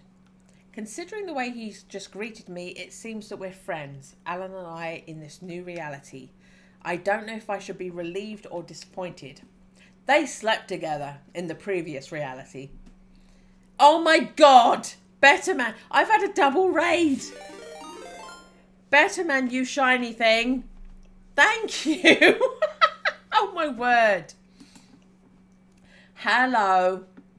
Hello, Better Man. I have cheese. My previous raid joined me just as I took a bite out of my cheese. Welcome to my time travel replay, making different choices and eating cheese and drinking Tennessee Fire Jack Daniels. Yay, it worked. I'm replaying the visual novel I played in November, and I've written on my pad the opposite of every choice I made. So I am referring to my pad and getting a different story. Yeah, cheese and Tennessee Fire. How was your stream, my lovely? I hope you're having a wonderful time. I hope you're having a jolly time. And I hope you have some cheese somewhere. Eat some cheese for me. I've already picked up Remy for the previous raid. I could try Rogue. She's fast. I could try Rogue. I can try and get you a guinea pig. This could be comedy. Oh, hello, you two. What are you doing out there? Rogie. Rogie. Can I pick you up? You can let me? Good girl. Good girl. Oh, I got Remy's girlfriend. We got Remy's girlfriend. Here she is. Remy's girlfriend, who he got his bits removed for so he could be with without knocking up. She's a little Dalmatian. Singing and goobering about. Awesome. Good girl, Rogie. Say hello. You say hello to them. Good girl. That was an unusually efficient picking up. She's very difficult to get hold of a lot of the time. You're fast, aren't you? You're fast. Did you let... Oh. She let me pick her up so that she could get a biscuit. When Remy got put back in the cage, he got a biscuit and she didn't. You get a biscuit now, don't you? She knows what she's doing. Hello, you looking around? Are you looking around? Good girl. You're a good girl. Oh, let me hold you a bit more comfortably. I don't want you to fall down. There you are. Oh, push, push, push. Oh, push, push, push. Yeah. she's not as she's not as content to be held as Remy. Remy just lays there like a big albino slug. Yeah, I'll put you back and give you a biscuit. Say, hello, Better Man. Rogie says, follow Better Man. Follow Better Man 77. They're so friendly and so funny and so lovely. Yeah. Oh, we'll rub our faces against each other. Good girl. Thank you. Oh, thank you for letting me pick you up. Good girl. I am so covered in hair now. You have shed so much. Do you want the biscuit? If I put it in front of you in there, Remy is going to steal it. Remy is a biscuit fiend. Do you want a biscuit? Do you want a biscuit, darling? Good girl. I know you want a biscuit, Remy. You want to eat nothing but biscuits. Okay. Rogue is hiding, so I will keep her biscuit for later. Rogue is hiding from me. Oh my word. I'm so hairy now. She shed all over me. I'm just gonna sanitize myself. Okay. And I have to take my glasses off when I'm holding them because they don't approve. They don't approve of glasses, but I'm doing a lot of reading in this stream and I need them because I'll get eye strain. Okay, we're back. We're back and we are finding out. First playthrough, Ulysses was dead. Let's find out if he's dead in this one. I'm changing over. Thank you. Okay. We're repeating anyway. Thank you for that. Is he dead again? He was dead last time.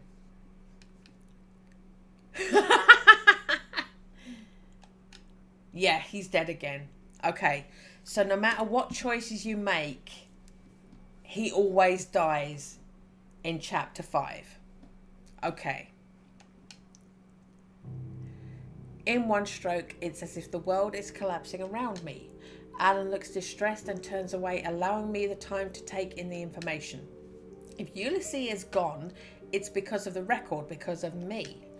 For a long time, I stay there tormented, confused, before I find the strength to ask, what happened? Thank you for the lurk, Better Man. It was 3 years ago, Alice, before we met. Your ex died in an accident. That's why you moved to London.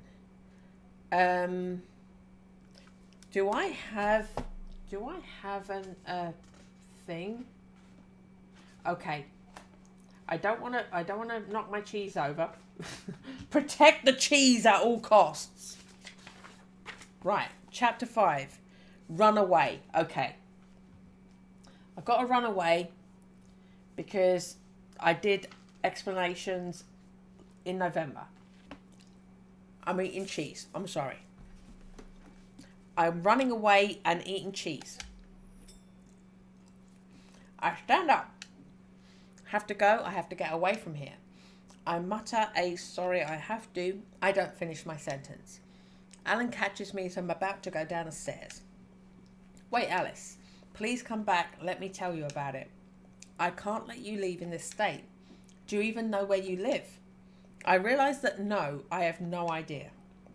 I go back, sit down opposite Alan, trying to calm myself. You warned me this might happen because of the record. What do you know about me? So if I've got this right, I moved to London 3 years ago after he died. Yes. I'd always guessed that it had been a really traumatic time for you, but you only spoke to me about it last year. The story of the cursed record? I confess that if it had come from someone else, I'd never have believed it. But knowing you as I do, anyway, you made me promise that if one day you came to me and asked me to tell you about your past, I wouldn't ask questions and I wouldn't judge you. I think that moment has come. What's the last thing you remember? I think back to listening to the record, to the moment in the past that it took me to.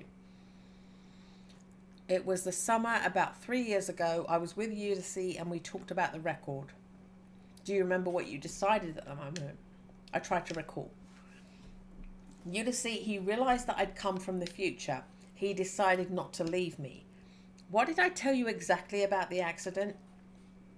You told me that maybe it wasn't an accident, that Ulysses had the record with him, and that's how they stole it from you. They? Some kind of sect, apparently. You told me about someone called Ava, but you didn't know much more. After Ulysses died, you ditched everything to move to London. We met at the Fox and Sparrow not long after you arrived. And so, can you tell me where I live? A little flat in Mayfair, not far from here. And I'm not sure how to continue. Alan understands what I want to say and finishes my sentence. Were we together?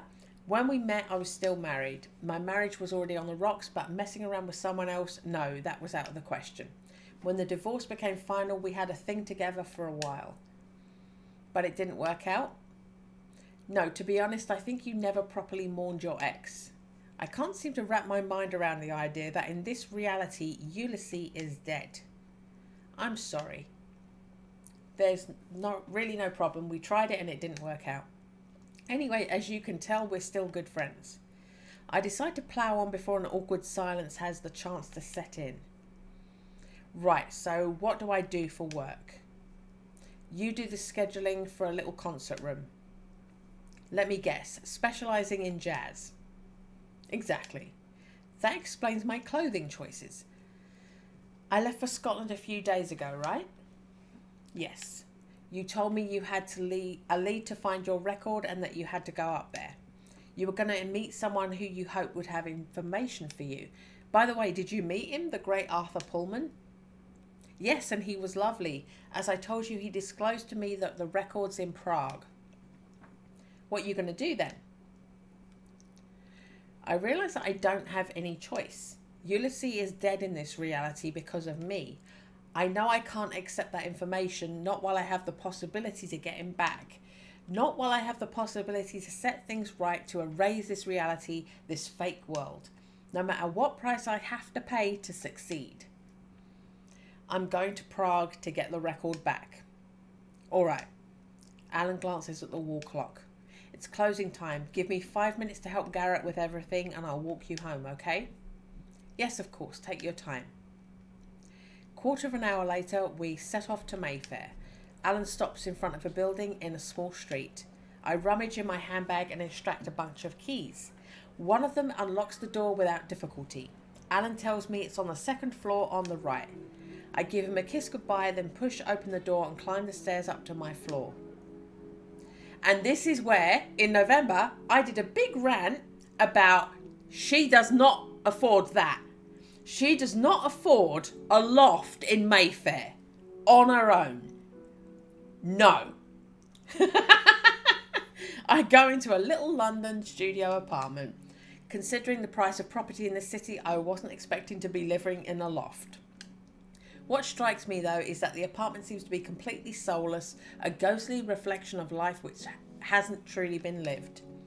Apart from a teetering stack of Blue Note label records in various states of conservation, heaped next to a record player, the place seems strangely impersonal.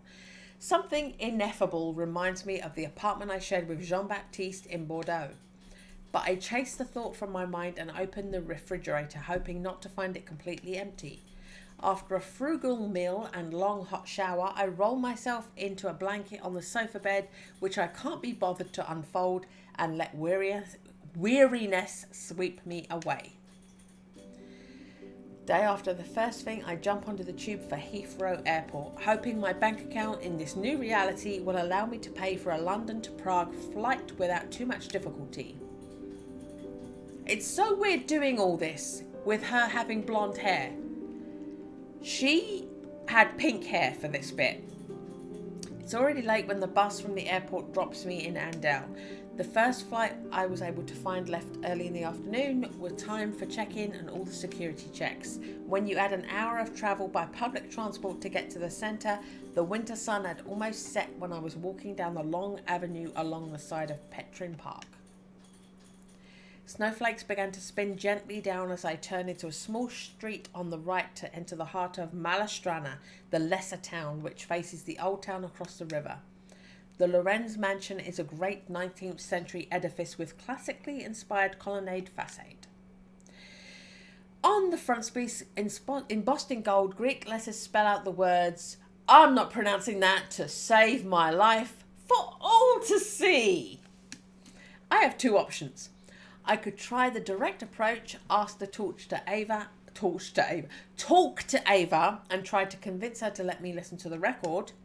Or I could try to get into the building and hope to find the record and record a player before the occupants detect my presence. In both cases, my chances look pretty slim. I am entering openly. Insert ironic, dirty comment here. I gather my courage and walk with a determined step up to the large front door. I open it and enter a great hall which finishes in a double staircase. The place seems deserted. I was wondering about my next course of action, which way to go, when I find myself face to face with a man who's just come through the door I was about to push open. His face is vaguely familiar. Is he perhaps the person who stole my case on the train to London? The man measures me up for a moment before saying in an English tinged with East European accent, "Good evening, Alice. I see that you know who I am. I'm afraid I can't say the same. Jakub Novak, Knight of East and West, Distinguished Fellow of the Ankara's Lodge. Miss Lorenz warned us that you might pay us a visit. She left instructions for you to be escorted to our office.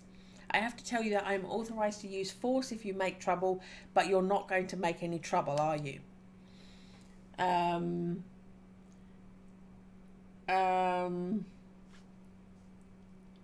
I've got to start a conversation. Don't be pushed around. I glance around, judging my chances of escape, to run now and come back later, but I quickly realise that it would probably be no use. Jakub appears to grasp what's going through my mind. He adds in a calm, firm voice, "Don't play the fool, Alice." I let out a sigh. Fine. I came to speak to Ava anyway. We take another corridor and another before entering a large office. Oh, she's doing an evil pose. Ava sits in the office, other side of the room, writing on. I can read, I promise. Ava sits at the other side of the room, writing on a sheet of paper. The record is next to her on the desk. She stops writing. Oh, thank you, Jacob. I don't know what you hope to accomplish, Alice, but we spotted you while you were contemplating how to enter the building. So she says the exact same thing as if I try and sneak in. I've got stay quiet. Okay.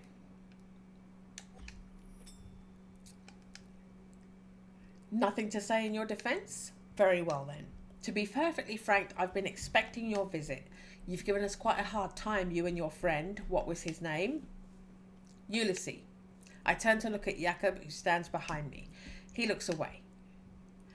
That's it, Ulysses. Tell me, Alice, how did you find out about the headquarters of the lodge were in Prague? We generally manage to be inconspicuous, but it would seem that nothing stops you. I'm going to say Arthur's name this time. Arthur Pullman sends his regards. For a second, I think I see a flash of anger in her eyes. But a moment later, she has regained her calm. Oh, my old Uncle Artie, now that's a surprise. I confess we've completely lost touch with each other. I haven't heard from him in years.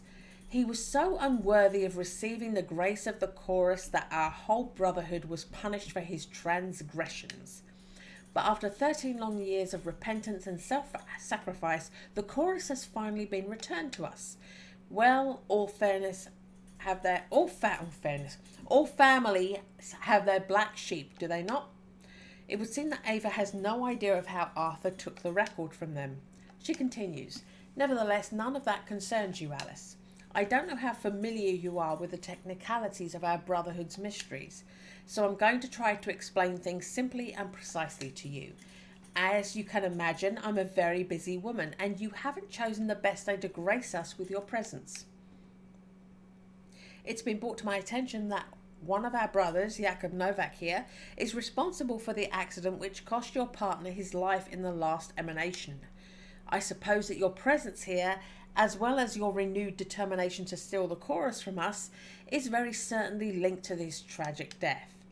Is it not? Stay silent. I choke back an answer, choosing to stay silent and let Ava reveal her intentions. She lets out a sigh. Very well. I can see right through you, Alice. You're as transparent as water. But after all, if you wish to stay silent, you'll save us both some time, so I thank you. I have a proposition for you, Alice. You are a resourceful young woman. You've managed to thwart our plans and escape us several times. You've already heard the chorus, which makes you, de facto, an honorary Grand Mistress in our organisation. Join us.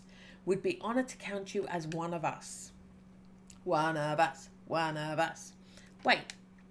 After all the enmity between us, after pursuing Ulysses for years, you're actually suggesting I should join your organisation?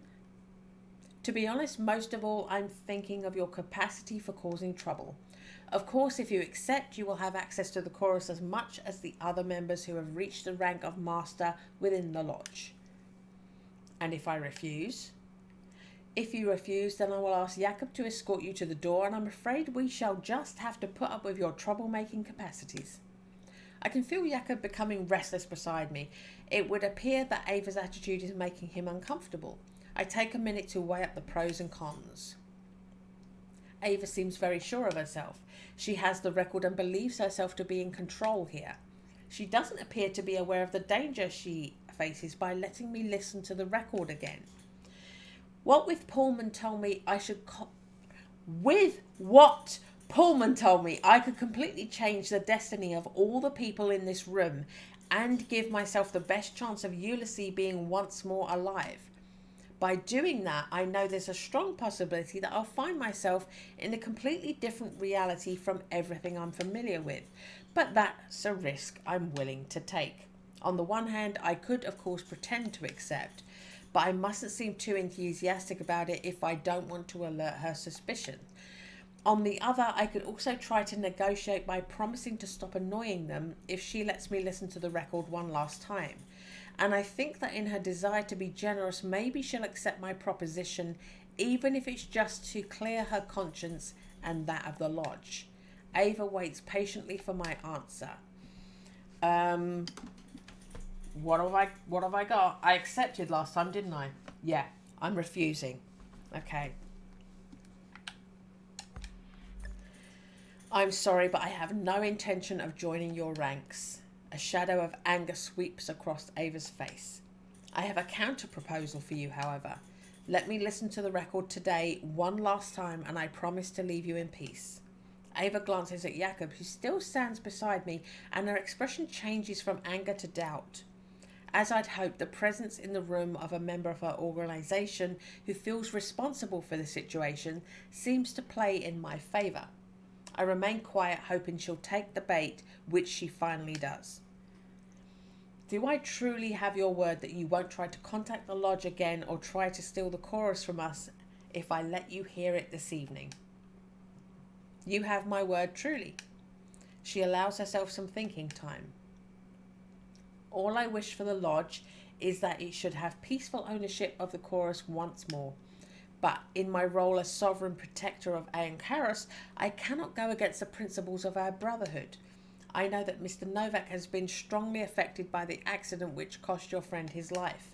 In order to ease his conscience, and for this reason alone, I am prepared to accept that you listen to the record one last time. In turn, I ask you to give me your word that I will never hear from you again after this evening.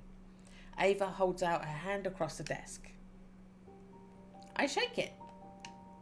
I am so pleased we've been able to reach a mutual agreement. The lodge has detested violence since it began, as perhaps you know. She looks up at Jakob, who still stands beside me. I turn to him. Alice, I'm truly sorry for the accident which cost your friend his life. I sincerely hope the chorus places you in an emanation in which you can find him again. It's the record's fault. It's not you who's responsible, it's the record.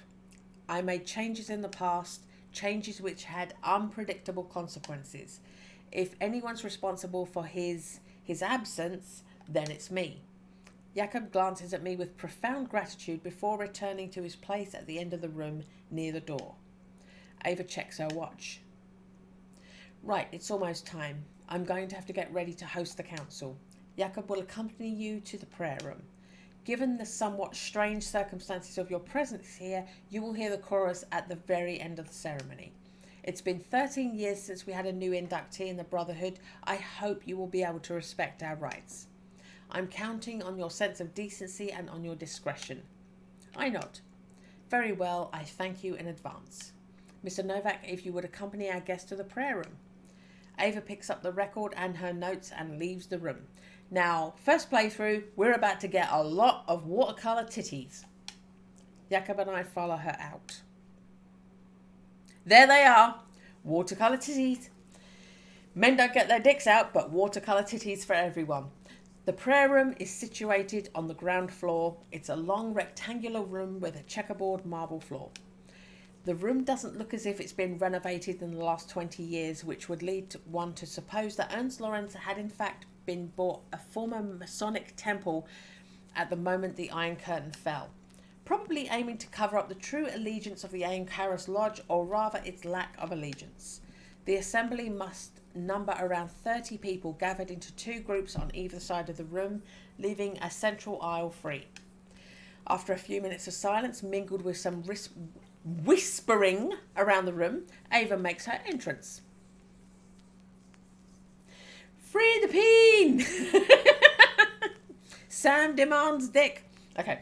She walks with a measured step to the other side of the room, mounts the platform there, and addresses the assembly in strong, clear voice.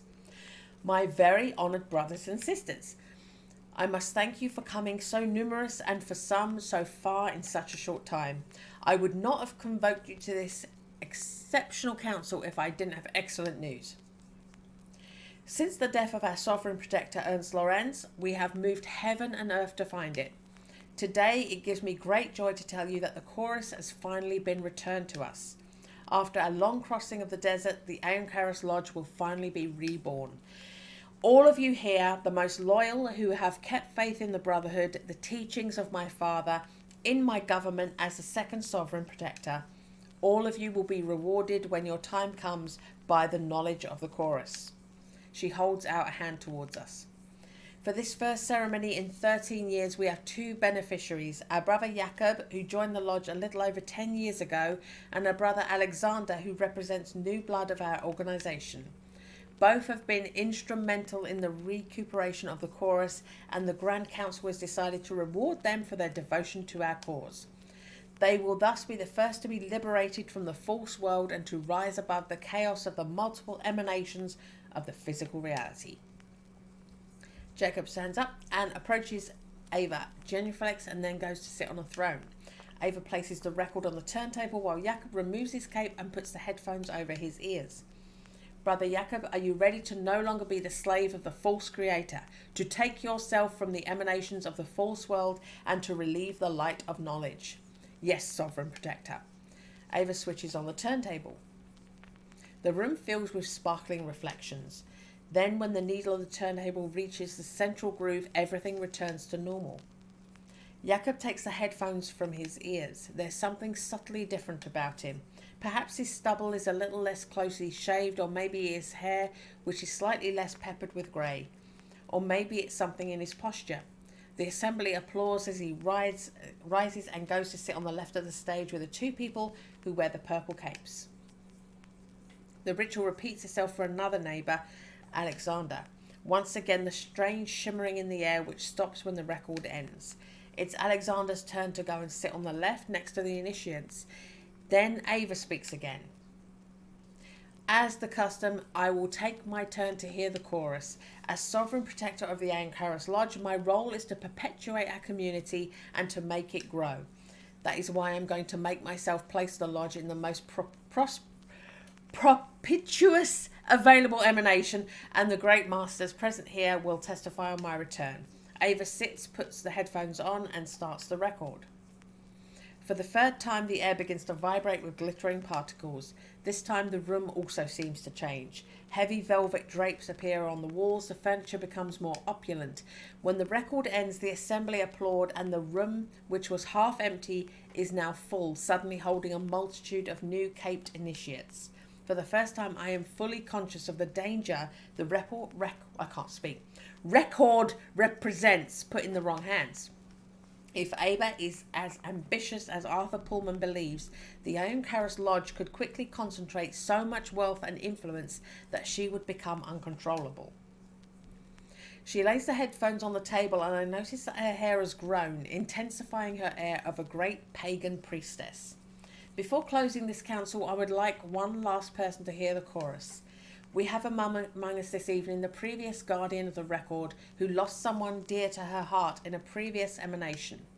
The Board of Masters and myself, Sovereign Protector of the Ankaras Lodge, have decided in our benevolence and as a gesture of peace and harmony to authorise this person to control the emanations one last time. In return, she has promised to no longer meddle in the affairs of our brotherhood and to keep herself, sub rosa, the materials that she has observed. Ava gestures to me to approach. Alice, if you would take your place. Is this why her hair momentarily wasn't pink and was blonde? I think there was a glitch in the previous playthrough, because I noticed that they didn't animate her hair as being pink in this bit. I sit on the throne, place the headphones over my ears and start the record. A guitar note pierces the air. Almost feedback. The eyes of the assembly are fixed on me. Sparkling reflections emerge. I look at Ava one last time. She stares back impassive. Okay.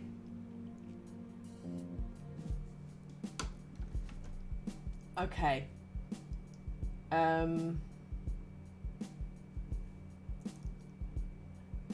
not sure what choices it's going to give me.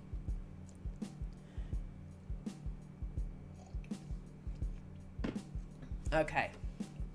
Let's see if we get a different song. I turn my gaze inward, searching for Ulysses.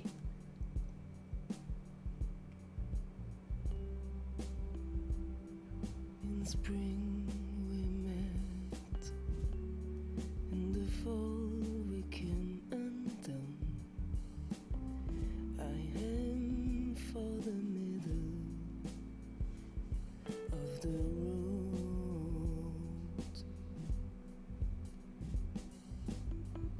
Summer of our love,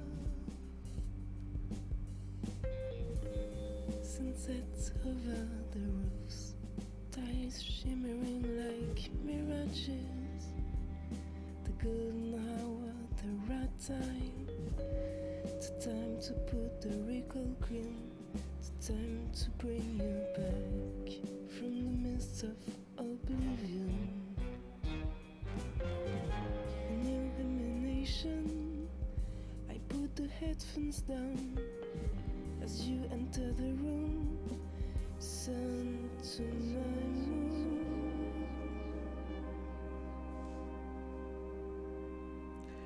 So, we got the same lyrics, but we got a funk version of it. Alice, Ulysses comes into the room as the record I'm listening to ends. I remember this moment. What I hadn't noticed the first time I lived this moment was the record that he has under his arm. A 7-inch with a white sleeve. I thought you were going out this evening. He walks over to me, bends down to my height and plants a kiss on my lips. His hands tremble slightly. He seems shaken. Enjoy the moment. I got to the point last time, we're enjoying the moment. I know my time is limited, but I can't stop myself from reliving a little this moment when everything was so much simpler. Ulysses sits on the couch across from me and lights a cigarette. He slides the packet and lighter towards me. I light one too. Did you have a good day? Yeah, I bought a fantastic psychedelic collection, an inheritance, a collector by the bay. There was a batch which came from some hotel in Germany, all near mint, some rare pieces, and there was this. He points at the white sleeve that he's laid on the coffee table. I'm surprised he's talking about the record. It didn't happen like that in my memory. White label acetate. I listened to it right away to find out what was on it. Something very strange happened, as if I'd been sent back to the past to relive some moments of my life. It was really weird. And the strangest thing is, I've got no idea what the music is on the record. I'd like you to listen to it and tell me what you think. I crush up my cigarette and take a deep breath. I've already listened to it. What do you mean? I just arrived with a record which is certainly unique. How could you have already listened to it? Ulysses, what I'm going to tell you is going to be hard to believe, but I'm going to ask you to trust me. Ulysses nods and replies without hesitation. Of course, Alice, tell me. Say as little as possible. The record takes you into your past when you listen to it, as you found out. I listen to the record in the future and it has brought me to this moment. This now. My time is short, but all you need to know is that you have to disappear and that you must keep the record safe. Don't try to learn more, please. I have to disappear? You have to leave Bordeaux. It's the only way, Ulysses. I'm sorry. With a bit of luck, I'll still have the memory of the future after I listen to the record, in which case I'll tell you everything. But if I don't, I'm going to ask you to trust me. I'll take the record from the coffee table and put it in place on the turntable. I'll pick up the headphones and before putting them over my ears, I glance at Ulysses one last time. Say something to reassure him. I'm 4 years in the future. I'll find you again, I promise. I sit by the record player and prepare to put on the headphones. Alice, wait, please. I pause. I know you have all my love and trust, but do you realise what you're asking of me? A sigh escapes me. Ulysses, I'd like to have the time to tell you more, to tell you everything, but my consciousness could leave this moment in our past at any minute, and if I haven't listened to the record before that, it would be catastrophe. Ulysses watches me with bewilderment even, as I finish putting on the headphones. Unless it's sadness or simply affection. I hesitate for an instant as I pick up the tone on before I remind myself that I have no choice. I don't have the right to hesitate nor to change my mind. I don't want to let Ava have the record. I want to make it as likely as possible that Ulysses will still be alive in my new present, even if it's at the expense of my reality or my identity. I take a deep breath, then with renewed determination, I place the needle in the groove. The music hits me and engulfs me like a wave of sound. The living room in our little apartment gleams as though filled with underwater sunlight. The air vibrates with the sonic stuff which submerges my consciousness. I'm carried away on the tide as the last rays of sunset vanish behind the Bordeaux rooftops.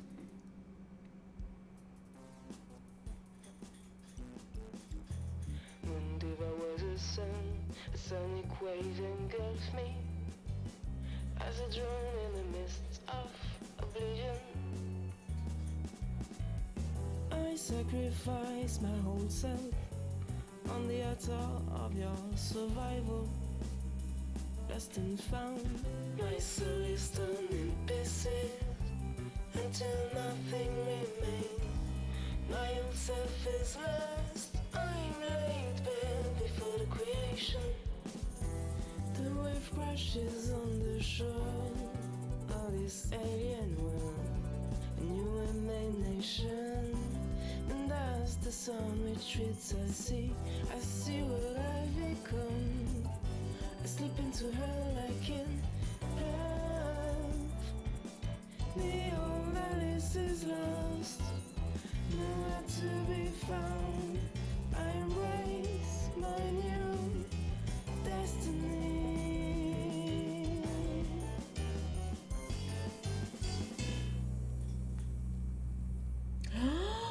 It's the same! She's got turquoise hair and she's in Paris. Is she in Paris? The song was the same. I'm folding the last of the clothes in the fitting room when the doorbell rings. Samira gestures at me not to move. I'll go. 6 months. 6 months have passed since Prague. Life has resumed its course, at least another life. In this life, I work in a clothes store in the St. Ouen near the market. I didn't get to choose either. During the song last time, I got to choose the Italian lesbian. It didn't give me a choice this time. It just went to this. In this life, I work in a clothes store in St. Ouen near the market. We sell quite a lot of vintage, small designs, and it shows in my own style a lot. The nicest part is living in Paris, enjoying the concerts and exhibitions to the full. Samira accompanies our last customer of the morning to the door and comes back to me. It's after 12. Shall we go get some lunch? Okay, but I'm having lunch with Patricia today. Oh yes, that's true. It's Friday already. You can join us if you want. No, that's kind of you, but I'm going to get a sandwich at Mustafa's. Okay. So we're friends with Patricia. That's nice. I let Samira out, lock the door, and go up the street towards the Jour Vallée market, where Samira heads down towards the Kleber. The weather is pleasant. Late spring has finally settled in the capital, and it warms the streets with revitalizing rays of sunshine after months of grey, rainy weather. So I loiter a little, looking in at the windows. I'm about to go into the covered market when my cell phone rings. I fish it out of my bag. Frank. As I answer, I wonder when we last saw each other in this reality. Did he come to Paris last fall? Alice, it's Frank. Are you okay? Am I bothering you? I answer with an, oh, hello, Frank, in a sing-song voice, as I always do. It's good to hear from you. And no, you're not bothering me at all. I'm just going out to lunch with a friend. I'm just on the way. How are things with Daphne and you? Is it sorted out? Oh, yes, it's sorted out. Otherwise, you'd probably have seen me come running back to Paris. As a matter of fact, we're engaged. I'm so pleased. So I gave good advice then. Congratulations. Thanks. Listen, actually, do you remember that business about the record that you told me about when we saw each other last year? Yes, of course. Daphne's found out some information which might interest you. Really? What is it? Well, it's kind of tricky to do this on the phone. Maybe would you like to come and see us? We're living in Daphne's family home. Okay, with pleasure. When? Whenever you want. This is completely different. I stopped walking to think it over for a minute.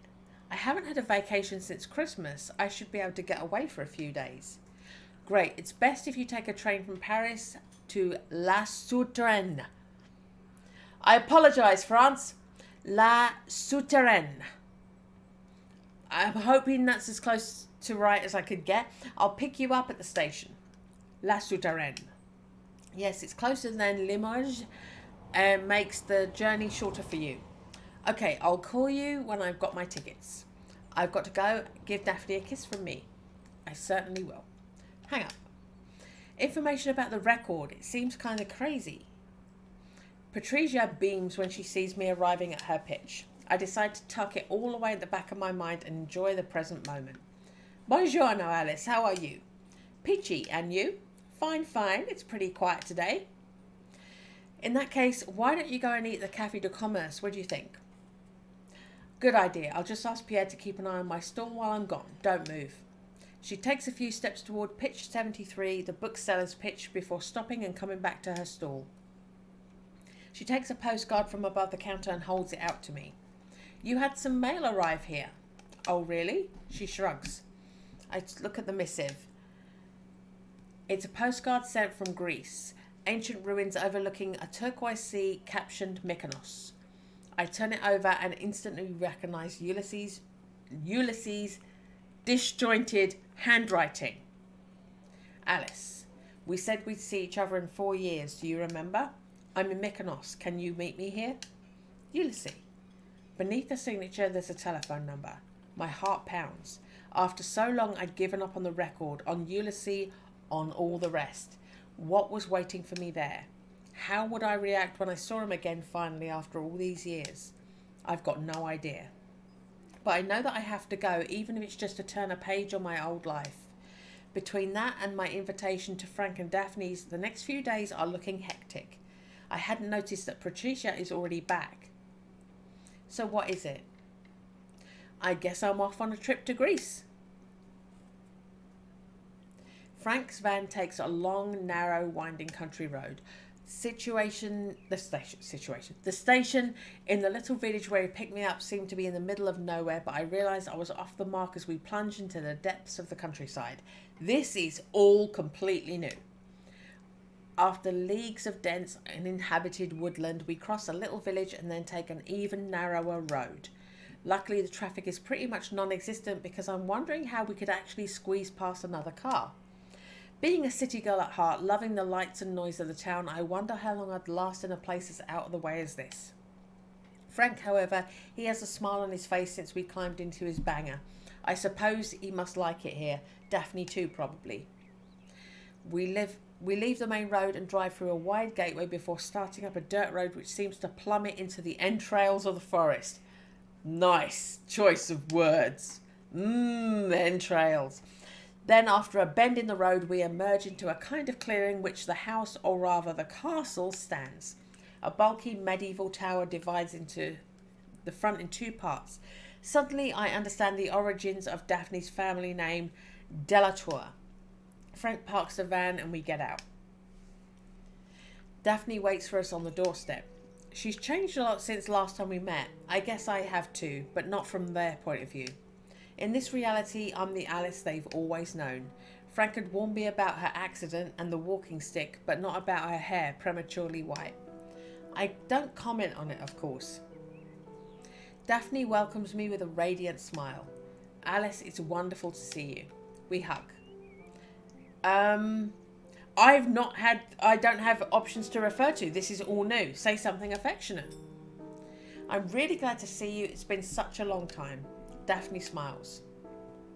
Yes, it has, a very long time. Too long. Frank and I weren't sure we'd been able to convince you to come so far from the big city. I laugh. I have to say, it's quite nice to see more than one tree at a time occasionally. Come on, Mrs. Bortin has made us some coffee. It's getting cold in the living room. Daphne limps away with her cane. Mrs. Bortin? Frank gives me a look that says, don't ask questions. We sit down in the reception room of the residence. Frank serves the coffee, which is waiting for us on the table in the living room. We spend a little time catching up with each other's lives. I admit I'm pretty curious about what happened to Daphne since last time we saw each other. Last year she was working on her thesis in Paris, and now less than a year later her life has completely changed. She exudes a calmness, a serenity which I find remarkable. And I have to admit that long turquoise dress and halo of long white hair suit her wonderfully.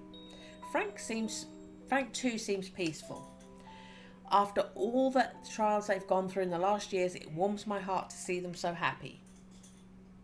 I am especially glad that Frank managed not to sabotage everything, as I know he's perfectly capable of doing. Unless it's perhaps Daphne should be applauded for her patience. After a while, an old woman comes to collect the empty coffee pot and her cups. This is surely the Miss Mortine Daphne spoke of earlier. I take advantage of the interruption to get to the point of why I'm here. Frank told me you have some information about my record. Yes, let's say that this house has yielded some of its secrets to us. Daphne turns to her fiancé. Can you pass me the scroll that I got out, please?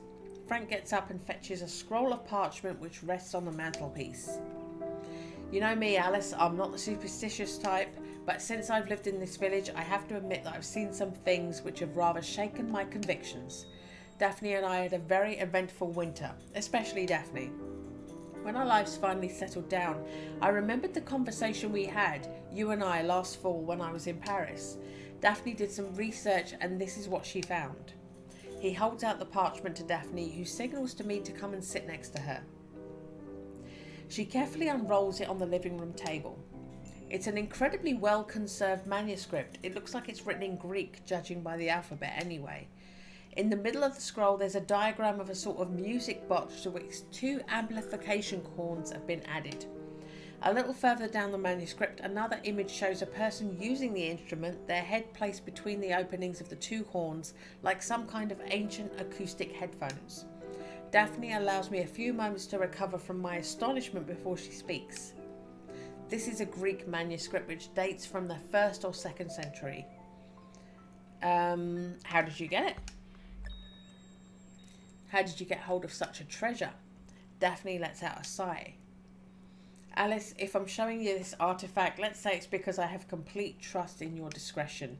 Please don't ask me questions that I cannot give you an answer to. Clearly this manuscript has enormous value, but I can't tell you more about where it comes from. Let's try and focus on what's inside it if you don't mind. I nod. And do you know what it says? Yes, I began to translate it once I suspected that it could have something to do with your record. It's the account of a journey of a Coptic priest. It tells of a pilgrimage to the Greek islands in pursuit of a pre-Christian cult who also belonged to a Gnostic current. For the Gnostics, the world where we live in the world of false malevolent creator who turned men away from the Sophia, the wisdom and enlightenment of a true God. For them, the world was what they called an emanation. Daphne points at the diagram of the strange music box. The machine here allowed the initiates to take themselves out of their state of subjugation to the false creator to commune with the Sophia. It recounts that some initiates could change the emanation by using the instrument, which for them constituted irrefutable proof of their doctrine. I've been drinking whiskey. Give me a break, Daphne.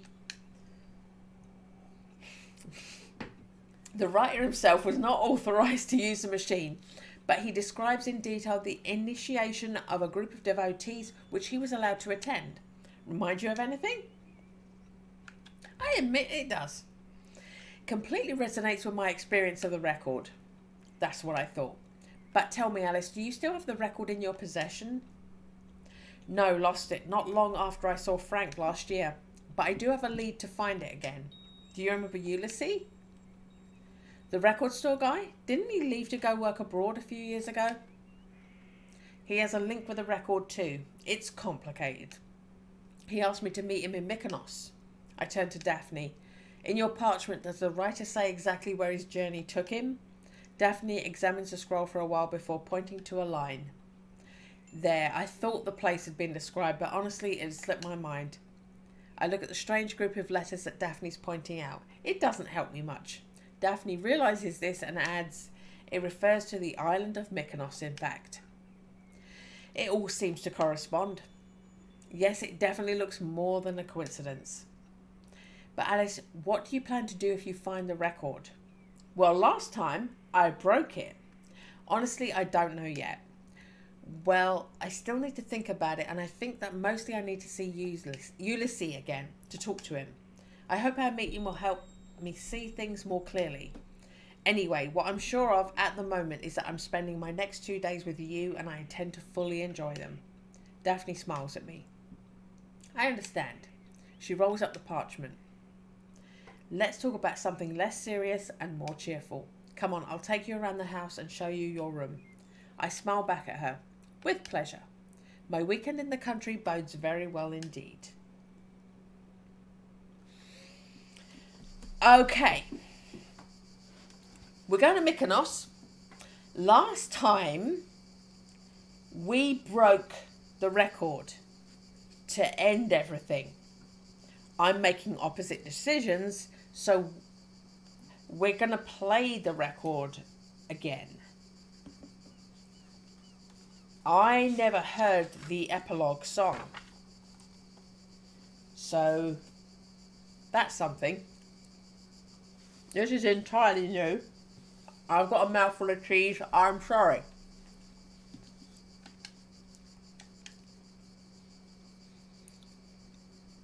I'm sorry. The lane that climbs up towards the village is steep. The bus dropped me at the bottom, at the junction with the main road. The glaring light of the June sun casts the terrain of the island into stark relief, and the last few 100 yards left for me to traverse seem almost monumental to my eyes. Okay. I stopped for a while in the shade of an olive tree.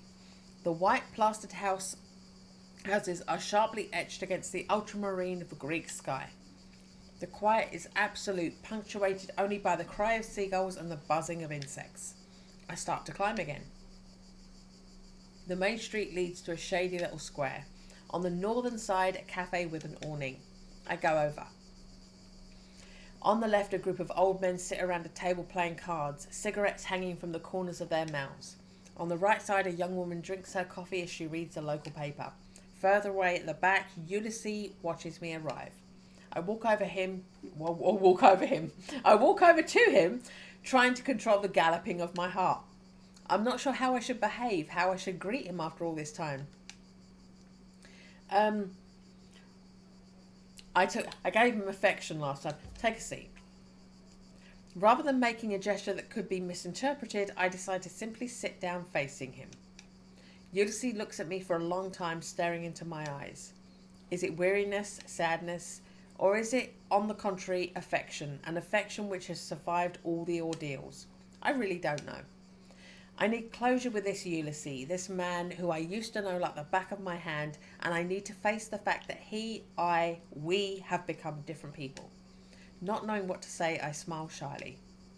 He smiles back at me, and relenting, he breaks the silence. Alice? Then it's my turn to acknowledge him, to affirm that I know who he is, as he's done for me. Ulysses. Thank you for coming. He raises his hand to attract the attention of the waiter near our table. A few minutes later, they bring us a bottle of raki and a carafe of ice water. Ulysses takes a mouthful and lets out a long sigh. I don't know where to begin. I've dreamed of this moment for so long, when we'd finally find each other after all our wanderings. I was going to say after all our wanderings. I was going to add a comma for no reason. And now when you're finally here, right in front of me, I can't find the words. Be ironic.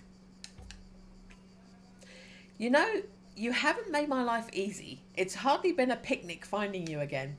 And now you tell me that after making me cross all Europe and multiple realities, you don't even know what message you wanted to give me by sending me that record years after we broke up?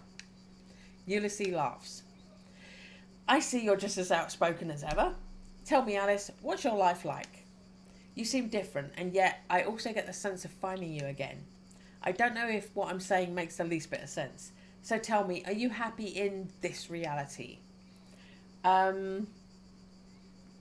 No, or I don't know. I'm going to say I don't know, because I don't think she's unhappy. She was happy last time because she was a lesbian. I don't know, Ulysses. The record took everything I knew and turned it upside down. I'll need to find time to find some balance, some stability. I promise you I did everything I could to spare you. I sacrificed our relationship so you could be free of the record, but in the end, it didn't work. What do you mean you sacrificed our relationship? Ulysses takes a deep breath. In the original reality, we were together. We were happy. You were in a band and you helped Mark and me in the store when you could. Interrupt him. But no, that's not how it happened. I never worked in the store.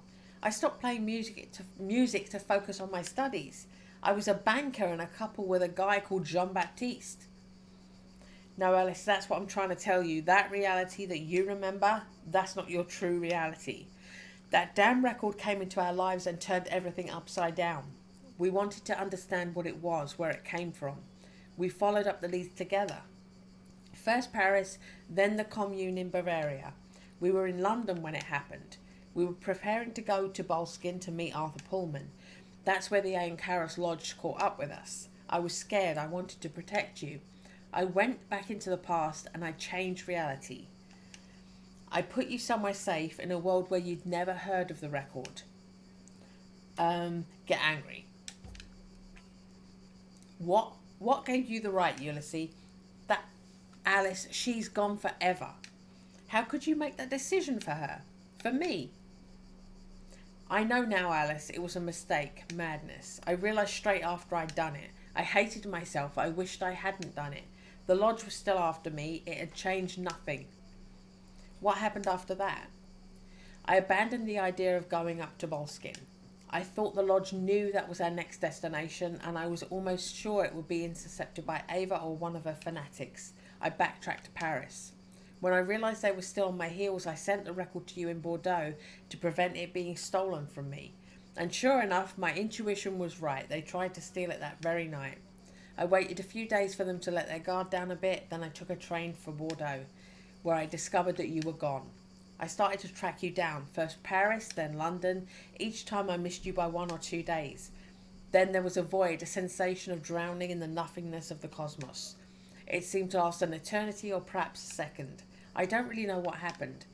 When I regained consciousness, I was here in Mykonos with a record in my suitcase and the vague memory of the precise moment in the past where you'd arranged to meet me in 4 years. What did you do after that? It took me some time to find my feet.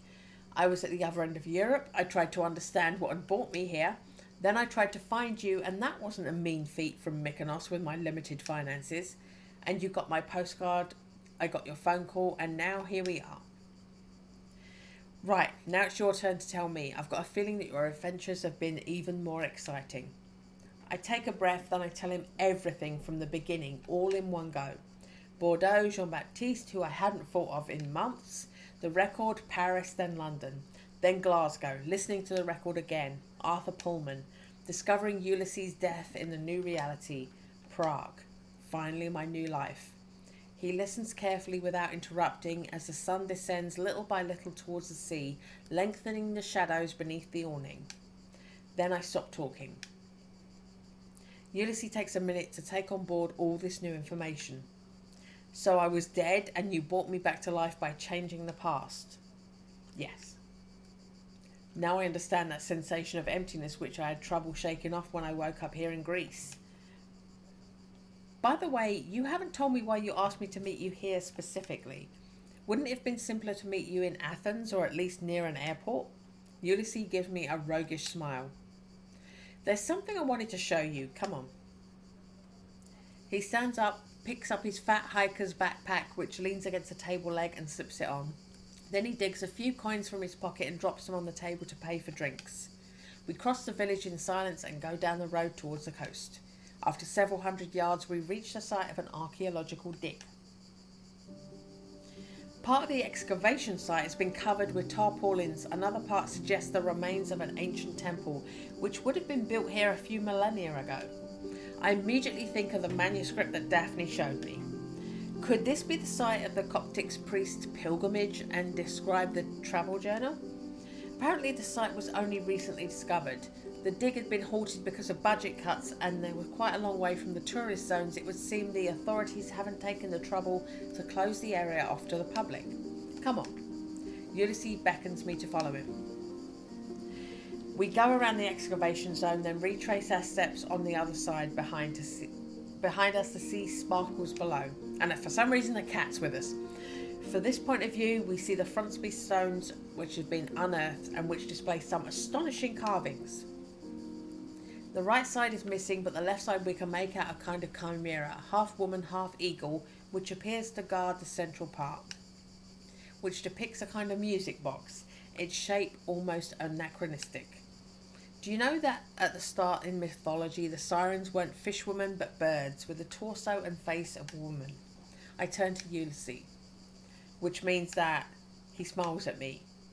Yes. When you told me to flee 4 years ago, it would seem that I decided to go in search of the origins of the record, but not the origins of our plastic disc, the true origins, and it brought me here, to this mysterious temple which appears to pose a real puzzle to the archaeologists and historians who have studied its history, according to the information that I've been able to gather. It's a Gnostic temple. Ulysses looks at me amazed. Yes, that's exactly what it is. How did you know?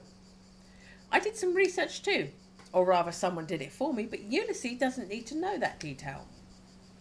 It is in fact a place of worship of a very ancient Gnostic sect, and our record is the result of the rediscovery of an ancient knowledge which would have been first found here. Are you familiar with the discography of Magma? I can say yes. An old French psychedelic or prog rock band, kind of in the same reign as Gong, right? They're pretty dated, aren't they? Well, yes, but that's not the point. Christian Vander, the drummer and the brains of the band, invented a language, Kobian, which most of their lyrics are written in. The goal of the language is to express emotions in a profoundly musical form. For example, if you stub your toe on the corner of a table, you wouldn't say, ouch, I hurt myself, but instead you'd scream with pain. Oh, I see the idea. It's entertaining, but I still don't see what you're getting at. In this language, there is a particular term, Zul. I raise a skeptical eyebrow. Zul? Yes, Zul. I'll make the same joke I made the first time. There is no Dana, only Zul. What Vander wanted to convey with the term is the idea of a perfect note at a perfect moment. The kind of musical ecstasy which allows us human beings to glimpse an instant of the divine. Ulysses puts his backpack at his feet and opens it. He takes out a 7-inch record, a familiar white sleeve. He looks at it for a minute, his expression unreadable, then he adds, I believe that this record, the music of the spheres, is the culmination of this quest for the absolute. He holds the record out to me. I take it. I've kept it safe until I found you again, Alice. It's out of the question for me to play it again. The record stole my life, our life. It stole the woman I love from me. Ulysses looks at me with a wild intensity. He takes off his glasses to wipe away the tear which trickles down his cheek. I know that you're not still her, the woman I love from the very depths of my heart, Alice. And I know I'm probably not me either, the man I was when we were happy together. Ulysses puts his backpack down again and takes out a little travel record player. He puts it down next to his pack, then he pulls out a pair of headphones which he places on the cover of the Tepaz. It seemed appropriate to me that our story should finish in the place where the record's story began. Ulysses turns towards the sea, towards the horizon. Do what you want, Alice. I put it in your hands. Then he takes a few steps away toward the coast below. I take the record from its sleeve and hold it in my hands, undecided. I destroyed it last time. We are going to listen to it. I sit cross-legged before the Tepaz player. How is it possible to resist the promise of another reality, another emanation? of another Alice who perhaps finally will resemble the one who's deep down inside me. I pick up the headphones and put them over my ears. Then, with reverence, I slip the record, the chorus, from its sleeve and place it on the felt of the turntable. I look at Ulysses one last time. His eyes are still fixed on the horizon, his back to me. He doesn't turn. So with the renewed determination, I place the needle in the groove and let myself be carried away by the music of the spheres. My spirit evaporates into the salt air and slanting light to the rhythm of a strange and intimate melody.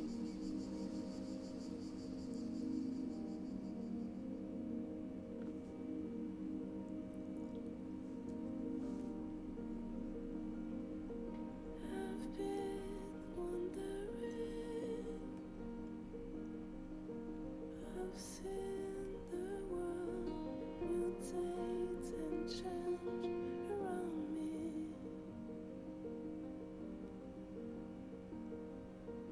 I have explored the permutation of realities in search of him, in search of me.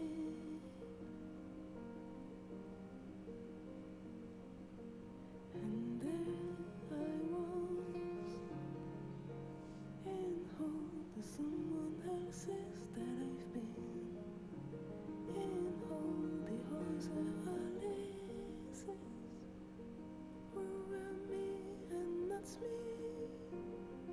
in the infinities of the real, in the colors emanations of the ever-changing world of creation.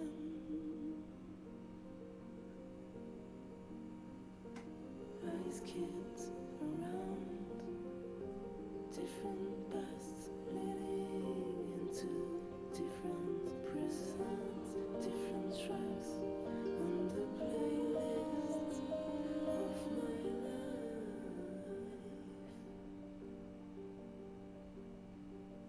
That's where I found myself waiting inside of this void that slumbers across the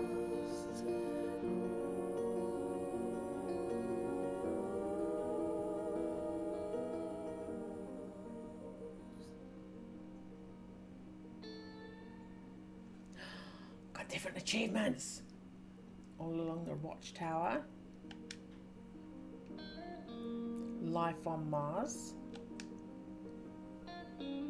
Bohemian Life, that's the same as I got last time. Eclectic Tastes. Lonely Hearts Club Band. Oh, she didn't choose Patrizia. Crossroads. I knew I'd not seen that before. That's a new one. Hey, Mr. Crowley. Piano Bar. That was a new one. Mayfair Motor Club. Penny Lane. They're the same. Travel Companion. Didn't do because he didn't come with us to Glasgow last time. London Calling. Okay. I had the high fidelity ending last time. And I also noticed what the final song, the lyrics and the genre were the exact same things, but the pictures they show you, the pictures show you the realities you didn't get to. So they showed me the pop art version of me. They showed me the high school sweetheart and the acid trip thing. So I have Dolce Vita aged in oak casks, record collector, Swinging London, paint it black, Blue Note English pressing, cool thing. I've got some different stuff. I still have stuff that I can unlock. I didn't get mugged. I didn't get mugged. I still haven't been mugged. Okay. I got different stuff.